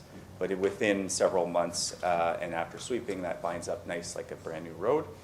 And 8 years later, I'm really proud to say it's holding up very well. And it makes sense here because we don't have heavy traffic that's destroying the surface of the asphalt. So this is a great tool that we're proud of, that we've brought to the region, and other municipalities have adopted some of that. And we've done some periodic spending over the past few years, most notably in 2025. This year around Stanford High School, we did a large area because that area has some infrastructure that's a bit beyond our 10-year forecast. As you can see, we spent over $1.2 million this year, and we have some plans to continue with that in 2026. On average, this treatment costs about $270,000 per kilometer. And keep that number in mind as I share some other figures. You may have seen that in the presentation. So to do all of our roads today, it's about $18 million in that category. So with all of this information and all the conditions, where is this going? What's Municipal Works' trajectory? So I'll break it down in the approach on the screen. This slide is a bit complicated. There's a bit going on, and this does not represent the city's infrastructure. This is from the National Research Institute and federal FCM, Canadian municipalities. So if you look at the large black line, the vertical line, that's your today point. This is where we are today. And that the large black line is where our service levels have been. So the condition of our roads. Like I said earlier, we were at, I think, 72, and now we're around 69. The point that this slide is making, that the cost to repair roads or to reconstruct roads is increasing about 5% each year. And if we aren't also increasing our spending on roads by 5% each year, it's fair to say that the condition is going to start to fall off. If we spend no different on our roads, then it's going to fall off even further. So what I'm saying is there's options and levels of service. So we can choose to have really great roads, and we can map out a path to get there. Or we can choose to have great roads in some places, and maybe some places we accept a lower level of service. But we have to start to run some scenarios to model this and see where we want to be in 10 years. And I did want to use this slide to just make a quick note. The second recommendation of my report indicates that I'm asking council to endorse a level of service. I would ask for your a motion, or if council could make that motion, to reword it slightly and I can help with this, to endorse the objective of achieving funding and service levels in the future. So I'm not asking you to adopt a service level today, but I'm asking you to work with us to help map out some service levels in the future. Okay, so where are we at? So what do we have in the city? There's a breakdown. We love our pie charts. I'm say at least half of our roads in the city are in good or very good condition, which is actually encouraging. But we get those complaints about the other half. So what does a good road or a very good and a good road look like? On the top left is Blackburn Parkway, which was constructed by the city about 6 years ago. That's a great example of a road without any cracking or without any rutting or any ride condition issues. One of the biggest indicators in the condition is actually like a wavy pavement. That will get you a really bad score. Even though cracking is bad for the road, it doesn't really affect drivers because their tires aren't bouncing over it. Go down a little bit further to our good roads. You can see there's evidence of crack sealing. There's evidence of some cuts for utility cuts. It's still a good road. It's worth investing in keeping that road in good shape. That's Russell Street. Now, these are recent examples. The top is Mewburn Street. It doesn't look like that anymore, but in 2024, that was a very poor road. We have 10% of those in the city. And then our fair roads is Palmer Avenue. It doesn't look like that anymore either. We did a treatment on there last year to do a mill and pave, which I'll get into a bit further. So you can see those are some samples of the types of roads that we use to categorize. So what do we do on these poor and worse roads? And I'm going to spend some time on these poor and worse roads because that is what's driving our road rehab and resurfacing program. So when a road is in that condition of poor or worse, so that 10% of our roads, it's beyond just taking the top layer off because the base failures have happened. So that the cracking has gone into the lower layers and there's no structural value of that asphalt anymore. In that case, the only appropriate treatment is to do a full depth rehab. It means removing the pavement surface, evaluating how thick the pavement and the underlying granular layers are, and then sometimes increasing that thickness so that we can accommodate future traffic and heavy vehicles. That's expensive, it's costly, and it's disruptive. At the same time, we try to add in better drainage systems and fix our curb infrastructure, and more than likely the sidewalk is really bad as well, so we rip out and replace the sidewalk. Sidewalks are not included in this report, they're in a separate report. Those costs range. Again, the width of the road changes a lot, where it is, but it's generally $1 million per kilometer plus. The other category of roads is our shave and pave roads or fair roads. There's a larger quantity of those roads, about 38%, and they're, as I mentioned, about a third of the cost, so between $350,000 to $500,000 per kilometer, and that can range because the cracking may have gone into the base layer in some areas, but not all the way through the whole length of the pavement. So we still may have to do some base repairs. But as I mentioned, this is where keeping good roads good makes a lot of sense. We want to invest in that fair category while also still replacing some of the roads that have met the end of its useful life. But preventing them from going from yellow to orange is key for us. So you can see there's some costs, there's some real world costs ranging very heavily on markets and the type of road. So to map this out over the next 10 years, staff have taken a look at those benchmark costs against the quantity of roads that we have. So in that leftmost columns, those two columns represent the yellow, which is the fair roads, and then the which is a backlog of partial depth. You can see it's listed fair. And then there's the full depth, which is the very poor roads. And so we estimate, based on current construction costs, about $62 million in backlog. So if we were to address all of those roads today, it would cost us $62 million. What we would anticipate doing, and like we've done for asset management plans, is spreading that cost out over 10 years. So if we were to try to catch up on our backlog, we would need to spend about $6.2 million on those roads each year over the next 10 years. But I have roads that are green in good condition that will be turning into roads in yellow over the next 10 years, or roads that are transitioning down in that same range. So we don't want to forget about those things that are coming onto our radar as we move in from year to year to year. We estimate about $4.4 million per year. So over the 10 years, we have about $44 million of roads that are degrading to a point where we should be doing something. If we don't do something, they may be at risk of getting into that orange or very poor category.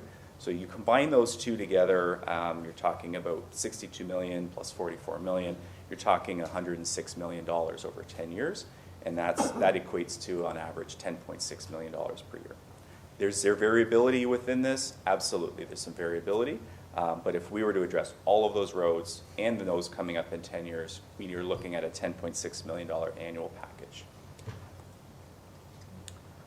So what have we been doing for our road network?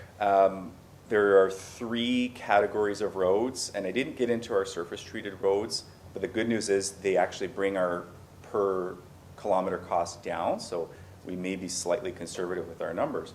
But in the past few years, we've been spending about $4 million per year on our road resurfacing programs. In some years, we're spending more on the resurfacing. Some years, we're spending more on the reconstruction, or even more on the surface treatment. It all depends on how we can bundle those programs together and get best value for our money. But at the end of the day, I tell my team, I'm not really as concerned about which roads we pick, because for every road that I pick to resurface, there's about 10 more on a list that are equally as deserving to be picked. So I'm not getting too hung up on which road we're doing right now, because there's just so many that are in this backlog. So what does a 10-year program look like with some funding options? There is some information in your report about some specific strategies, and we'll be coming to the capital budget with some options. A 1% increase increases your spending ability by about $950,000 per year. If that were incrementally added, we would be at around $15 million in total program funding in year 10. And by year 10, we would have reached $106 million. So that's a 1% increase annually per year. If you want to try to accelerate that, as I mentioned, it's 5% CPI. So the cost of construction goes up faster than our inflation goes up right now. If you were to try that approach, you could be at sustainable funding sooner, by year 7. And at sustainable funding levels, you're able to start backing off on the funding, because now you're not spending money on reconstructions as much as you are on resurfacing, and that's about 1/3 of the cost by year 4. So there's, in principle, these are some of the approaches we could take. I realize that this isn't the meeting to talk about the actual funding strategies or budgets, but want to consider this moving forward. So where are we at today? I'm really happy with the approach we made in 2025. We published about, I think, 20 plus kilometers, $12 million in road spending, because we included some of the spending on some of the corridor projects. Strictly for our rehabilitation, resurfacing, surface treatment, and urban surface treatment, we're looking at about $7.4 million for 17 kilometers in 2026. The streets are listed there. This is subject to change because you haven't seen our budget submissions yet, but we are working hard at putting a program together that starts to inch towards sustainability. And we started this journey all with staff resources for the sole purpose of trying to tell the public, when is my road going to, answer that question, when is my road going to be done? We're not there yet because we haven't cracked the funding equation. But how are we going to get there? So our first step would be to update our pavement condition assessment. We had almost 15 kilometers of roads that we never assessed. And we want to see where our roads are at, because some roads just fell off the cliff in the last few years. So that's our first step. We're going to be budgeting for a new updated citywide pavement condition assessment. We're going to be updating our corridor plan. We're always doing that. Our staff are always updating this plan and next year's plan. We're reacting to the region's plans as well. So then we're going to work with finance and budget to determine an expected amount of funding commitments for the road rehab program. So we want to put that in our 10-year capital forecast of placeholders all the way through the next 10 years. And then we'll look at program options. So how do we deliver this increase in investment? It's going to be more than one contract. So do we do it by neighborhood? North End one year, South End another year, West and East. We don't want winners and losers. We want everyone to have the same levels of service. So we will have to figure that out. We'll likely want to package it up in a way that gets best value for money. So how do we get the right contractors in at the right time in a scope that meets their niche? We need to do pavement cores, because some roads our assumptions may not be correct. So there's still some of this work we have to do. And then we're going to publish this all in Let's Talk. We want the public to get engaged. We want them to hear that we're working on our roads, we're working hard at this plan, and that we're going to have a list of the roads that we plan to do in the next 5 years. So it's our goal right now to have that published by fall of 2026 if we can successfully accomplish these 6 or these 5 steps. In the meantime, I'm really excited about something I mentioned on the morning roundtable that we were invited to with 610 CKTB this morning. We are going to celebrate our roads and our reconstruction of roads. 17 kilometers of roads is a lot of roads to resurface, and 25 kilometers of roads this year is a major investment that this council's made into keeping our roads in good shape. You've heard through our asset management presentations that, and even I'm sure when you talk to people, when is my road getting fixed? It's the most common question that I get, when is my road getting fixed? So although your road may not be getting fixed today or may not have been fixed yesterday, we are doing roads. It might be your neighbor's road, your mother, your father's road, or whatever it might be. And so we're going to celebrate that. We have a media campaign that's going to be launching soon. The second week of November, we'll be starting to excavate on Portage near Five Corners. The road work is finally starting. The second week of November. Stay tuned. We've got some exciting announcements for that. What we want to do is come out to the roads and put up some signage to help the public get engaged with the fact that we are fixing roads. We're repairing them. We're doing a media campaign that talks about smooth roads coming soon. And then when they're into construction, we'll be changing those boards to say in progress. And then we're going to go all in on this operation. And we're going to call it mission accomplished when the roads are done and do some ribbon cuttings. And so, Mr. Mayor, with your help on some of those ribbon cuttings, I really think we can bring to the public a heightened awareness of all the investments this council's making on our road network. And we can get to a point where we're proud of the road assets, and we may not be able to ward off all those complaints, but we're going to do the best we can to make sure people can get where they're going safely, smoothly, and without back pains along the way. Oh, yeah, so, sorry? Oh, it's full reconstruction, water main, sewer, curbs, everything from Althea to Thorlstone Road. So thank you for letting me have this opportunity. It's not 11 o'clock. I hope the game's still on, and hope this was a home run tonight. All right, thank you, Mr. Nicol. So now questions of council for Mr. Nicol. I've got Councilor Lococo. Thank you, Mr. Mayor. Mr. Nicol, I just want to confirm, you said that you were going to be rewording number 2, and that was one of my concerns when I walked in here today. I find it hard to approve the levels of service not knowing the cost. And then I know you said you're coming back later on with budget, but then it also says 10.6. So what exactly are we approving? Yeah, thank you, Councillor. I had a conversation with another councillor, our budget chair as well, on the same issue. I totally understand. How do you approve a dollar value attached to a level of service without knowing what that level of service is? And so that's something we're going to come back. We're going to come back and work with you on what is the goal. Is the goal to have every, the average of road at 70, or maybe collectors and arterials are 72, and local roads are 65. And when we can map out some options for you with better data, we can present that to you with some cost sensitivity. So what we're looking for right now is for you to give some consideration to how this impacts the budget negotiations or deliberations coming up soon. The rewording, I wrote it down on my phone so I wouldn't forget it. I'm just asking you to push desired service levels on the other side of the word objective. So and I can read it out. It's that council endorsed the objective of achieving sustainable roadway program funding and desired service levels in the future, as outlined in this report. Okay, thank you. This is always the challenge when we have a report that's asking us for money, but we don't know all of the other commitments that we need to make. I find it very hard doing piecemeal things, but if it's coming at budget time, it was a great report. I know a lot of work went into it, and I learned a lot more about roads. So thank you so much, and I know you're excited about it, so we're excited. Thank you. Councillor Peter Angelo. Thanks, Your Worship. I'll start off by moving the recommendations as amended for number 2, okay, if you like. Let's do that. That's what we should do first. Seconded by Councillor Newestay. So did you want to speak as well? Yeah, sure, Your Worship. I just wanted to say that I'm excited actually to have the conversation about the service levels, because I think one of the things I would like to know, we always talk about an infrastructure gap in terms of our asset management plan, and we haven't really defined service levels yet. So like if we're looking for a score of, and I know you had in the report that in 2023 it was 73 out of 100, if we're looking to maintain that score of 73, then perhaps, you know, we're going to have to spend this much per year.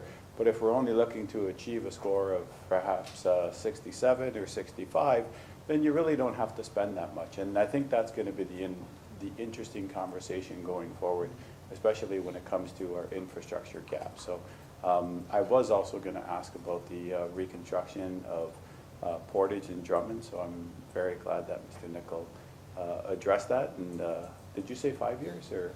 It's, how long has it been? 10? I thought it was, not 5, I thought it was about 5. 6 years. 6 years. Okay. All right. Yeah, oh, I'm thrilled with that too. Other questions or comments from Mr. Nicol? So TikTok, yeah. I don't have TikTok, Counselor, or social media. So I have a question, a legitimate question for you, a couple. So one thing I didn't understand, when you're calling it I never said that, temporary fix in the report, is that shave and pave when you call it a temporary fix? Yeah, thanks, Mr. Mayor. No, shave and pave is a permanent extension of the life of the asphalt. The temporary fix is what we call urban surface treatment. So it's a lower classification. It's like with surface treatment, it's like a tar and chip. So we take that pavement out and we put in a recycled base layer with a sealer of tar and chip, which is cheaper actually than doing the Shave and pave. Yeah, hot mix asphalt is a very expensive product. Okay. So, okay, right. So I'm sure we that's don't what I use meant to hot say. mix asphalt, So it's tar and chip or chip and tar, whatever you call it. Yeah. And it's half the price. It's about compared to a mill and pave, it's about just a little bit more than half the price of the mill and pave. Half the price. Yeah. And then we just have to educate the public, because we were at the crosswalk in Bailing in Chippewa, and I had a resident really upset because of how messy a street was. Yeah. And I told him, when it's done, it's gonna look like a regular paved road. You just gotta go through that ugly duckling stage till it gets to that point. Yeah. So I just don't know if we do a good enough job educating the public, just to be patient. It's gonna look great. So just a thought, because it all comes down to communications.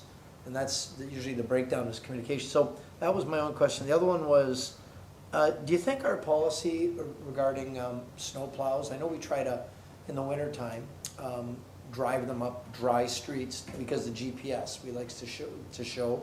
But my question is, how good is that for the roads when you got 5-ton plus trucks driving down the roads, sometimes with the blades down on dry streets? I just throw that, I don't even know if you have the answer to that, but I just don't know if it's counterintuitive to good roads. Definitely if you got potholes, it doesn't help. I just throw that out there as an observation. People ask me all the time, why are they paving dry roads?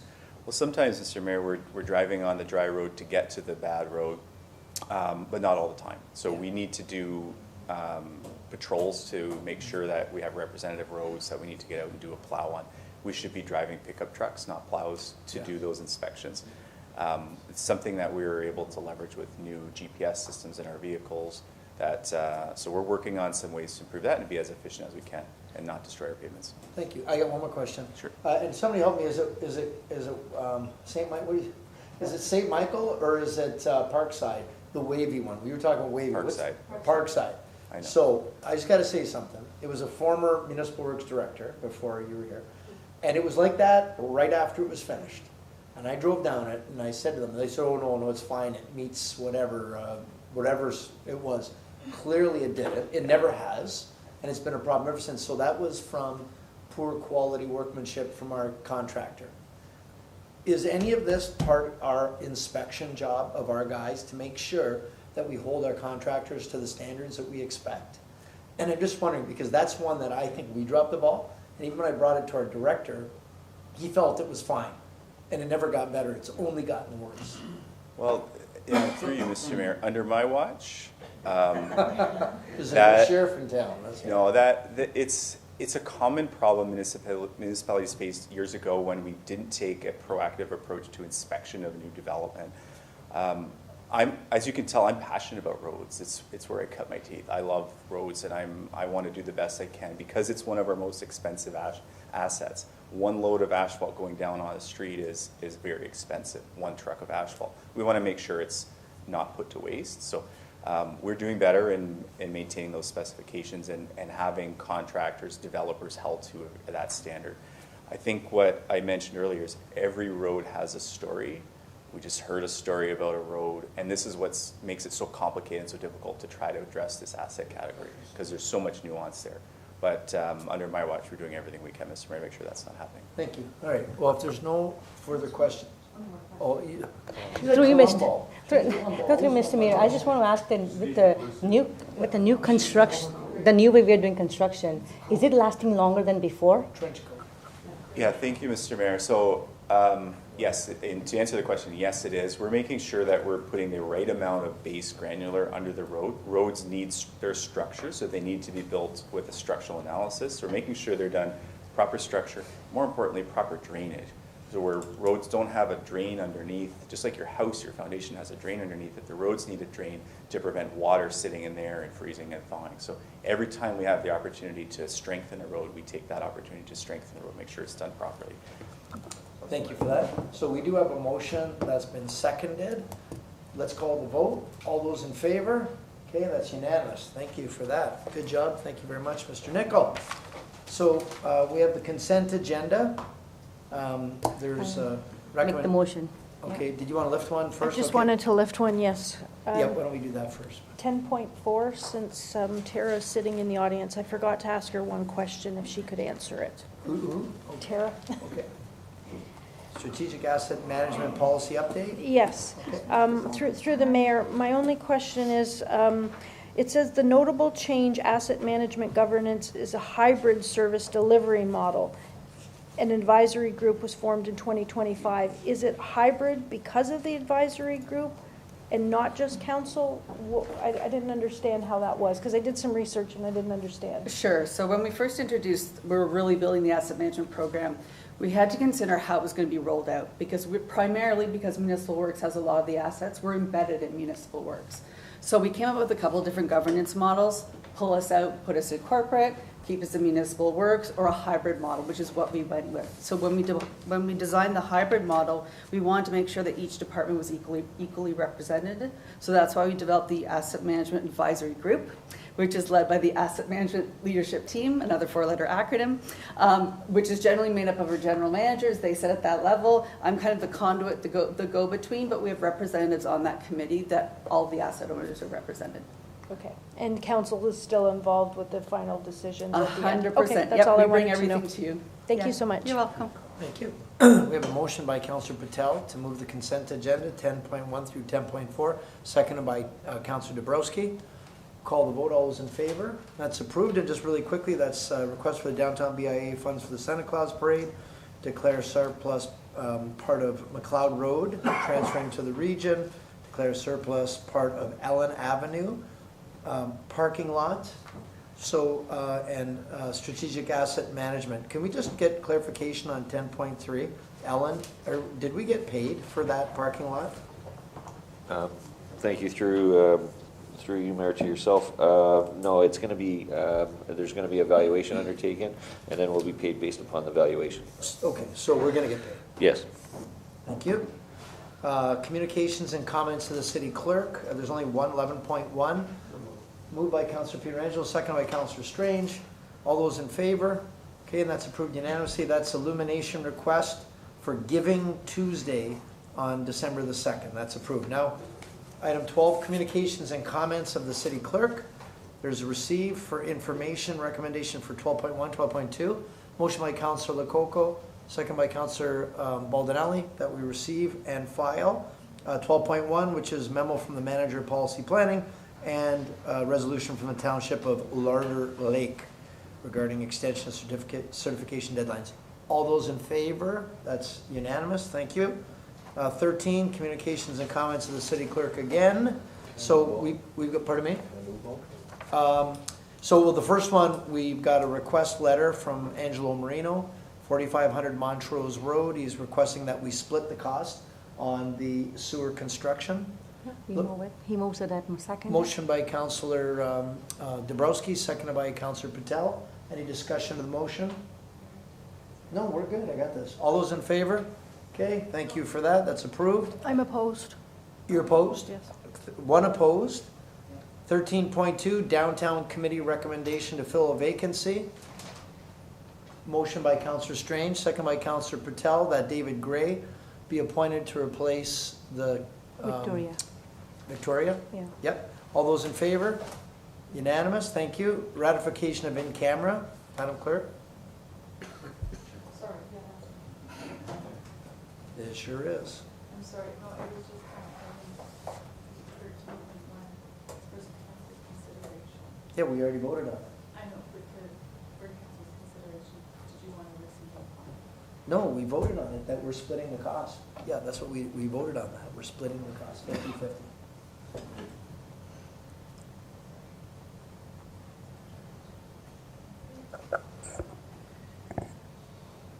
Earlier this evening, council met in camera, and the one motion that we have before us, that council directs staff to no longer consider the staff-owned property located at 2430 Mewborn Road as a future site for a city-owned cemetery.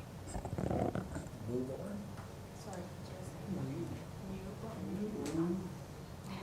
Sorry. Okay, looking for a motion from, for the in-camera ratification? Who's making it? Oh, did you want to speak to it? I just have to declare Declare conflict, Your Worship. Yeah. Yeah, there was one of the landowners in the report donates to youth curling, and both my sons receive sponsorship. So I have to write that conflict out. I didn't realize that it was going to be ratified because I wasn't in the meeting. So. Of course. I told Councillor Strange to tell you, did he not tell you? Okay, motion by Councillor Strange, second by Councillor Carrio, that we ratify the in-camera. All those in favor? Okay, I was opposed. you're opposed, right? But we're just ratifying, so it's not voting. Okay. All right, motions for consideration. So, first one is Councillor Lococo, 15.1. Thank you, Mr. Mayor. At the last meeting, we were told that the city was going to be meeting regarding the automated speed enforcement cameras, and we should listen to what they say, and that's why I deferred the motion to today. So I was wondering, Mr. Steek is not here. Does Mr. Nickel have the update? Yeah, thank you. Through the mayor, we don't really have too much to update. It's all in the region's hands and the province's hands right now. It's very clear that the premier has canceled the ability for municipalities to participate in automated speed enforcement. So it's our recommendation to follow suit with the region. And if it is canceled, which it has every indication of being canceled, it may have already passed royal assent, we are following along in that same vein. Thank you. Through the mayor, do you have any more information about, my concern, the reason why I brought this up was I didn't want us to spend money on purchasing the camera that we approved and then it get pulled. So was that camera purchased? Did we spend money? Was it a camera that was sitting in inventory? How did that work? Yeah, thank you. Through the mayor, just to be clear, this was all contracted work that Niagara Region had entered into contracts with. My understanding is that there's no cost to Niagara Region for the changes that are coming for the city of Niagara Falls. They may have changes or penalties that may come out of exiting their contracts early, but the city of Niagara Falls we are not at risk of any of those penalties. So there's zero cost to the city for this change, given that we had endorsed it and then it quickly changed after that. Okay, thank you. Mr. Mayor, so my first one was about the motion to discuss it, and I think we've done that, so that's the first one. And then the second one was... So are we not, because it's we do have a request to delegate on this, but, so what's okay. your action on this? So you have the motion. All I wanted to do was reconsider our decision to talk about what the ramifications were going to be if the Premier pulled the program. So you're not making the motion then? Because you did a notice of motion, now this is the motion. Yeah, I know, but the second one is really what I want to. Oh, no, but I'm just trying to deal with 15.1 first. So 15.1 is it was to reconsider, reconsider the decision to expand the use of automated speed enforcement cameras, review the cost of expansion, and explore alternative tools. So we just heard it's not going to cost, and maybe staff can come back with alternative options, which we've sort of discussed before. Okay, so just help me, Madam Clerk, how to deal with this, because it's a motion that you put forward. Well, I'll put the motion forward. I think we've already discussed it. Because then we've got someone that wants to delegate if you're moving on the motion. That's why I just need to know what you're doing with it. Well, I would still like staff to come back with alternate traffic calming measures instead of the automated speed cameras if we're not going to be using them. Bill, you guys already have the results.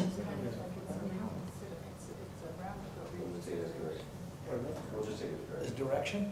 So. And if we have a delegation, can we just listen to the delegation if the person has entered in? Yeah. Yeah. Yep. Yeah. Okay. So I think that one's covered, and then I'll cover the next one once we're finished. Okay, good. Thank Okay. you. Mr. Burnett, you requested to speak to 15.1? It's an issue, isn't it? Well, they're saying it's, I don't know. I'm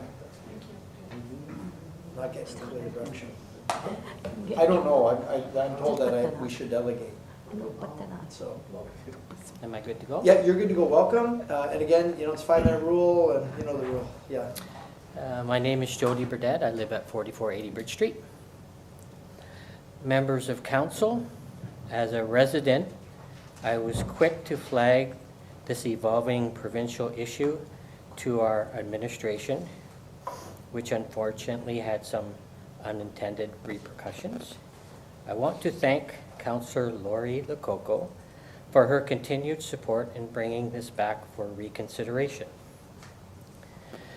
Right after reading a September 9 news report where Premier Doug Ford made clear he opposes speed cameras, calling them a tax grab, and saying he would help cities get rid of them very shortly, I submitted my appointment to address council. Since that time, the province has doubled down and is fast-tracking legislation to scrap speed cameras. This isn't hypothetical, it is active, expedited provincial file. My remarks are not about debating road safety versus revenue. It is about timing and protecting taxpayers from avoidable costs. If the province removes municipal authority or forces termination, we could be left paying for contracts, equipment, and administrative ramp-up that then have to be unwound. That risks is immediate and concrete. Some time ago, I asked the mayor to contact Premier Doug Ford directly for clarity, especially given the mayor has said that when he calls, the Premier answers and returns his calls. I would appreciate hearing what response, if any, has been received. One phone call can give this council the certainty it needs and save taxpayers unnecessary costs. On the reconsideration motion before you tonight, or the motion, sorry, I am asking council to rescind the prior direction to implement automated speed enforcement and cancel any further implementation steps or expenditures while the province advances its legislation. In short, do not commit residents to costs for a program that appears headed for cancellation. This is not about whether speed cameras improve safety or raise revenue. It is about governance, timing, and fiscal responsibility. On September 9th, the Premier signaled where this was heading today. The government is moving to end the program. As a taxpayer, I do not want this council to obligate me into a contract that appears likely to be canceled. The prudent course is to pause, avoid sunk costs, and align with imminent provincial direction. Thank you. Thank you. Thank you very much. Okay, excuse me. So now, Councillor, we go to 15.2. Yes, thank you. I put a motion on the agenda. This one was from the AMCTO, the Association of Municipal Managers, Clerks, Treasurers of Ontario, and they were supporting AMO's motion, and it outlines a whole bunch of things about why it's important to have traffic calming measures and traffic cameras. So I'll just read the last. Therefore, be it resolved that the Province of Ontario, through the Ministry of Transportation, work collaboratively with municipalities that operate ASE programs and the Association of Municipalities of Ontario to develop improvements to the ASE program, and further that a copy of this motion be sent to the Premier of Ontario, Minister of Municipal Affairs and Housing, Minister of Transportation, and AMO Policy Center, and to Good Roads. Since this has been on the agenda, there's been a number of municipalities that are asking the Premier to let municipalities deal with it on their own, whether they want to use cameras or not, or other traffic calming measures. So that's why it's been a while by the time this came out. It changes almost every day. Yeah. But that's what I'm asking, is that the Premier let us do what we want, whether it's speed cameras, which we already approved, or other traffic measures. So speed cameras too? If that's what most municipalities are asking, especially in school zones. I know, the only problem is he's said emphatically no. I know he has said no, but a lot of municipalities are advocating for him to put them back on the table. I know that. I just don't know. Is that what you want to do? Like, I'm just saying, like, he's made the decision. I mean, Well, he's also reverses things very quickly. He had a whole landlord and tenant change he was going to make, and then all of a sudden it's off the table. He does change his mind. Well, it's up to the council. So, any discussion? Councillor Pietrangelo? Yeah, thanks, Your Worship. I missed the last meeting. So did we already, vote on the motion to reconsider the expansion of the automated ones? I don't recall. Okay. So I'll just fill Councillor Pietrangelo in. Sure. Our council approved to put a speed camera on Kaler Road, and then a few days later, Premier came out and said he doesn't like speed cameras, he's going to pull them all, and if the municipalities don't pull them, he'll make them pull them. So we approved one to go in, so my question was, let's reconsider that, as there going to be a cost to the taxpayers if we purchase this camera, and then all of a sudden it was pulled. So that was my first, and then a whole bunch of things changed every day, and then since then, the AMO resolution came out saying, let the municipalities do it if they want, or use other traffic calming. And then since then, most municipalities are contacting the Premier to say, let us use them if we want, especially in school zones. Okay. 15.1 though was a notice of motion by Councillor Lococo saying that Doug Ford is calling them a tax grab, and he wants towns to pull them, and therefore be a result that we reconsider. And 15.2 is now another resolution that's asking us to keep them. Do I have that right? Like, Yes and no. Was the initial notice of motion to call them a tax grab and have them pulled?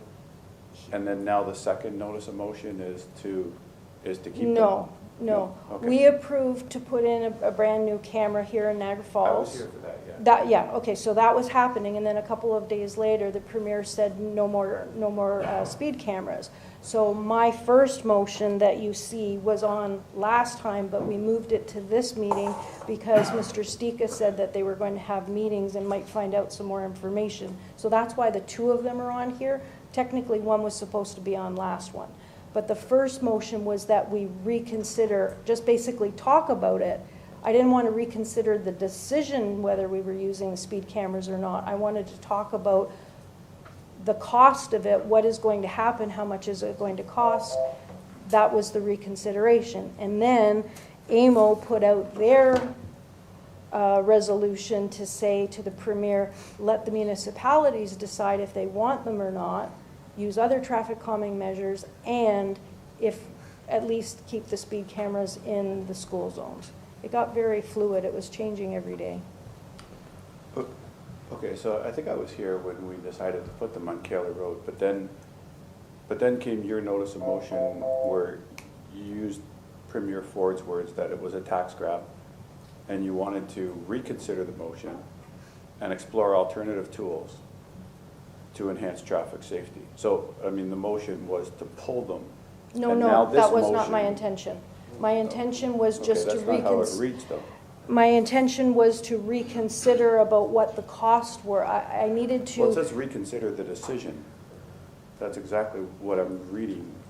In order to bring it on the floor, we would have had to have 2/3 of people to even talk about it. I didn't want to reverse our decision. I wanted to, I was told it was the word reconsider, that we would have to reconsider, I'm not saying reconsider the decision, but reconsider the end result because things have changed. I didn't want to say, change your mind about what we did. All I wanted to find out was, how much is it going to cost? What is it going to cost our taxpayers if we've already paid for it? So maybe the word is wrong, but through Robert's Rules of Order and others, it says reconsider, because we already talked about it. I couldn't bring it up as a brand new item.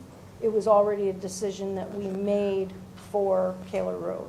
Sorry if it's confusing. Okay, so, where are we? I'm confused. I'm gonna be honest, I'm confused. I need some direction. So what's your objective? You. My second one was, I would like to send this AMCTO resolution, that's my motion, to send this resolution to the Premier to let municipalities make the decision for themselves, and if they want to include automated speed enforcement, that they can. And since this has been on the agenda, many other municipalities are doing that, but they're sending something similar, but saying, at least let us keep them in school zones. Okay, okay. So do you have a seconder? No, I haven't approached anybody. No. Pardon me? Okay, so does everyone understand the motion? Would somebody like to second it? Okay, thank you. Okay, thank you. 15.3, Councillor Newestag. Work from home policy. So you've got a motion here? Thank you. So there's a lot of whereas, but I'm just going to go right to Resolution?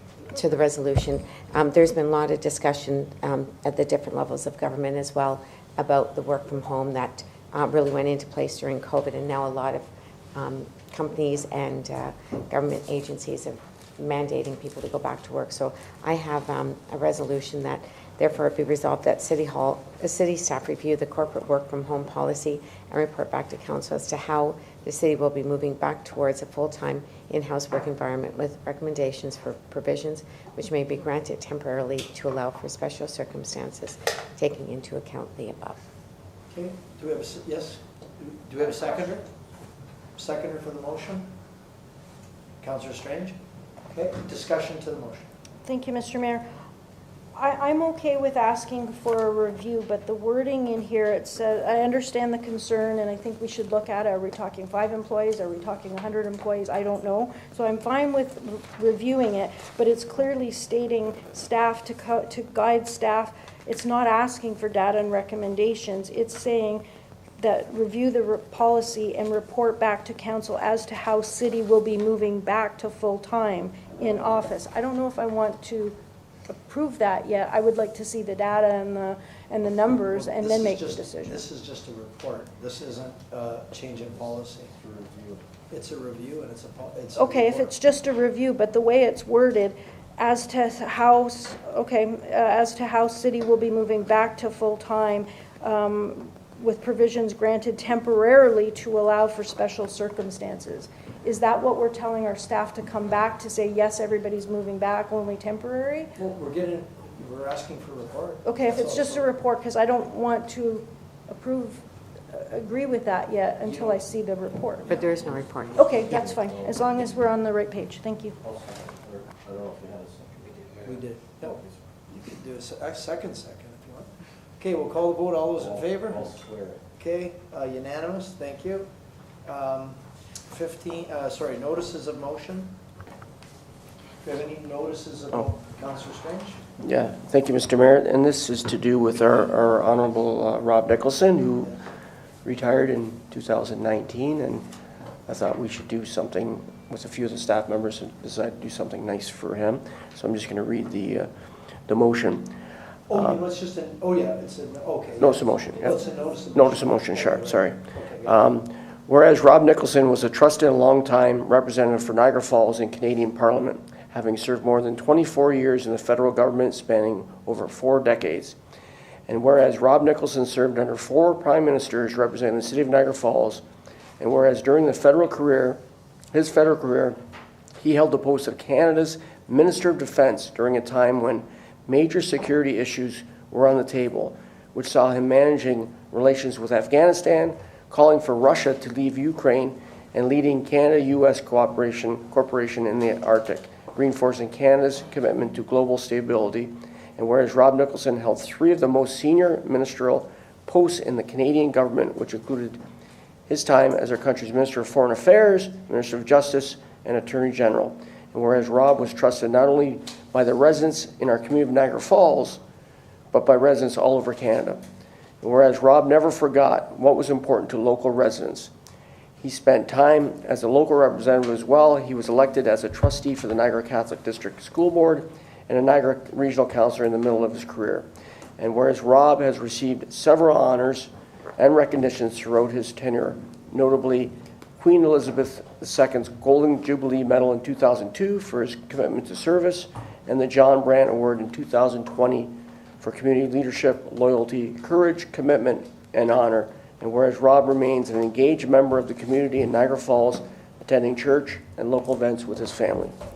Therefore, be it resolved that a section of the NSNT Niagara St. Catharines to Toronto Trail from Meadowvale to Drummond Road be named for the Honorable Rob Nicholson on behalf of his community. Yes, Councillor. No, I know. I was just wondering if we could just, go over procedural bylaws so that we can talk about it tonight, given that we will be having that. So that requires 2/3. Okay. So, yes. So, okay, motion by Councillor Pietrangelo. Okay, whatever way. Who's making the motion? Sure, I'll second. Okay, motion by Councillor Newstead, second by Councillor Pietrangelo. Discussion to the motion. Yeah, no, I mean, the motion is to waive procedural. That's what I just want, because I know that there were some other people that wanted to look at some different ways to honor Mr. Nicholson, and if we waive it, then they don't have that opportunity to do that. Yeah, but they can still do it. Yeah. Like, why only do one thing? Do lots of things. Like, if it's my birthday, I want a lot of people to do that, not just one. Okay, no further discussion. Call the vote. All those in favor. Okay, so now we need the motion. No, you're making your motion. I'm making the motion, yes. You're making the motion. Okay. Okay. Do you want me to just there be resolved that a section of the NSNT Niagara St. Catharines and Toronto Trail from Meadowvale to Drummond Road be named for the Honorable Rob Nicholson on behalf of his community and his service? Okay, motion by Councillor Strange, second by Councillor Newstead. Any discussion to the section of trail motion? Okay, call the vote. All those in favor? Okay, it's unanimous. Thank you. That's nice. Any, yes, Councillor Lococo. Do you want to say new business? New business, yeah, I'm sorry. Yeah, that's what I was about to say, yeah. Thank you. I thought maybe you would bring it up under announcements, but you didn't, so I'll bring it up now. It's our first year to do a pumpkin trail. Oh, yeah.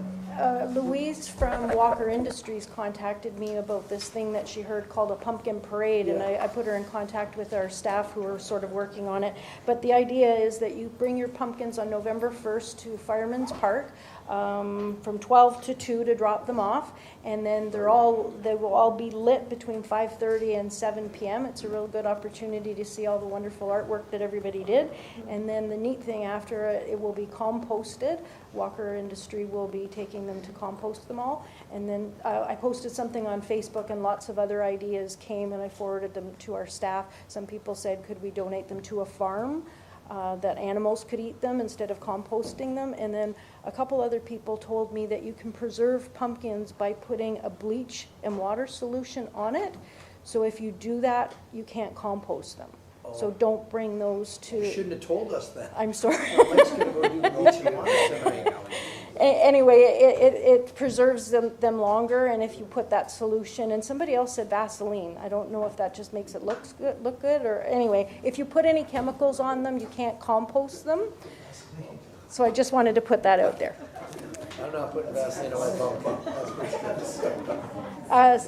My second one, I've been speaking with Ms. Dolch about an update on Marineland, about the severance, the merger, the financing, and she said that she would get an update for us. Yeah, Ms. Dolch. Thank you, Your Worship.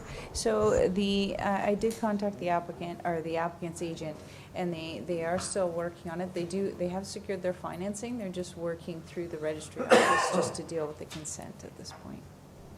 Okay, thank you.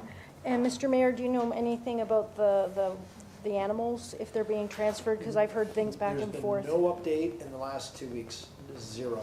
Actually, even the media's quieted down, because it looks like the sanctuary in Nova Scotia is only going to be able to hold 8 if it's approved and if they raise the money. A couple of big ifs. Now you're splitting up a family, right, into a quarter. And it sounds kind of crazy, but they've been together for their whole lives. So you're splitting them up. And that doesn't take care of the other belugas, the other 22 belugas, or the sea lions, or seals, or porpoises, or... So it doesn't, like, we don't have a really great option right now on the table. So I called, there was a mayor in Newfoundland who said he had a cove for them. So we called them, and it didn't seem very viable. Like, he said, well, there's a cove over there, just put them in there. And we're like, did anybody look into it? He goes, no, that's not my job. And so we're like, you know what? I don't think that's a viable option either. So honestly, I don't know what the answer is. I don't know. We've tried, we've got a lot of calls, but nothing's come together. Now, I've also heard once the Nova Scotia Sanctuary said that they would take them, that Marineland said they didn't want to send them there. Well, they said they were concerned that it was contaminated, that it's only part of them, like they had other concerns, so Okay. I read that. I heard the contamination. And, Yeah. Okay. Yeah. Okay. I just wanted an update on that. Thank you. The veterans crosswalks, I know there was discussion about how much they cost, and I was speaking with Matthew Bilodeau, and he said the final cost is around $48,500 for the two, which was $26,500 that we didn't spend from the $75,000 original, so that was really good, and staff did the work instead of contracting it out. It really saved a lot of money, so that was good. The other thing I wanted to talk about was the rooming and boarding houses. I know we've been getting a lot of emails, but ever since I've been on council, there's always been a concern about rooming and boarding houses with 12, 13 people living in a single detached home. And a lot of issues come out of that. The amount of garbage, rats, bathrooms, a whole bunch of different things, fire safety, building, and all of that. So I did speak with Ms. Dolch again on that, and I'll just give a brief, and then she can talk. But she said going through the zoning was very difficult. So then we batted some ideas around that maybe it could be going through building and fire, and then bylaw, say, for garbage and rats and all of that. So she said she was going to speak to the fire chief and to the building officer, and maybe we have an update. Okay, good. Thank you, Your Worship. Through you to the councillor, and I did speak to Mr. Zambito, and he's here to speak on the fire side. I don't want to misquote him in any way. But in terms of the building code, there are requirements in the building code that obviously it doesn't mean that they can't have a rooming and boarding house. It means that they need to do it properly. in accordance with the building code. So obviously those could be looked into if there's some concerns there. So for example, you know, they must have, the basements or second floors must have windows, those kinds of things. Every bedroom has to have a window, so those are some of the things we can look into. I know there's a lot of people talking about people living in furnished rooms and other things, and those are things we can look into should that be of a concern from a building codes perspective. And I'll pass it over to Mr. Zambito if he wants to talk about the fire aspects, but again, it's just rectifying the situation, not necessarily stopping rooming and boarding houses, because again, you know, they are permitted. Thank you. Through you, Your Worship, to the councillor. Boarding, rooming, and lodging is actually a defined term in both the building code and in the fire code. And where the challenges arise, especially because you need the definition in order to apply the requirements in the building code and the fire code. And where we struggle in terms of enforcement, either act, the building or the fire, is you can have a group of individuals who are not technically related, but still live as a family unit. And that, from an enforcement perspective, is really challenging. That's where provisions of how many people you can have in a boarding, rooming, and lodging, assuming that it actually meets the defined term. And there have been many occasions where both departments, building and fire departments, have struggled with this defined term, because when we pursue, let's say, inspection orders or charges, because someone may, we believe, fit the criteria of that definition, it's been overturned because you can have a group of individuals, students, who can live in a home, a residential dwelling, and can actually live as a family. And when you go down into the aspects of the building and the dwelling unit, the fire code can make it safer. We can ask the owner to put additional exits, additional detection, and in some cases sprinklering. But we can't technically say that dwelling meets the definition of a boarding, lodging, and rooming, because you can live as a family even though that you're not related.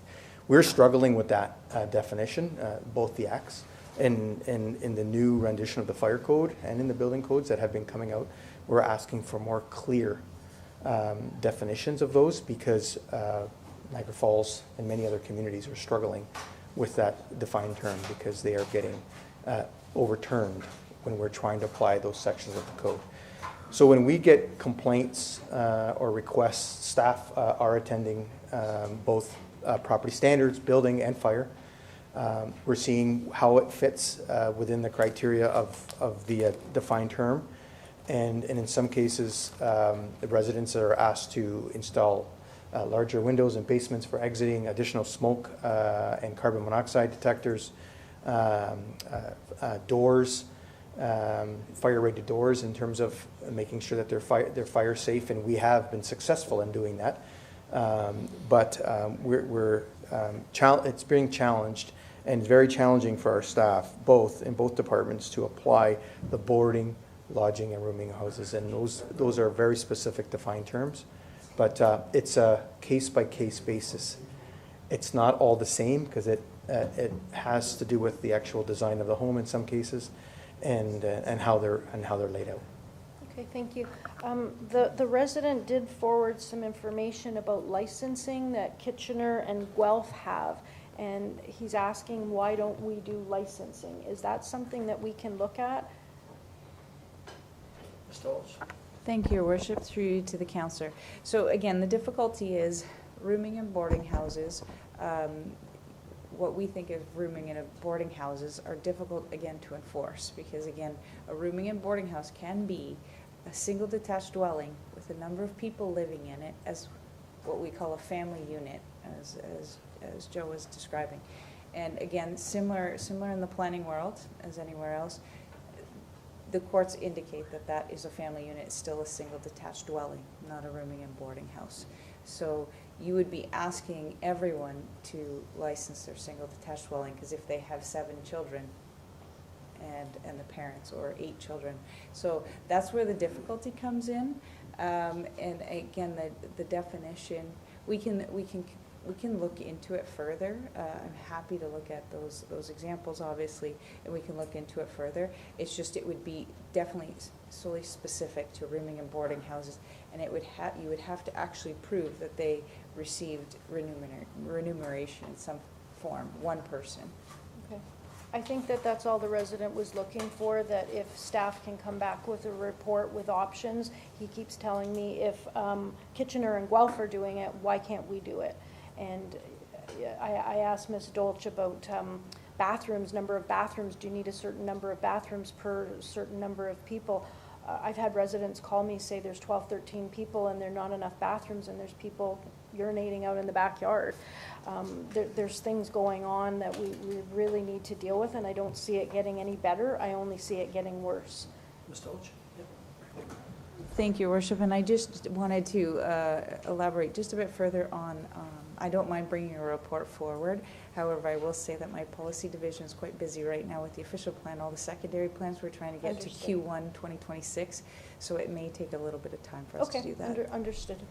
Thank you. And through the mayor, if I could ask Councillor Patel, were you going to bring something up regarding fireworks? Because I've had a number of calls this week. Yeah, I did too, but I'm just waiting for them, Jindal, to get back to me, because I want to hear it from fire prevention officer, if that's Okay, I wasn't bringing anything forward. I wanted to ask some questions. I'm sure you've all got emails regarding the fireworks, and most recently there's been a lot of municipalities that are banning the sale of personal fireworks.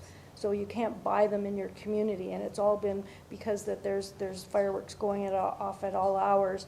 I know our bylaw, when we changed it, for Diwali, it was the day before, the day of, and 3 days after, and people are very upset that that's 5 days in comparison to other times that we have in there. So I've had tons of complaints regarding not just the personal fireworks, but again, the Niagara Parks fireworks, the PTSD, animals, domestic animals, wild animals. So I'm getting all of the complaints again about daily fireworks and then these personal fireworks on holidays. So I just wanted to bring it up again. Residents want to hear something and us to do something about it.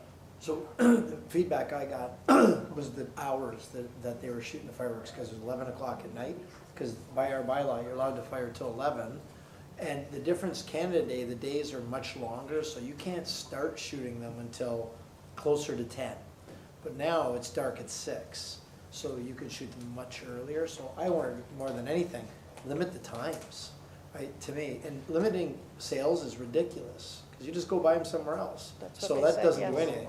You're better off to, and I checked too, and I asked the chief, I reached out to him, and I said, people are complaining that we fire them off at 11 o'clock at night when people are in bed. And he said, that's the bylaw. So maybe, and again, Diwali's over now, so like it won't be till next year anyway. Maybe we'll get some staff to look into it and find out about maybe more appropriate times. Yeah, if we can just get a report, residents just want to know, us to know that it is an issue, and it's the personal fireworks, and then they're going back to the Niagara Parks Commission fireworks, which we don't have control over, but they're upset that it goes for 155 days, and then it's going to start up again for the Winter Festival of Lights. Yeah. Okay. To that point, if you can just hold up on the report, because right before Diwali, Ben Trindle, our fire prevention officer, we did speak about this, and I think we're going to work on something, bring it to council. So if you can wait for it, that would be great. Thank you. Yes, thank you. Okay, good. Yeah, Councillor Newestay. Hopefully this is the last one. I'll be the final one here. So I have a question to staff. Can we please find out what happened with our residents' coverage of City Council's meetings on TV Cogeco? It's a disservice to the community, especially the seniors who may not watch live stream meetings on the website and not to air our City Council meetings.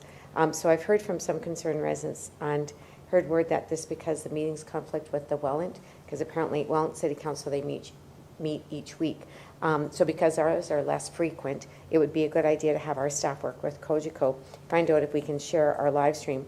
They don't even have to record the meetings, they can just re-air it for the residents who would like to watch it. Okay, so that be direction to staff? It's a direction to staff just to find out and inquire. What staff would that be, by the way? Oh, Shelley? Okay, yes.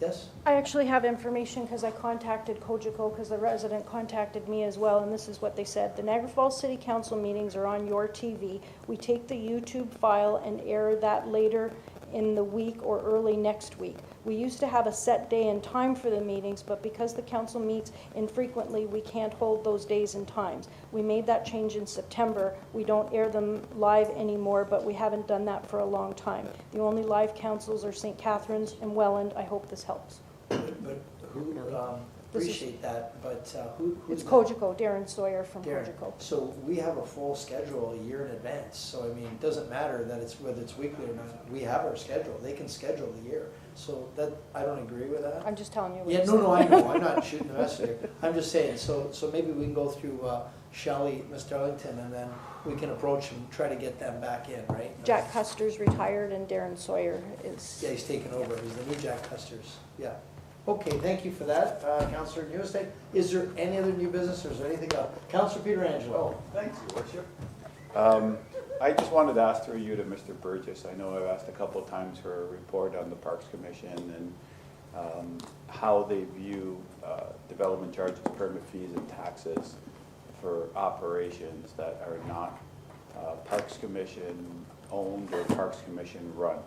And I know I've asked a couple of times for the report. I'm just hoping to get something in black and white so that we can all understand what the rules of the parks are in terms of DCs, permit fees, and taxes. That's all. Okay, he's good, okay, excellent. Anything else? The bylaws, Councillor Peter Angelo. First, second, and third, Your Worship. Motion by Councillor Peter Angelo, second by Councillor Strange, to give the bylaws a first, second, and third reading. All those in favor? The Jays. It's 2-1. It's 2-1. Motion for adjournment? Councillor Strange, second by Councillor Baldinelli. All those in favor? We're adjourned. Thank you. Thank you.